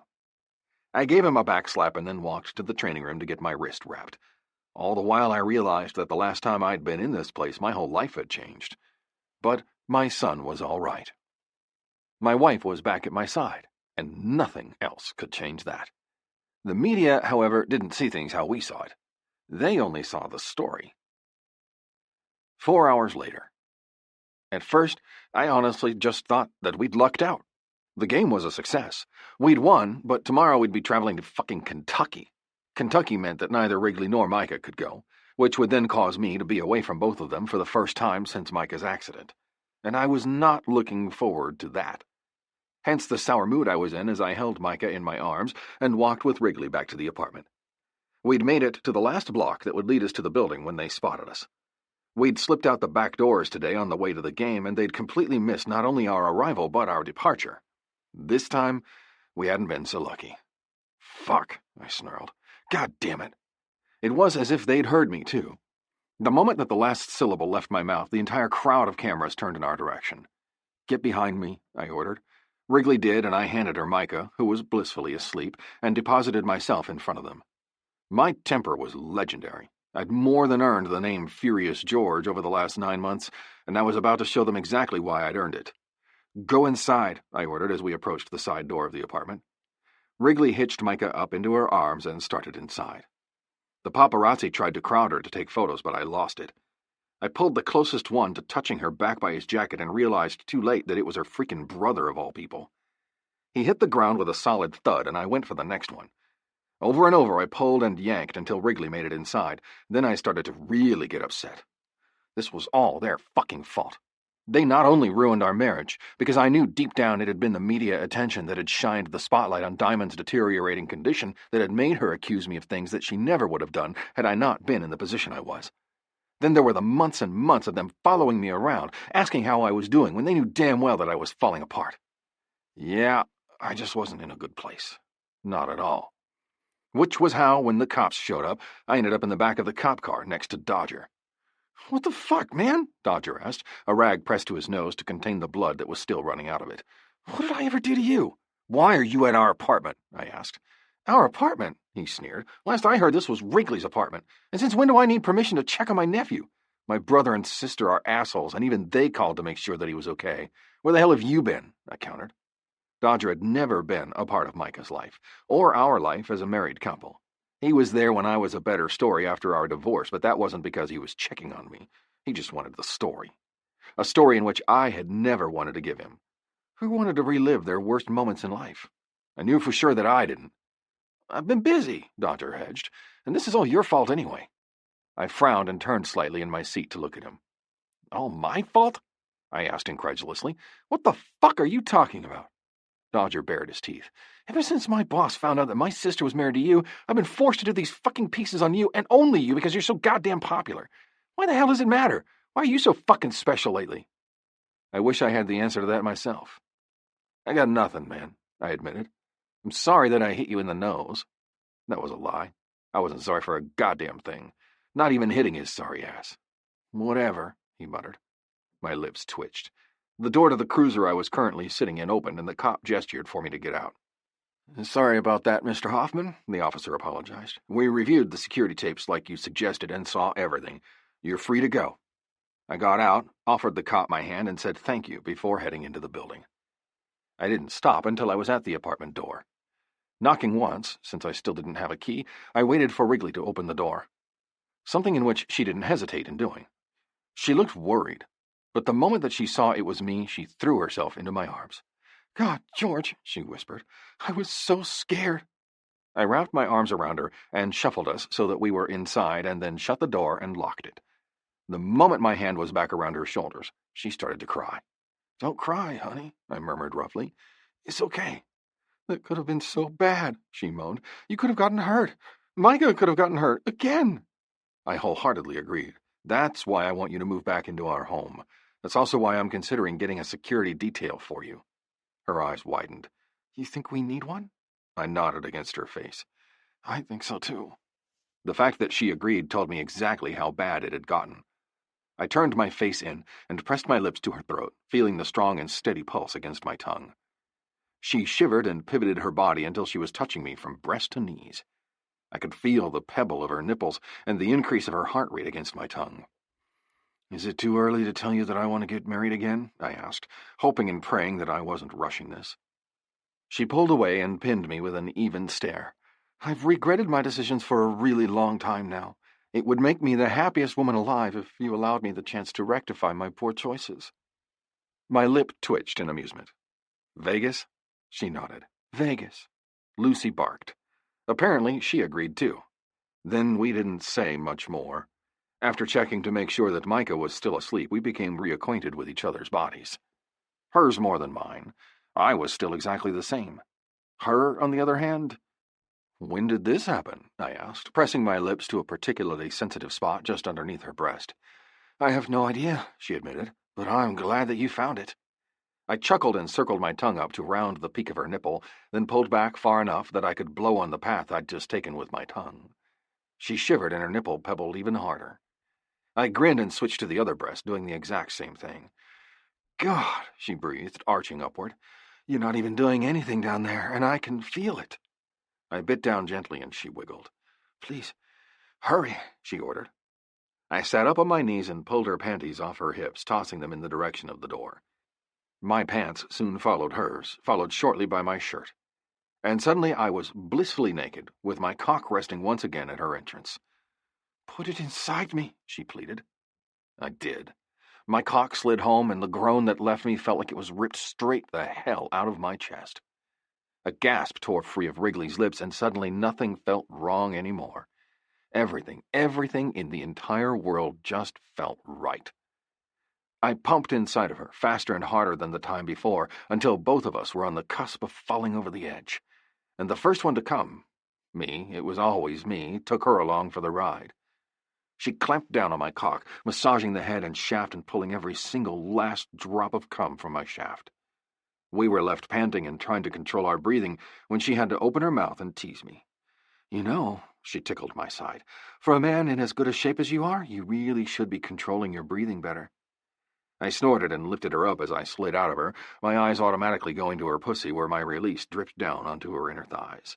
You know, I teased right back, the last time I got you pregnant really easily, we've done this quite a bit now, and it's only a matter of time. She narrowed her eyes. Let's get married first before we plan out our second kid. I winked and dropped down until my mouth was hovering over hers. The idea of my kid growing inside of you again makes me hard. She looked down at my still inflated cock and grinned. It sure looks like that. I sighed and stood up, both of us looking down at my cock. We need to start leaving towels next to the bed again. Wrigley burst out laughing. Yeah, Georgie, we sure do.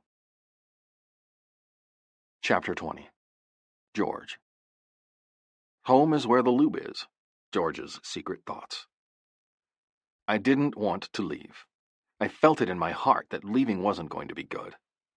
I'd left Wrigley and Micah at the apartment, and by the time the game was over tonight, 40 moving boxes were supposed to be delivered to their door.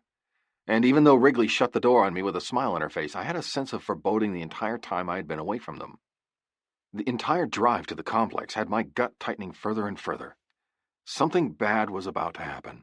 I could feel it. It was 4 hours later, and I still felt like something was gnawing at my guts. My head wasn't in the game, not even a little bit. My mind was still back in Longview with Wrigley. Why hadn't she called me back? Was she watching the game? Was something wrong? A loud crack had me jolting back into the game, and I surveyed my surroundings. By the time I realized the ball had been hit, I was already moving in the direction I thought it had gone. I shouldn't have been able to catch the most uncatchable hit ever. 1 second I was in my usual position, staring at the batter with questions rioting through my head, and the next I was running. I leaped and caught the ball, taking the metal bar to my ribs moments later as my glove closed. It took me a moment to realize that I was practically face-to-face with a person. I blinked. Melanie? Holy shit, she gasped, surprised. The crowd roared and someone beside Melanie pointed. I turned to look at the jumbotron that was replaying the catch and grunted. That ball had been millimeters from hitting Melanie directly in the face. She'd been talking to someone beside her and hadn't realized how close she was to peril until I'd bumped into her. She never saw it coming. Melanie squeaked, causing me to turn. Upon seeing what I had done on the jumbotron above her head, she threw her hands around my shoulders and pulled me in tight. Thank you, she whispered, then kissed me. I'd gone to turn my head, hoping to hear her better over the crowd, but then ended up just giving her access to my mouth instead of my cheek like she'd intended. She blushed and apologized profusely, and I waved it off. It's okay, I'm just glad you're okay, I told her honestly. Melanie nodded. That could have been really, really bad. Thank you. I winked and let her go, turning back to jog into the game and back to my position. What I didn't realize was that halfway during that scene there was a commercial break due to a thunderstorm warning back home, meaning when the show came back on, the only thing replaying was the kiss. Oh, and Wrigley's stupid-ass brother letting everyone know about the new budding romance between lumberjack star player George Hoffman and the cute little deaf girl yearning for his heart. Wrigley didn't miss any of what she was able to see either, which was the fucking problem. A huge, gigantic fucking problem. Wrigley. The thunder from the storm boomed, and I looked over at my son, who was saying one word over and over. Thunder! Thunder! I rolled my eyes as the dish went out like it always did when a cloud crossed over its path. This time, though, I knew it wouldn't come back on for a few minutes as the rain started to pound the roof. You love that song, don't you? I teased, pulling out my phone and putting on Thunder by Imagine Dragons. Micah bopped his head to the beat, singing along when the man said thunder in his high-pitched tone. I grinned and walked to the kitchen, refilling my cup with tea. Just as I was walking back, the TV channel came back into view.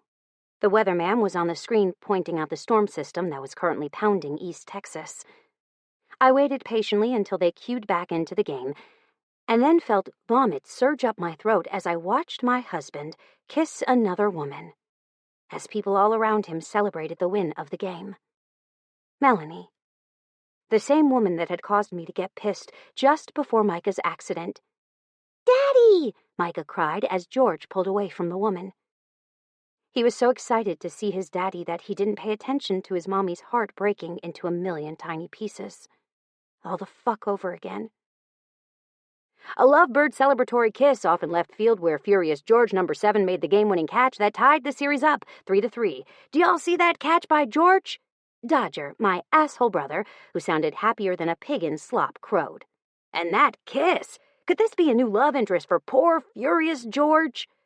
I flipped the TV and my brother off. They were seen out at a party several weeks ago before George's son Michael was hurt in a car accident. The pair sure does look cozy out there in left field, don't they? The announcer on the left, an older man with white hair and a bushy beard, said. Sure do. The other announcer, a cute African-American man with a bald head and a pink bow tie, said. It's nice to see George's smile after what happened to his son. The Lumberjacks sure have missed him these last few weeks, and he picked a wonderful time to come back to the game. I turned the game off after the 4th replay of the kiss and tried to breathe through the tears.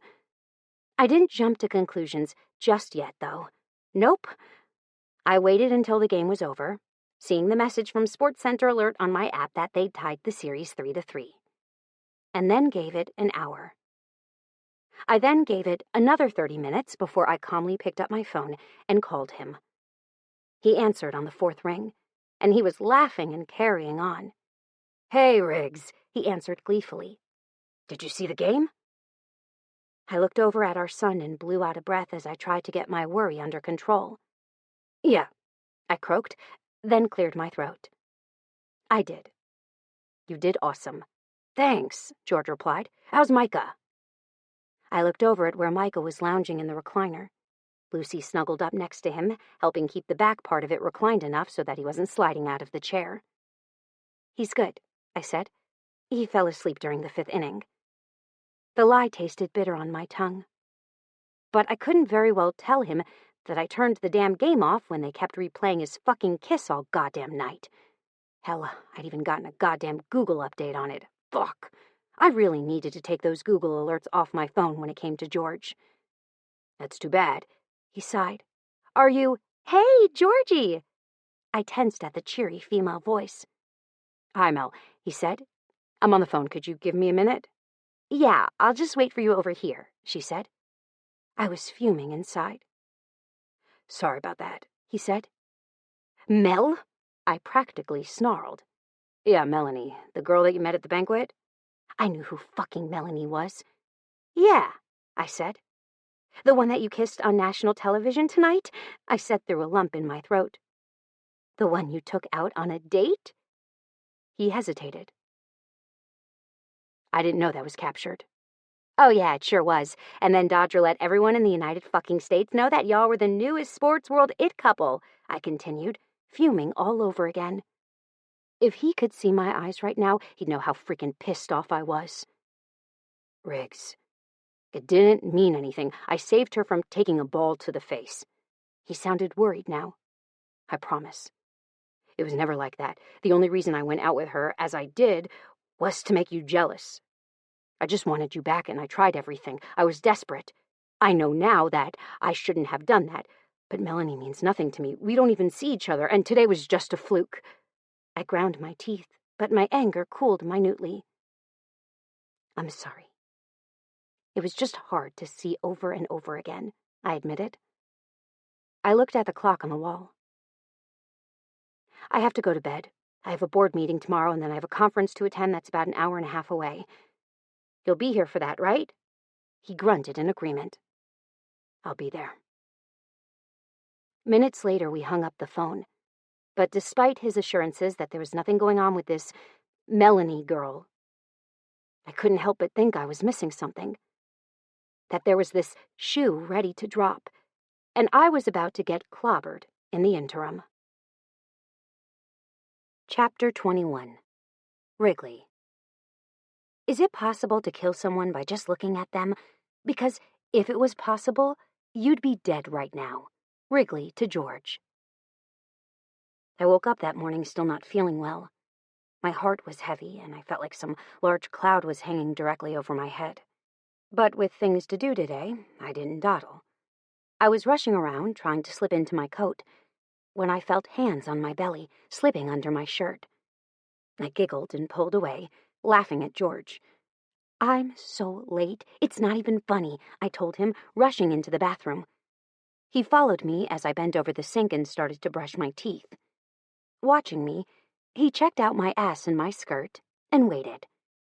Once I was finished, I questioned him. "Can I ask you a really big favor?" I bit my lip. "As long as it doesn't involve me taking photos with the press corps, I'll probably agree," he teased. I felt my heart flutter at his words, once again being reminded of what kind of animals followed him around on a daily basis. They weren't all bad, but quite a few of them didn't understand personal boundaries, like my brother. I bit my lip and wondered how I would word this without him immediately saying no. "Well, just spit it out," he ordered. I grinned. That was the man I knew and loved. "There's a victims assistance program that I would like to help fund, and I've raised quite a bit of the money. However, I'm short by about $100,000, I said. $100,000 was a lot, but I knew that what I had planned would probably pull in twice that.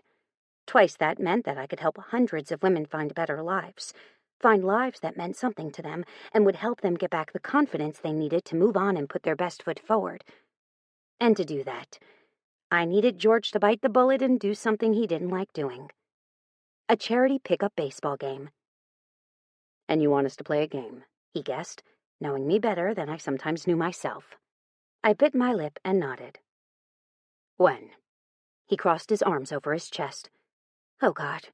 His muscles bulged in all the right ways when he did that.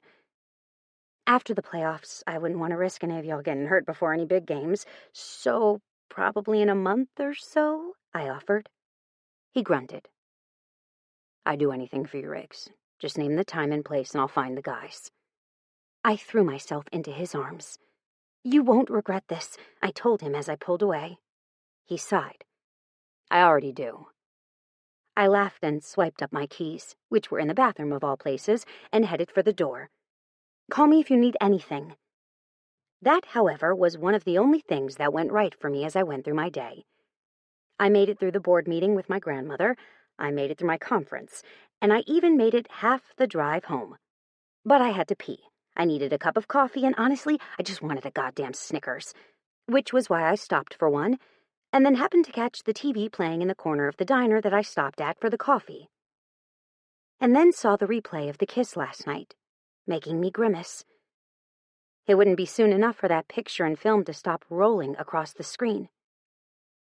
Then what came on next absolutely dropped me to my knees.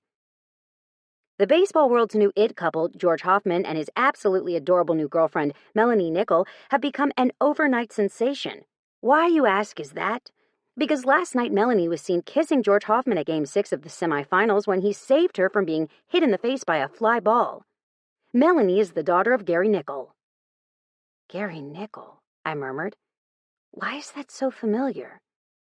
"Gary Nickel's the porn star with the 14-inch dick," a man helpfully supplied from the bar stool next to the register. My stomach rolled. Surely not. But that was confirmed moments later when a picture of Melanie rolled over the screen as she attended last year's Poontang Awards with her father. Gross.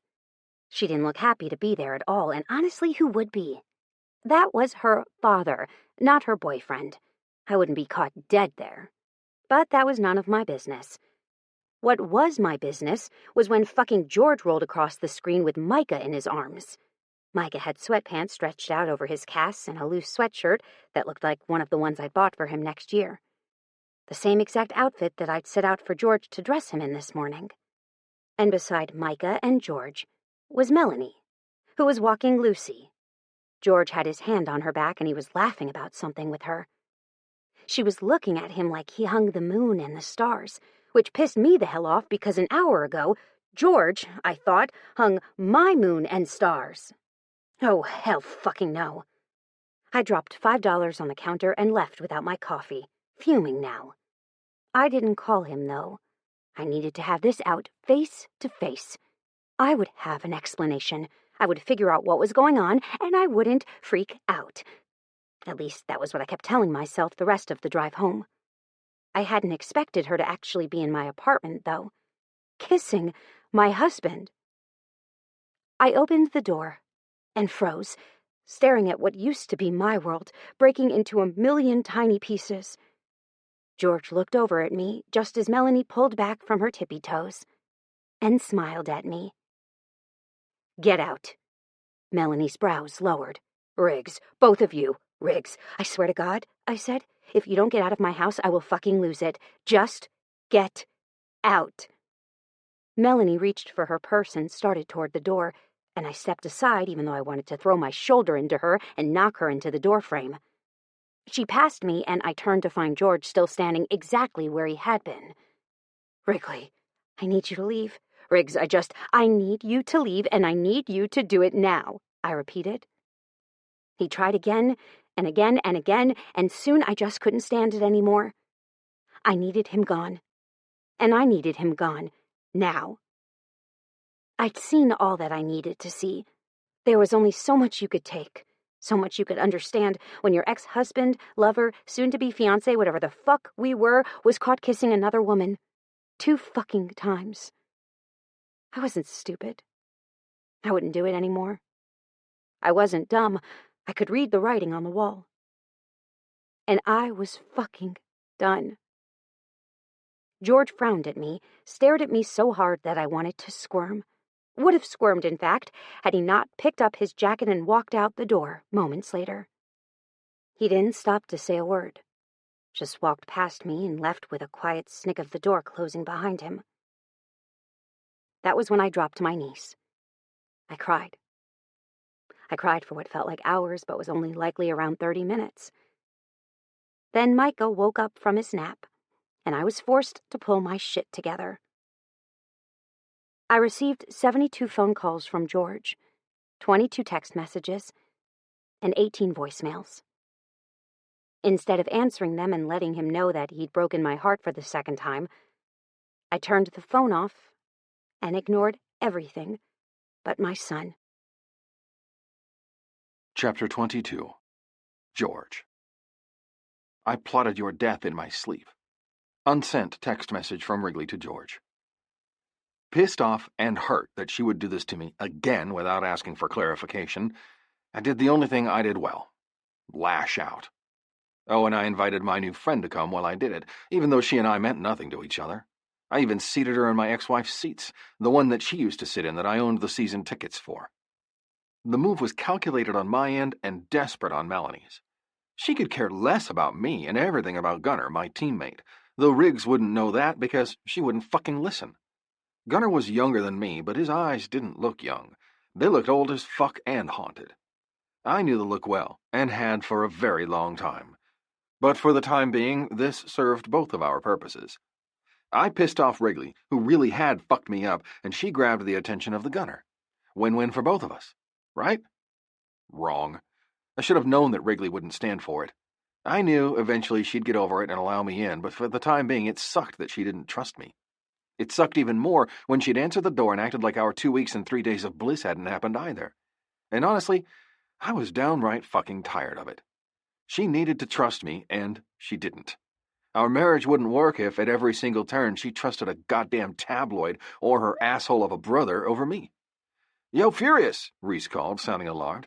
"This is a game, not a beatdown." I backed down from the man, Prawns, who was on first base. The little prick had shoved Gunnar so hard that every single person in the vicinity had waited with bated breath to see what Penn would do. Penn, however, had unexpected backup in the form of me. Me, who'd been hit in the jaw by Prawns earlier in the game by a wild pitch. "Don't touch him again or I'll knock your fucking teeth out," I snarled through clenched teeth to the little pecker. Penn slammed his hand on my shoulder and said, "Thanks." I shrugged him off and said, "No problem." Then I walked back to my position at center field, passing Reese as I did. I flipped Reese off and kept walking, my eyes staying trained on the field ahead. Today was Game 7 of the finals, the game that would determine whether we would be going to the World Series or not. And my head wasn't in the game. In fact, if anything, the worst idea I'd ever had was telling the coach that I was all right to play this game. He'd noticed my reluctance in practice the day before. He'd also seen that my temper was short, even with my own teammates. It hadn't taken a rocket scientist for everyone to know that something had happened with Wrigley and me. Again. But I hadn't wanted to talk about it. In fact, the only thing I did want to talk about was the situation I found myself in time and time again. That conversation, however, couldn't take place without Wrigley. Wrigley who wouldn't take my phone calls. Wrigley who wouldn't answer her fucking door. Wrigley who was the love of my goddamn life. "Heads up," Reese called. I instinctively caught the ball that he'd lobbed in my direction, then rocketed it back. He caught it, then shot it like a missile at Gunner. Gunner caught it and tossed it underhanded to the pitcher, Gentry. Gentry looked at the ball in his hand once before tossing it to the umpire. The umpire took it, put it in the holder around his waist, and then tossed a new ball to Gentry. "Yo, Fierce George!" I heard a fan call from behind me. "Where's your new girl? She's hot!" I gritted my teeth. I realized that the guy was trying to be nice, in his own way, of course, but that was what was fucking with my head already. I didn't need him adding insult to injury.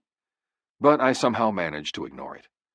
Then he started talking to me like my ex-wife was a piece of trash for leaving me, and I might have kind of lost it.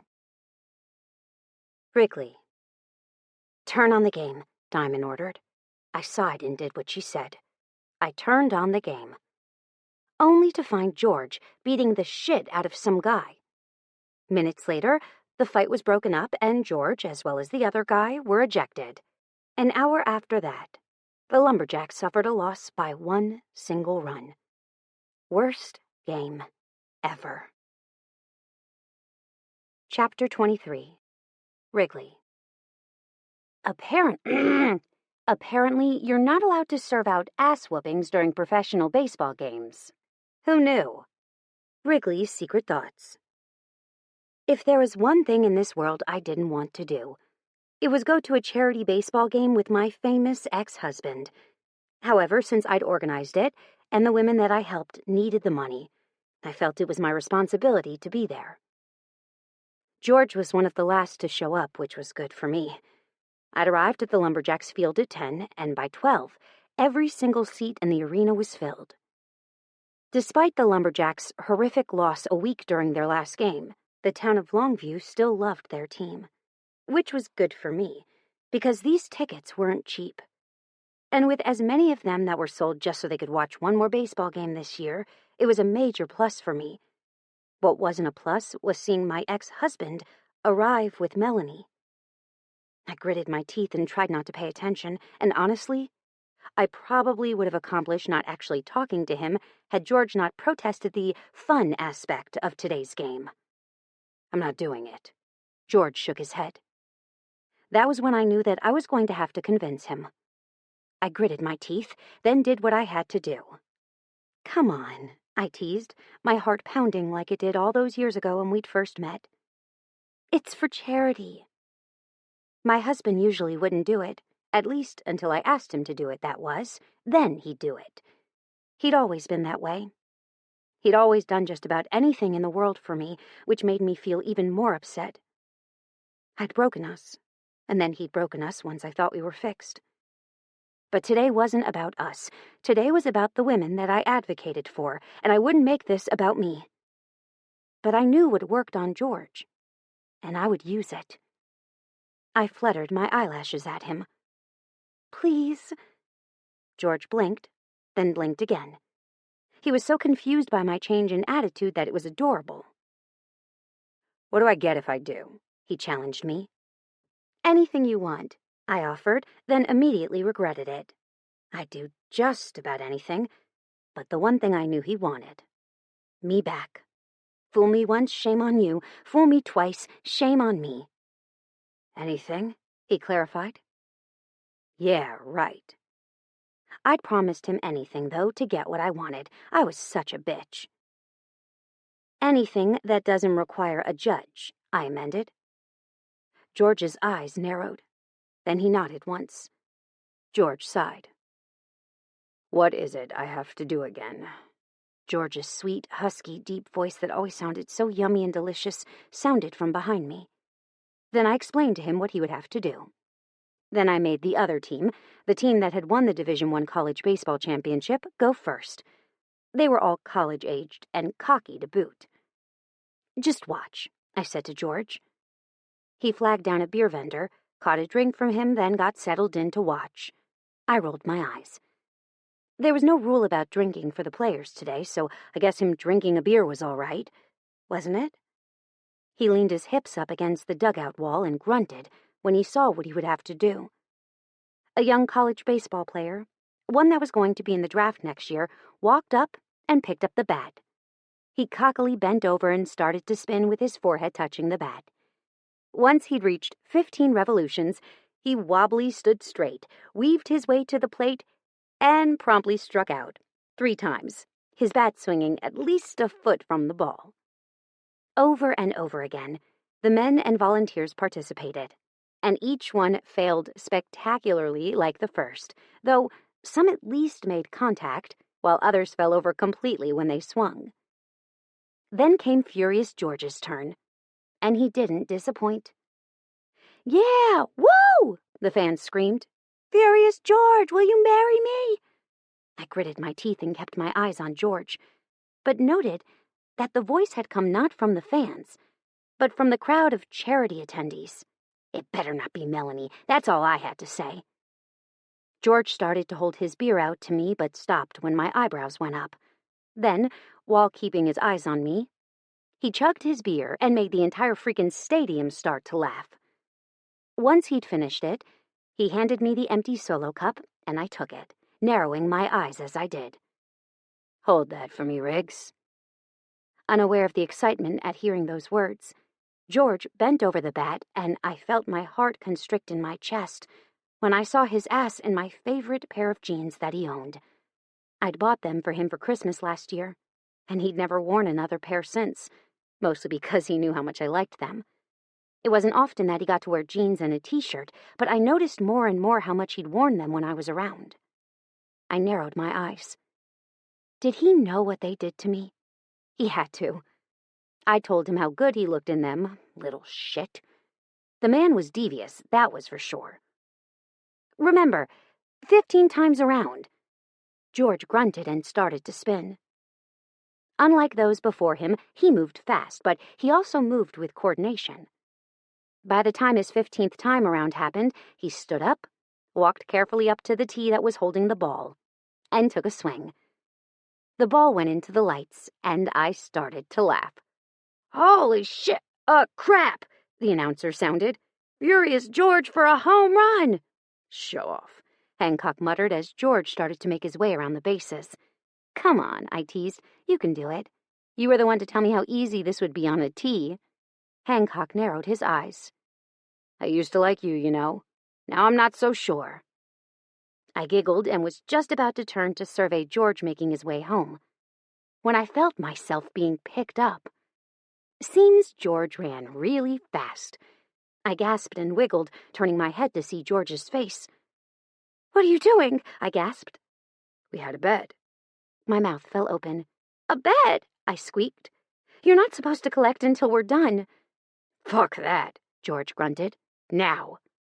And he wasn't joking. We really were about to do it, now. He took me down the dugout steps, straight past the girl he'd brought with him, and into the hallway that led to the locker room. Moments later, he pushed through the locker room door, then slammed my back against it. I gasped, and then his mouth was on mine, and I no longer cared about anything. I couldn't even remember why we were mad at each other. We were mad, weren't we? 'Cause right then, everything was confusing. Everything, that was, but what George was currently doing to my body, that wasn't confusing at all. "Kiss me," he ordered. I was helpless to deny him anything. I also had no control of my body when it came to him. The man had always gotten to me, and all he had to do was look at me for my resolve to disappear. Hell, that was why I ended up married to him in Vegas that first time, right? But the moment his mouth was on mine, and his hands went to my ass and slipped up under my skirt, I forgot to care. I forgot to consider our son, who was at home with his Grams. I forgot to do just about everything but breathe and feel. Why? Because George Hoffman, that's why. I closed my eyes and felt him suck on my neck. Felt the way tiny shocks ran through my body. And I shivered. "George, just shut up." "But shut up." Then he kissed me and made me shut up. There was a lot of tongue, a lot of teeth clicking together, and a whole lot of fucking goodness. It felt like he'd stuck my finger in an electrical socket the way that those shocks started to run to every single sensitive part of my body. And then he started to run his beard and lips along my neck, teasingly, on the way down to my breasts, which somehow had become uncovered. When he'd done that, I didn't know. I hadn't felt the tie behind my neck be released, but then again, I hadn't felt my panties disappearing either. Maybe I needed to start being more observant when he was fucking me. Then I nearly laughed. I'd bet any of the women in this world would be in the same boat if George Hoffman was doing this to them too. And oh God, what a this it was. His tongue was now circling around my nipple, and I could hear the crowd just feet away as he did. The thought of someone coming in here was enough for me to be super excited. I'd never once thought I had voyeur tendencies, but holy shit, my brain was going 90 to nothing. George, I half-heartedly complained. Oh my God, we can't do this here. He laughed softly as he circled my nipple with his tongue. Sure we can. If we're caught doing this, it'll be all over the news, I pleaded. But I wasn't sure what I was pleading for. Him to do more, or him to stop. At this point, I wasn't sure that I would care which it was, but that really was a lie. I'd be sad if he stopped. I liked that he was doing this. I liked that he didn't care where we were, and honestly, I was fucking happy he was in here doing this with me and not with Melanie. I was going to hell, but I was going to do it thoroughly sated, because about the time that I decided to go with it, he felt the tension release from my body. Then he started to unzip his pants. He backed away while he did it, and I really didn't know why. Was it because he was trying to make me understand that I could leave? Because if he was, fuck that. I wasn't leaving. I was doing this. I was a daredevil, goddammit, and this was my husband. I started to hike my dress up past my hips, and he wasted no time after that. After ensuring that I was blocked by his body from the door, he lifted me up, slammed my back against the wall, and then dropped me down onto his erection. It filled me so full that I cried out, causing him to chuckle. That's me, baby, he growled. You can't get that from anybody but me. I couldn't. He was right about that. I'd not found a vibrator that could replace him since he'd left, and I'd looked. Trust me, I'd looked. The memories of George's cock haunted my dreams. I remembered what he felt like, how full he filled me, how far he made my entrance stretch around his girth, the way he hit the back of me when he fucked me, and the way I felt like I was burning alive around him, kind of like now. Please, I whispered, dropping my mouth back to his. Fuck me hard. He bit my lip. I'll fuck you however I want. This was my payment, remember? I bit his lip back. Fuck you. He thrust hard. No, baby. I think you have that backward.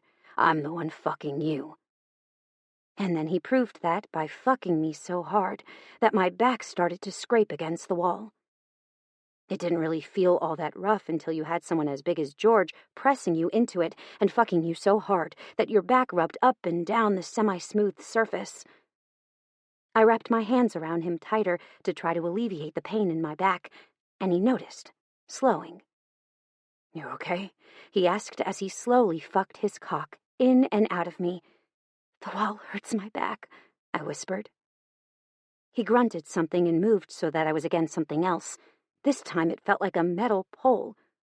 Better? He asked. Now we were even deeper in the shadows, and honestly, I wasn't even quite sure where we were. A hallway of some sort, and somewhere somebody could come in at any moment, but that thrill that was rolling through me was addicting.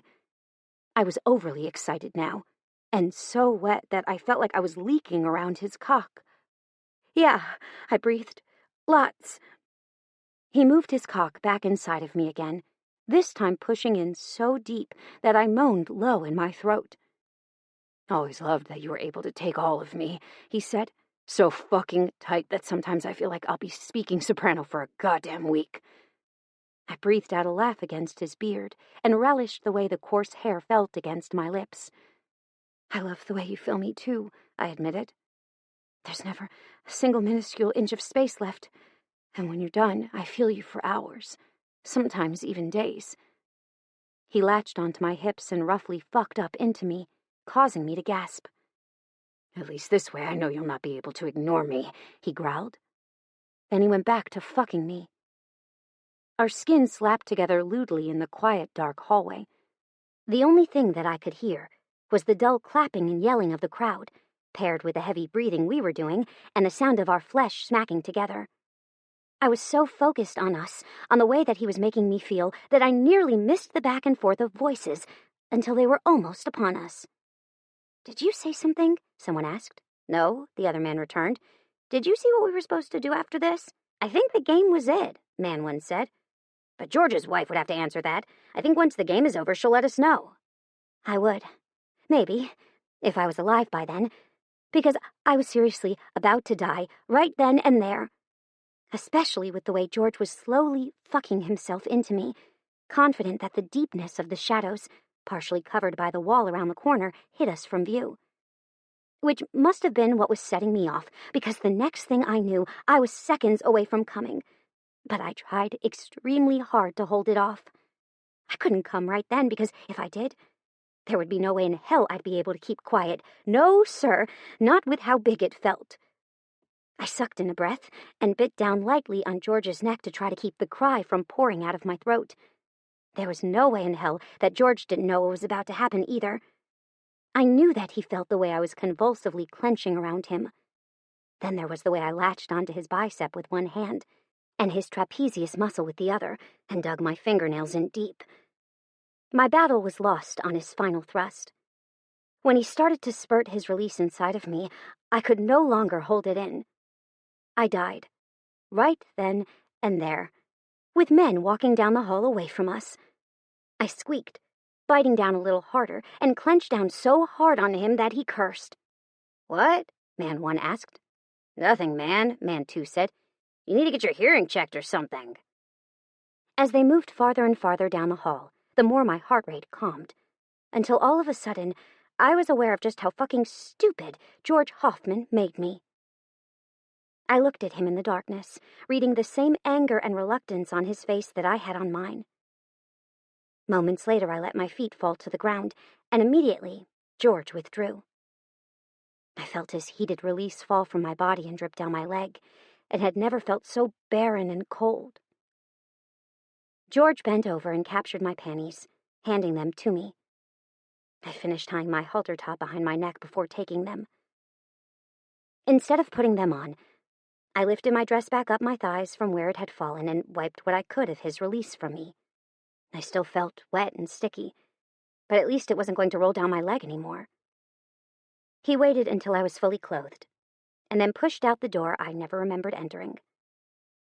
I squinted and cringed from the bright sun, and it took me a few moments to adjust, but when I did, I saw that George was no longer waiting for me. Nope, he was back in the dugout standing next to Hancock, no longer looking at me at all. I walked up to Hancock's side and stared at the last 3 college players taking their turns, and then reached for the beer that Hancock had in his hand. Can I have a drink of this? I asked him. I have a bad taste in my mouth. He handed it over. It looked untouched. Have at it, he said. It's hot anyway. I drank it all. You want another beer? He asked, sounding amused. I wanted Valium, but a beer would do for now. I took the beer that had magically appeared in his hand because it was easier to do that than to think about what I'd just done. I was such a whore. I'd fucked my ex-husband when I was mad at him, all because he'd crooked his stupid big finger at me. Chapter 24. Wrigley. I love your stupid face. Text from Wrigley to George. I was downright miserable, and I was trying to decide why I always had to be such a slut when it came to my ex, and I was crying for no freaking reason. And then my doorbell rang. Warily, I walked to the door. I checked the peephole and frowned, then yanked the door open. Diamond? I asked, my voice still sounding thick with tears. Diamond was at my door, and I looked at her with such shock that I didn't once contemplate not letting her in. "Diamond, what's wrong?" I asked worriedly. Diamond looked like she was about to swallow a beach ball. "I had to come talk to you." "About what?" I questioned, wiping my hands over my eyes. "I know what you think you saw." I frowned. "What do you think I saw?" Diamond swallowed. "George and Melanie." My stomach churned. "What you saw wasn't anything of George's doing. That was all Dodger," Diamond said softly. "How do you know?" I laughed miserably. "It looked pretty damn real to me. They were kissing. Oh, and let's not forget that Dodger wasn't even here." "I don't know what you're talking about. I just know what I heard." I opened my mouth and then closed it, unsure what to say. "And what, pray tell, did you hear?" I laughed hysterically. "And them kissing on national television wasn't the only thing I saw. I saw them together at the park while I was working, again on the freaking television, while he was taking care of our son. And I walked in my door and found her kissing him. Again." Diamond looked like she was about to be ill. "Dodger got to her." My heart slammed in my chest. Again with Dodger. I'm pretty sure Dodger didn't get to George.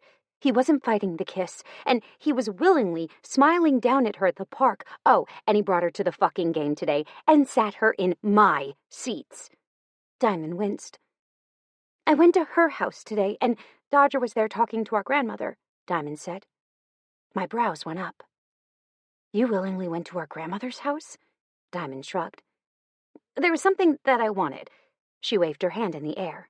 "But that's neither here nor there. What you need to know is that they were talking about that girl." "Melanie?" She nodded. "What were they talking about her for?"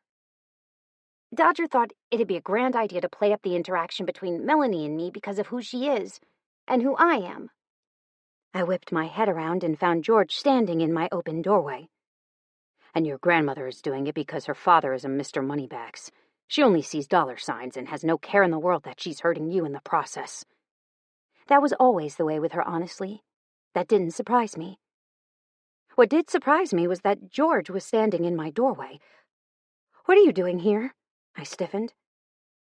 "I'm here because I want to be here," he said simply. "I tried to give you time to cool down and talk about this rationally, but then you left the stadium today and came straight here. I tried to get in, but security refused to let me pass because you put me on a list of visitors that weren't approved." My lips twitched. I hadn't done that. "That doesn't explain how you're standing here right now," I pointed out. "The night security guard likes me," he explained, "and I still pay the lease on this place." I opened my mouth and then closed it. "You told me it was paid for 2 years," I replied somewhat shrilly, "and each time I tried to pay and get them to send you a refund check, they refused." George shrugged, then his eyes straight to Diamond. "Nice to see you," he grinned, and he actually sounded sincere. I bit my lip and returned my gaze to my sister. "You too?" She looked back at me. "Dodger is a dick. Listen to him." Then she headed toward the door that George was still blocking. The moment she got up next to him, she tilted her head way up and said, "I'm sorry, for what it's worth." George blinked, then nodded. "For what it's worth, I accept your apology." Then he moved to the side, and Diamond left without another word. I was left staring awkwardly at the love of my life, wondering what I should say. I was still mad.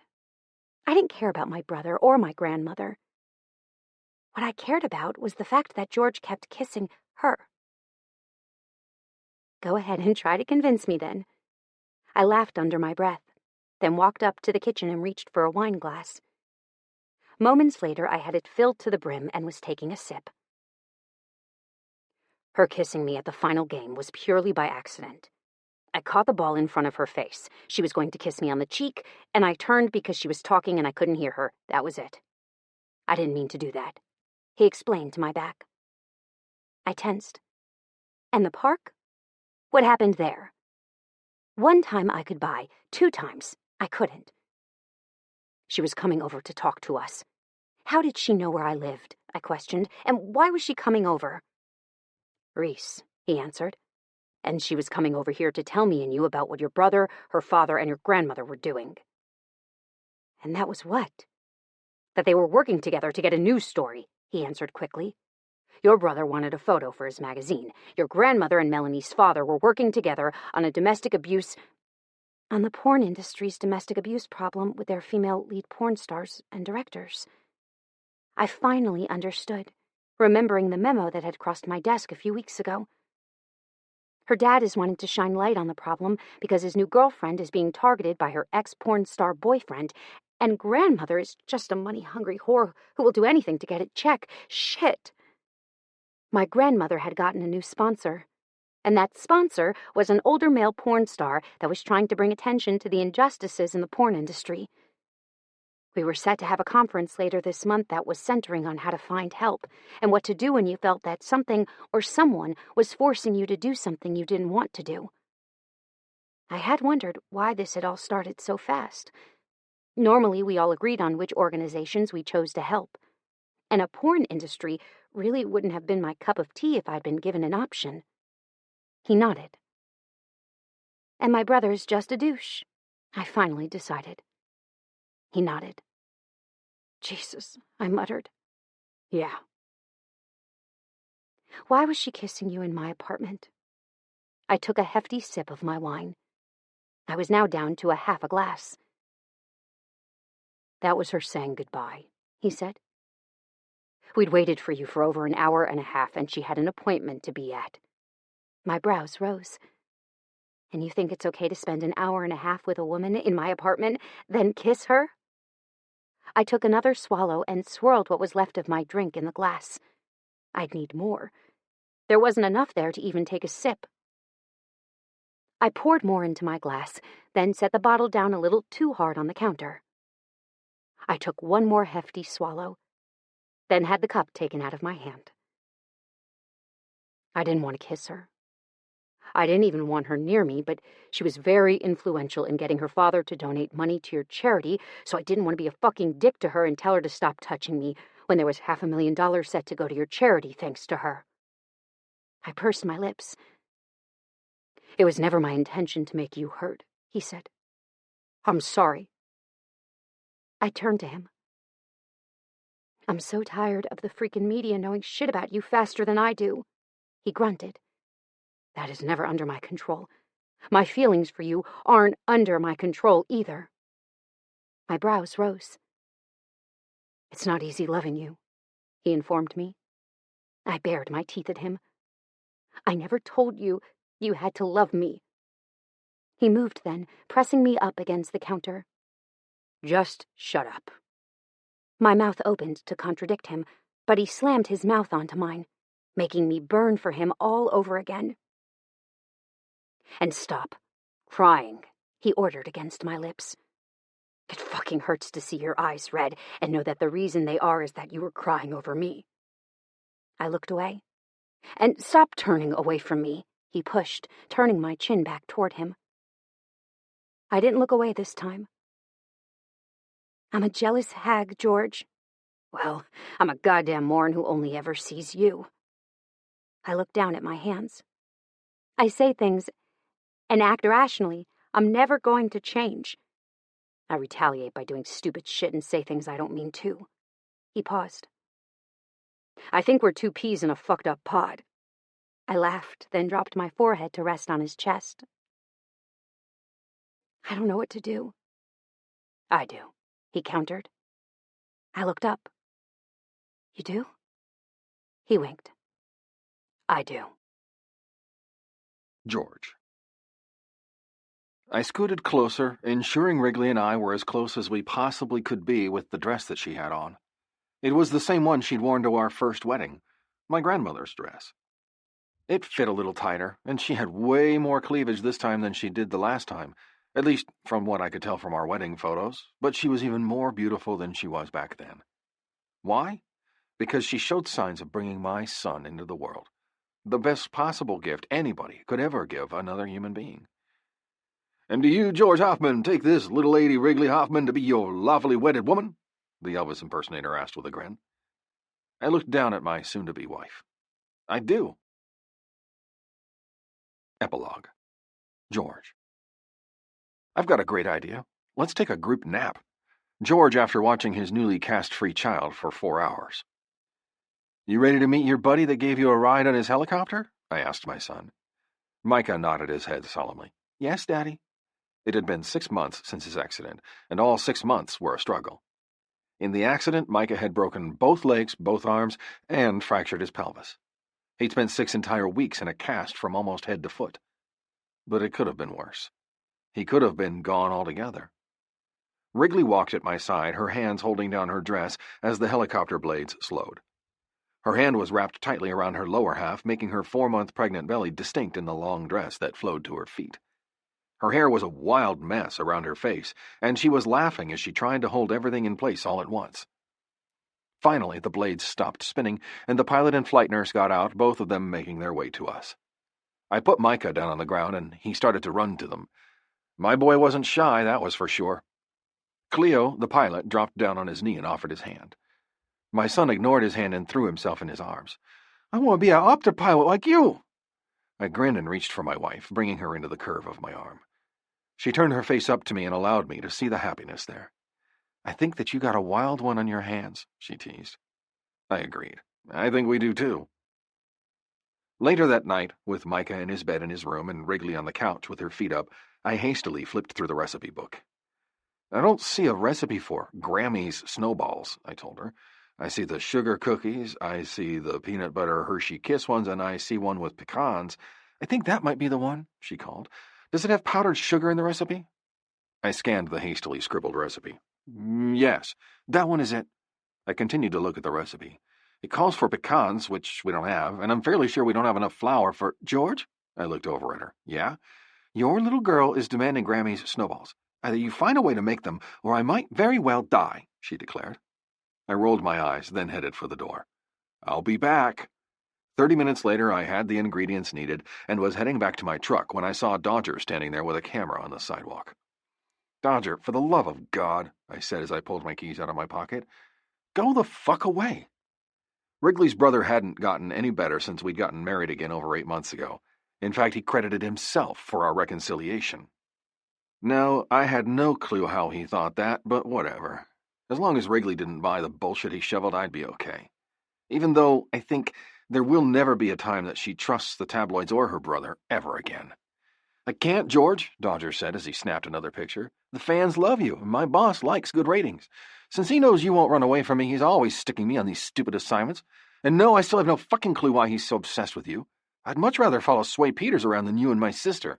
At least I can check out her ass without being disgusted. I would have laughed had I not known he was being 100% serious. Have a nice night, Dodger, I drawled, walking to my truck. I heard him take about 1,800 more pictures before I got into my vehicle and drove away, and wondered why I was so lucky to be married to a woman who had that man as her brother. My phone rang as I was about halfway home, and I put it to my ear without checking the caller ID. Hello, I answered. George? I frowned. Diamond? It had been over 6 months since we'd seen Diamond or heard from her. Diamond was getting her act together, at least I hoped, and hopefully getting help. She was slowly getting better, at least from what I saw progress-wise over the 8 months that Wrigley and I were separated. I hoped she continued to do so in the time that she'd been away. Yeah, it's me, she paused. How's Wrigley? I smiled. She's pregnant and apparently craving your Grammy's snowballs. Diamond made a gagging sound. Ugh, those things are disgusting. They taste like a meatball rolled in powdered sugar. I chuckled, then sobered moments later. Are you well, Diamond? She paused for so long that I wasn't sure she was going to answer. I'm better, she finally answered. I'm getting help. Where? I questioned. A couple of hours away, she said. And no, I'm not done yet, and no, I won't tell you where I am. I snorted. Your sister misses you. She waited a beat before answering. I miss her. Why'd you call? I finally asked. I pulled into the driveway of our home and shut the truck off, but didn't get out. Instead, I waited for her to answer. It was a long time coming. I wanted to make sure that she was happy, and I wanted to make sure that I didn't fuck up y'all's lives by my actions. I frowned. Diamond, we both know that you weren't you when that happened. You didn't fuck anything up. Our marriage was never built on the best foundation. And now? She asked. Is it now? Now it's got a goddamn bunker a mile deep underneath of it. There's no way it'll ever break, I admitted. She laughed. That's good. When are you going to call Wrigley? I asked. She cleared her throat. When I'm well. With that, she hung up, and I was left wondering whether I should tell Wrigley about the call or wait for Diamond to make the first move. I was still contemplating my choices as I made my way inside our home. Lucy met me at the door, licked my hand, and then went to lay down next to the couch. I made my way over and grinned at what I saw. Wrigley was asleep, hands thrown over her head with her belly exposed. Micah was smooshed in between Wrigley and the couch, his head resting on what was left of Wrigley's lap. Our other baby girl Hoffman, was dancing in her mother's belly, a foot or an elbow tracing its way across her belly, back and forth. My rescue puppy that I'd gotten while separated from Wrigley lay at the floor by their feet. I'd never seen a more beautiful sight in the world. After taking a picture and then studying my world for a few more long moments, I made myself useful. I made my woman cookies. And Diamond was right. They did taste like meatballs covered in powdered sugar.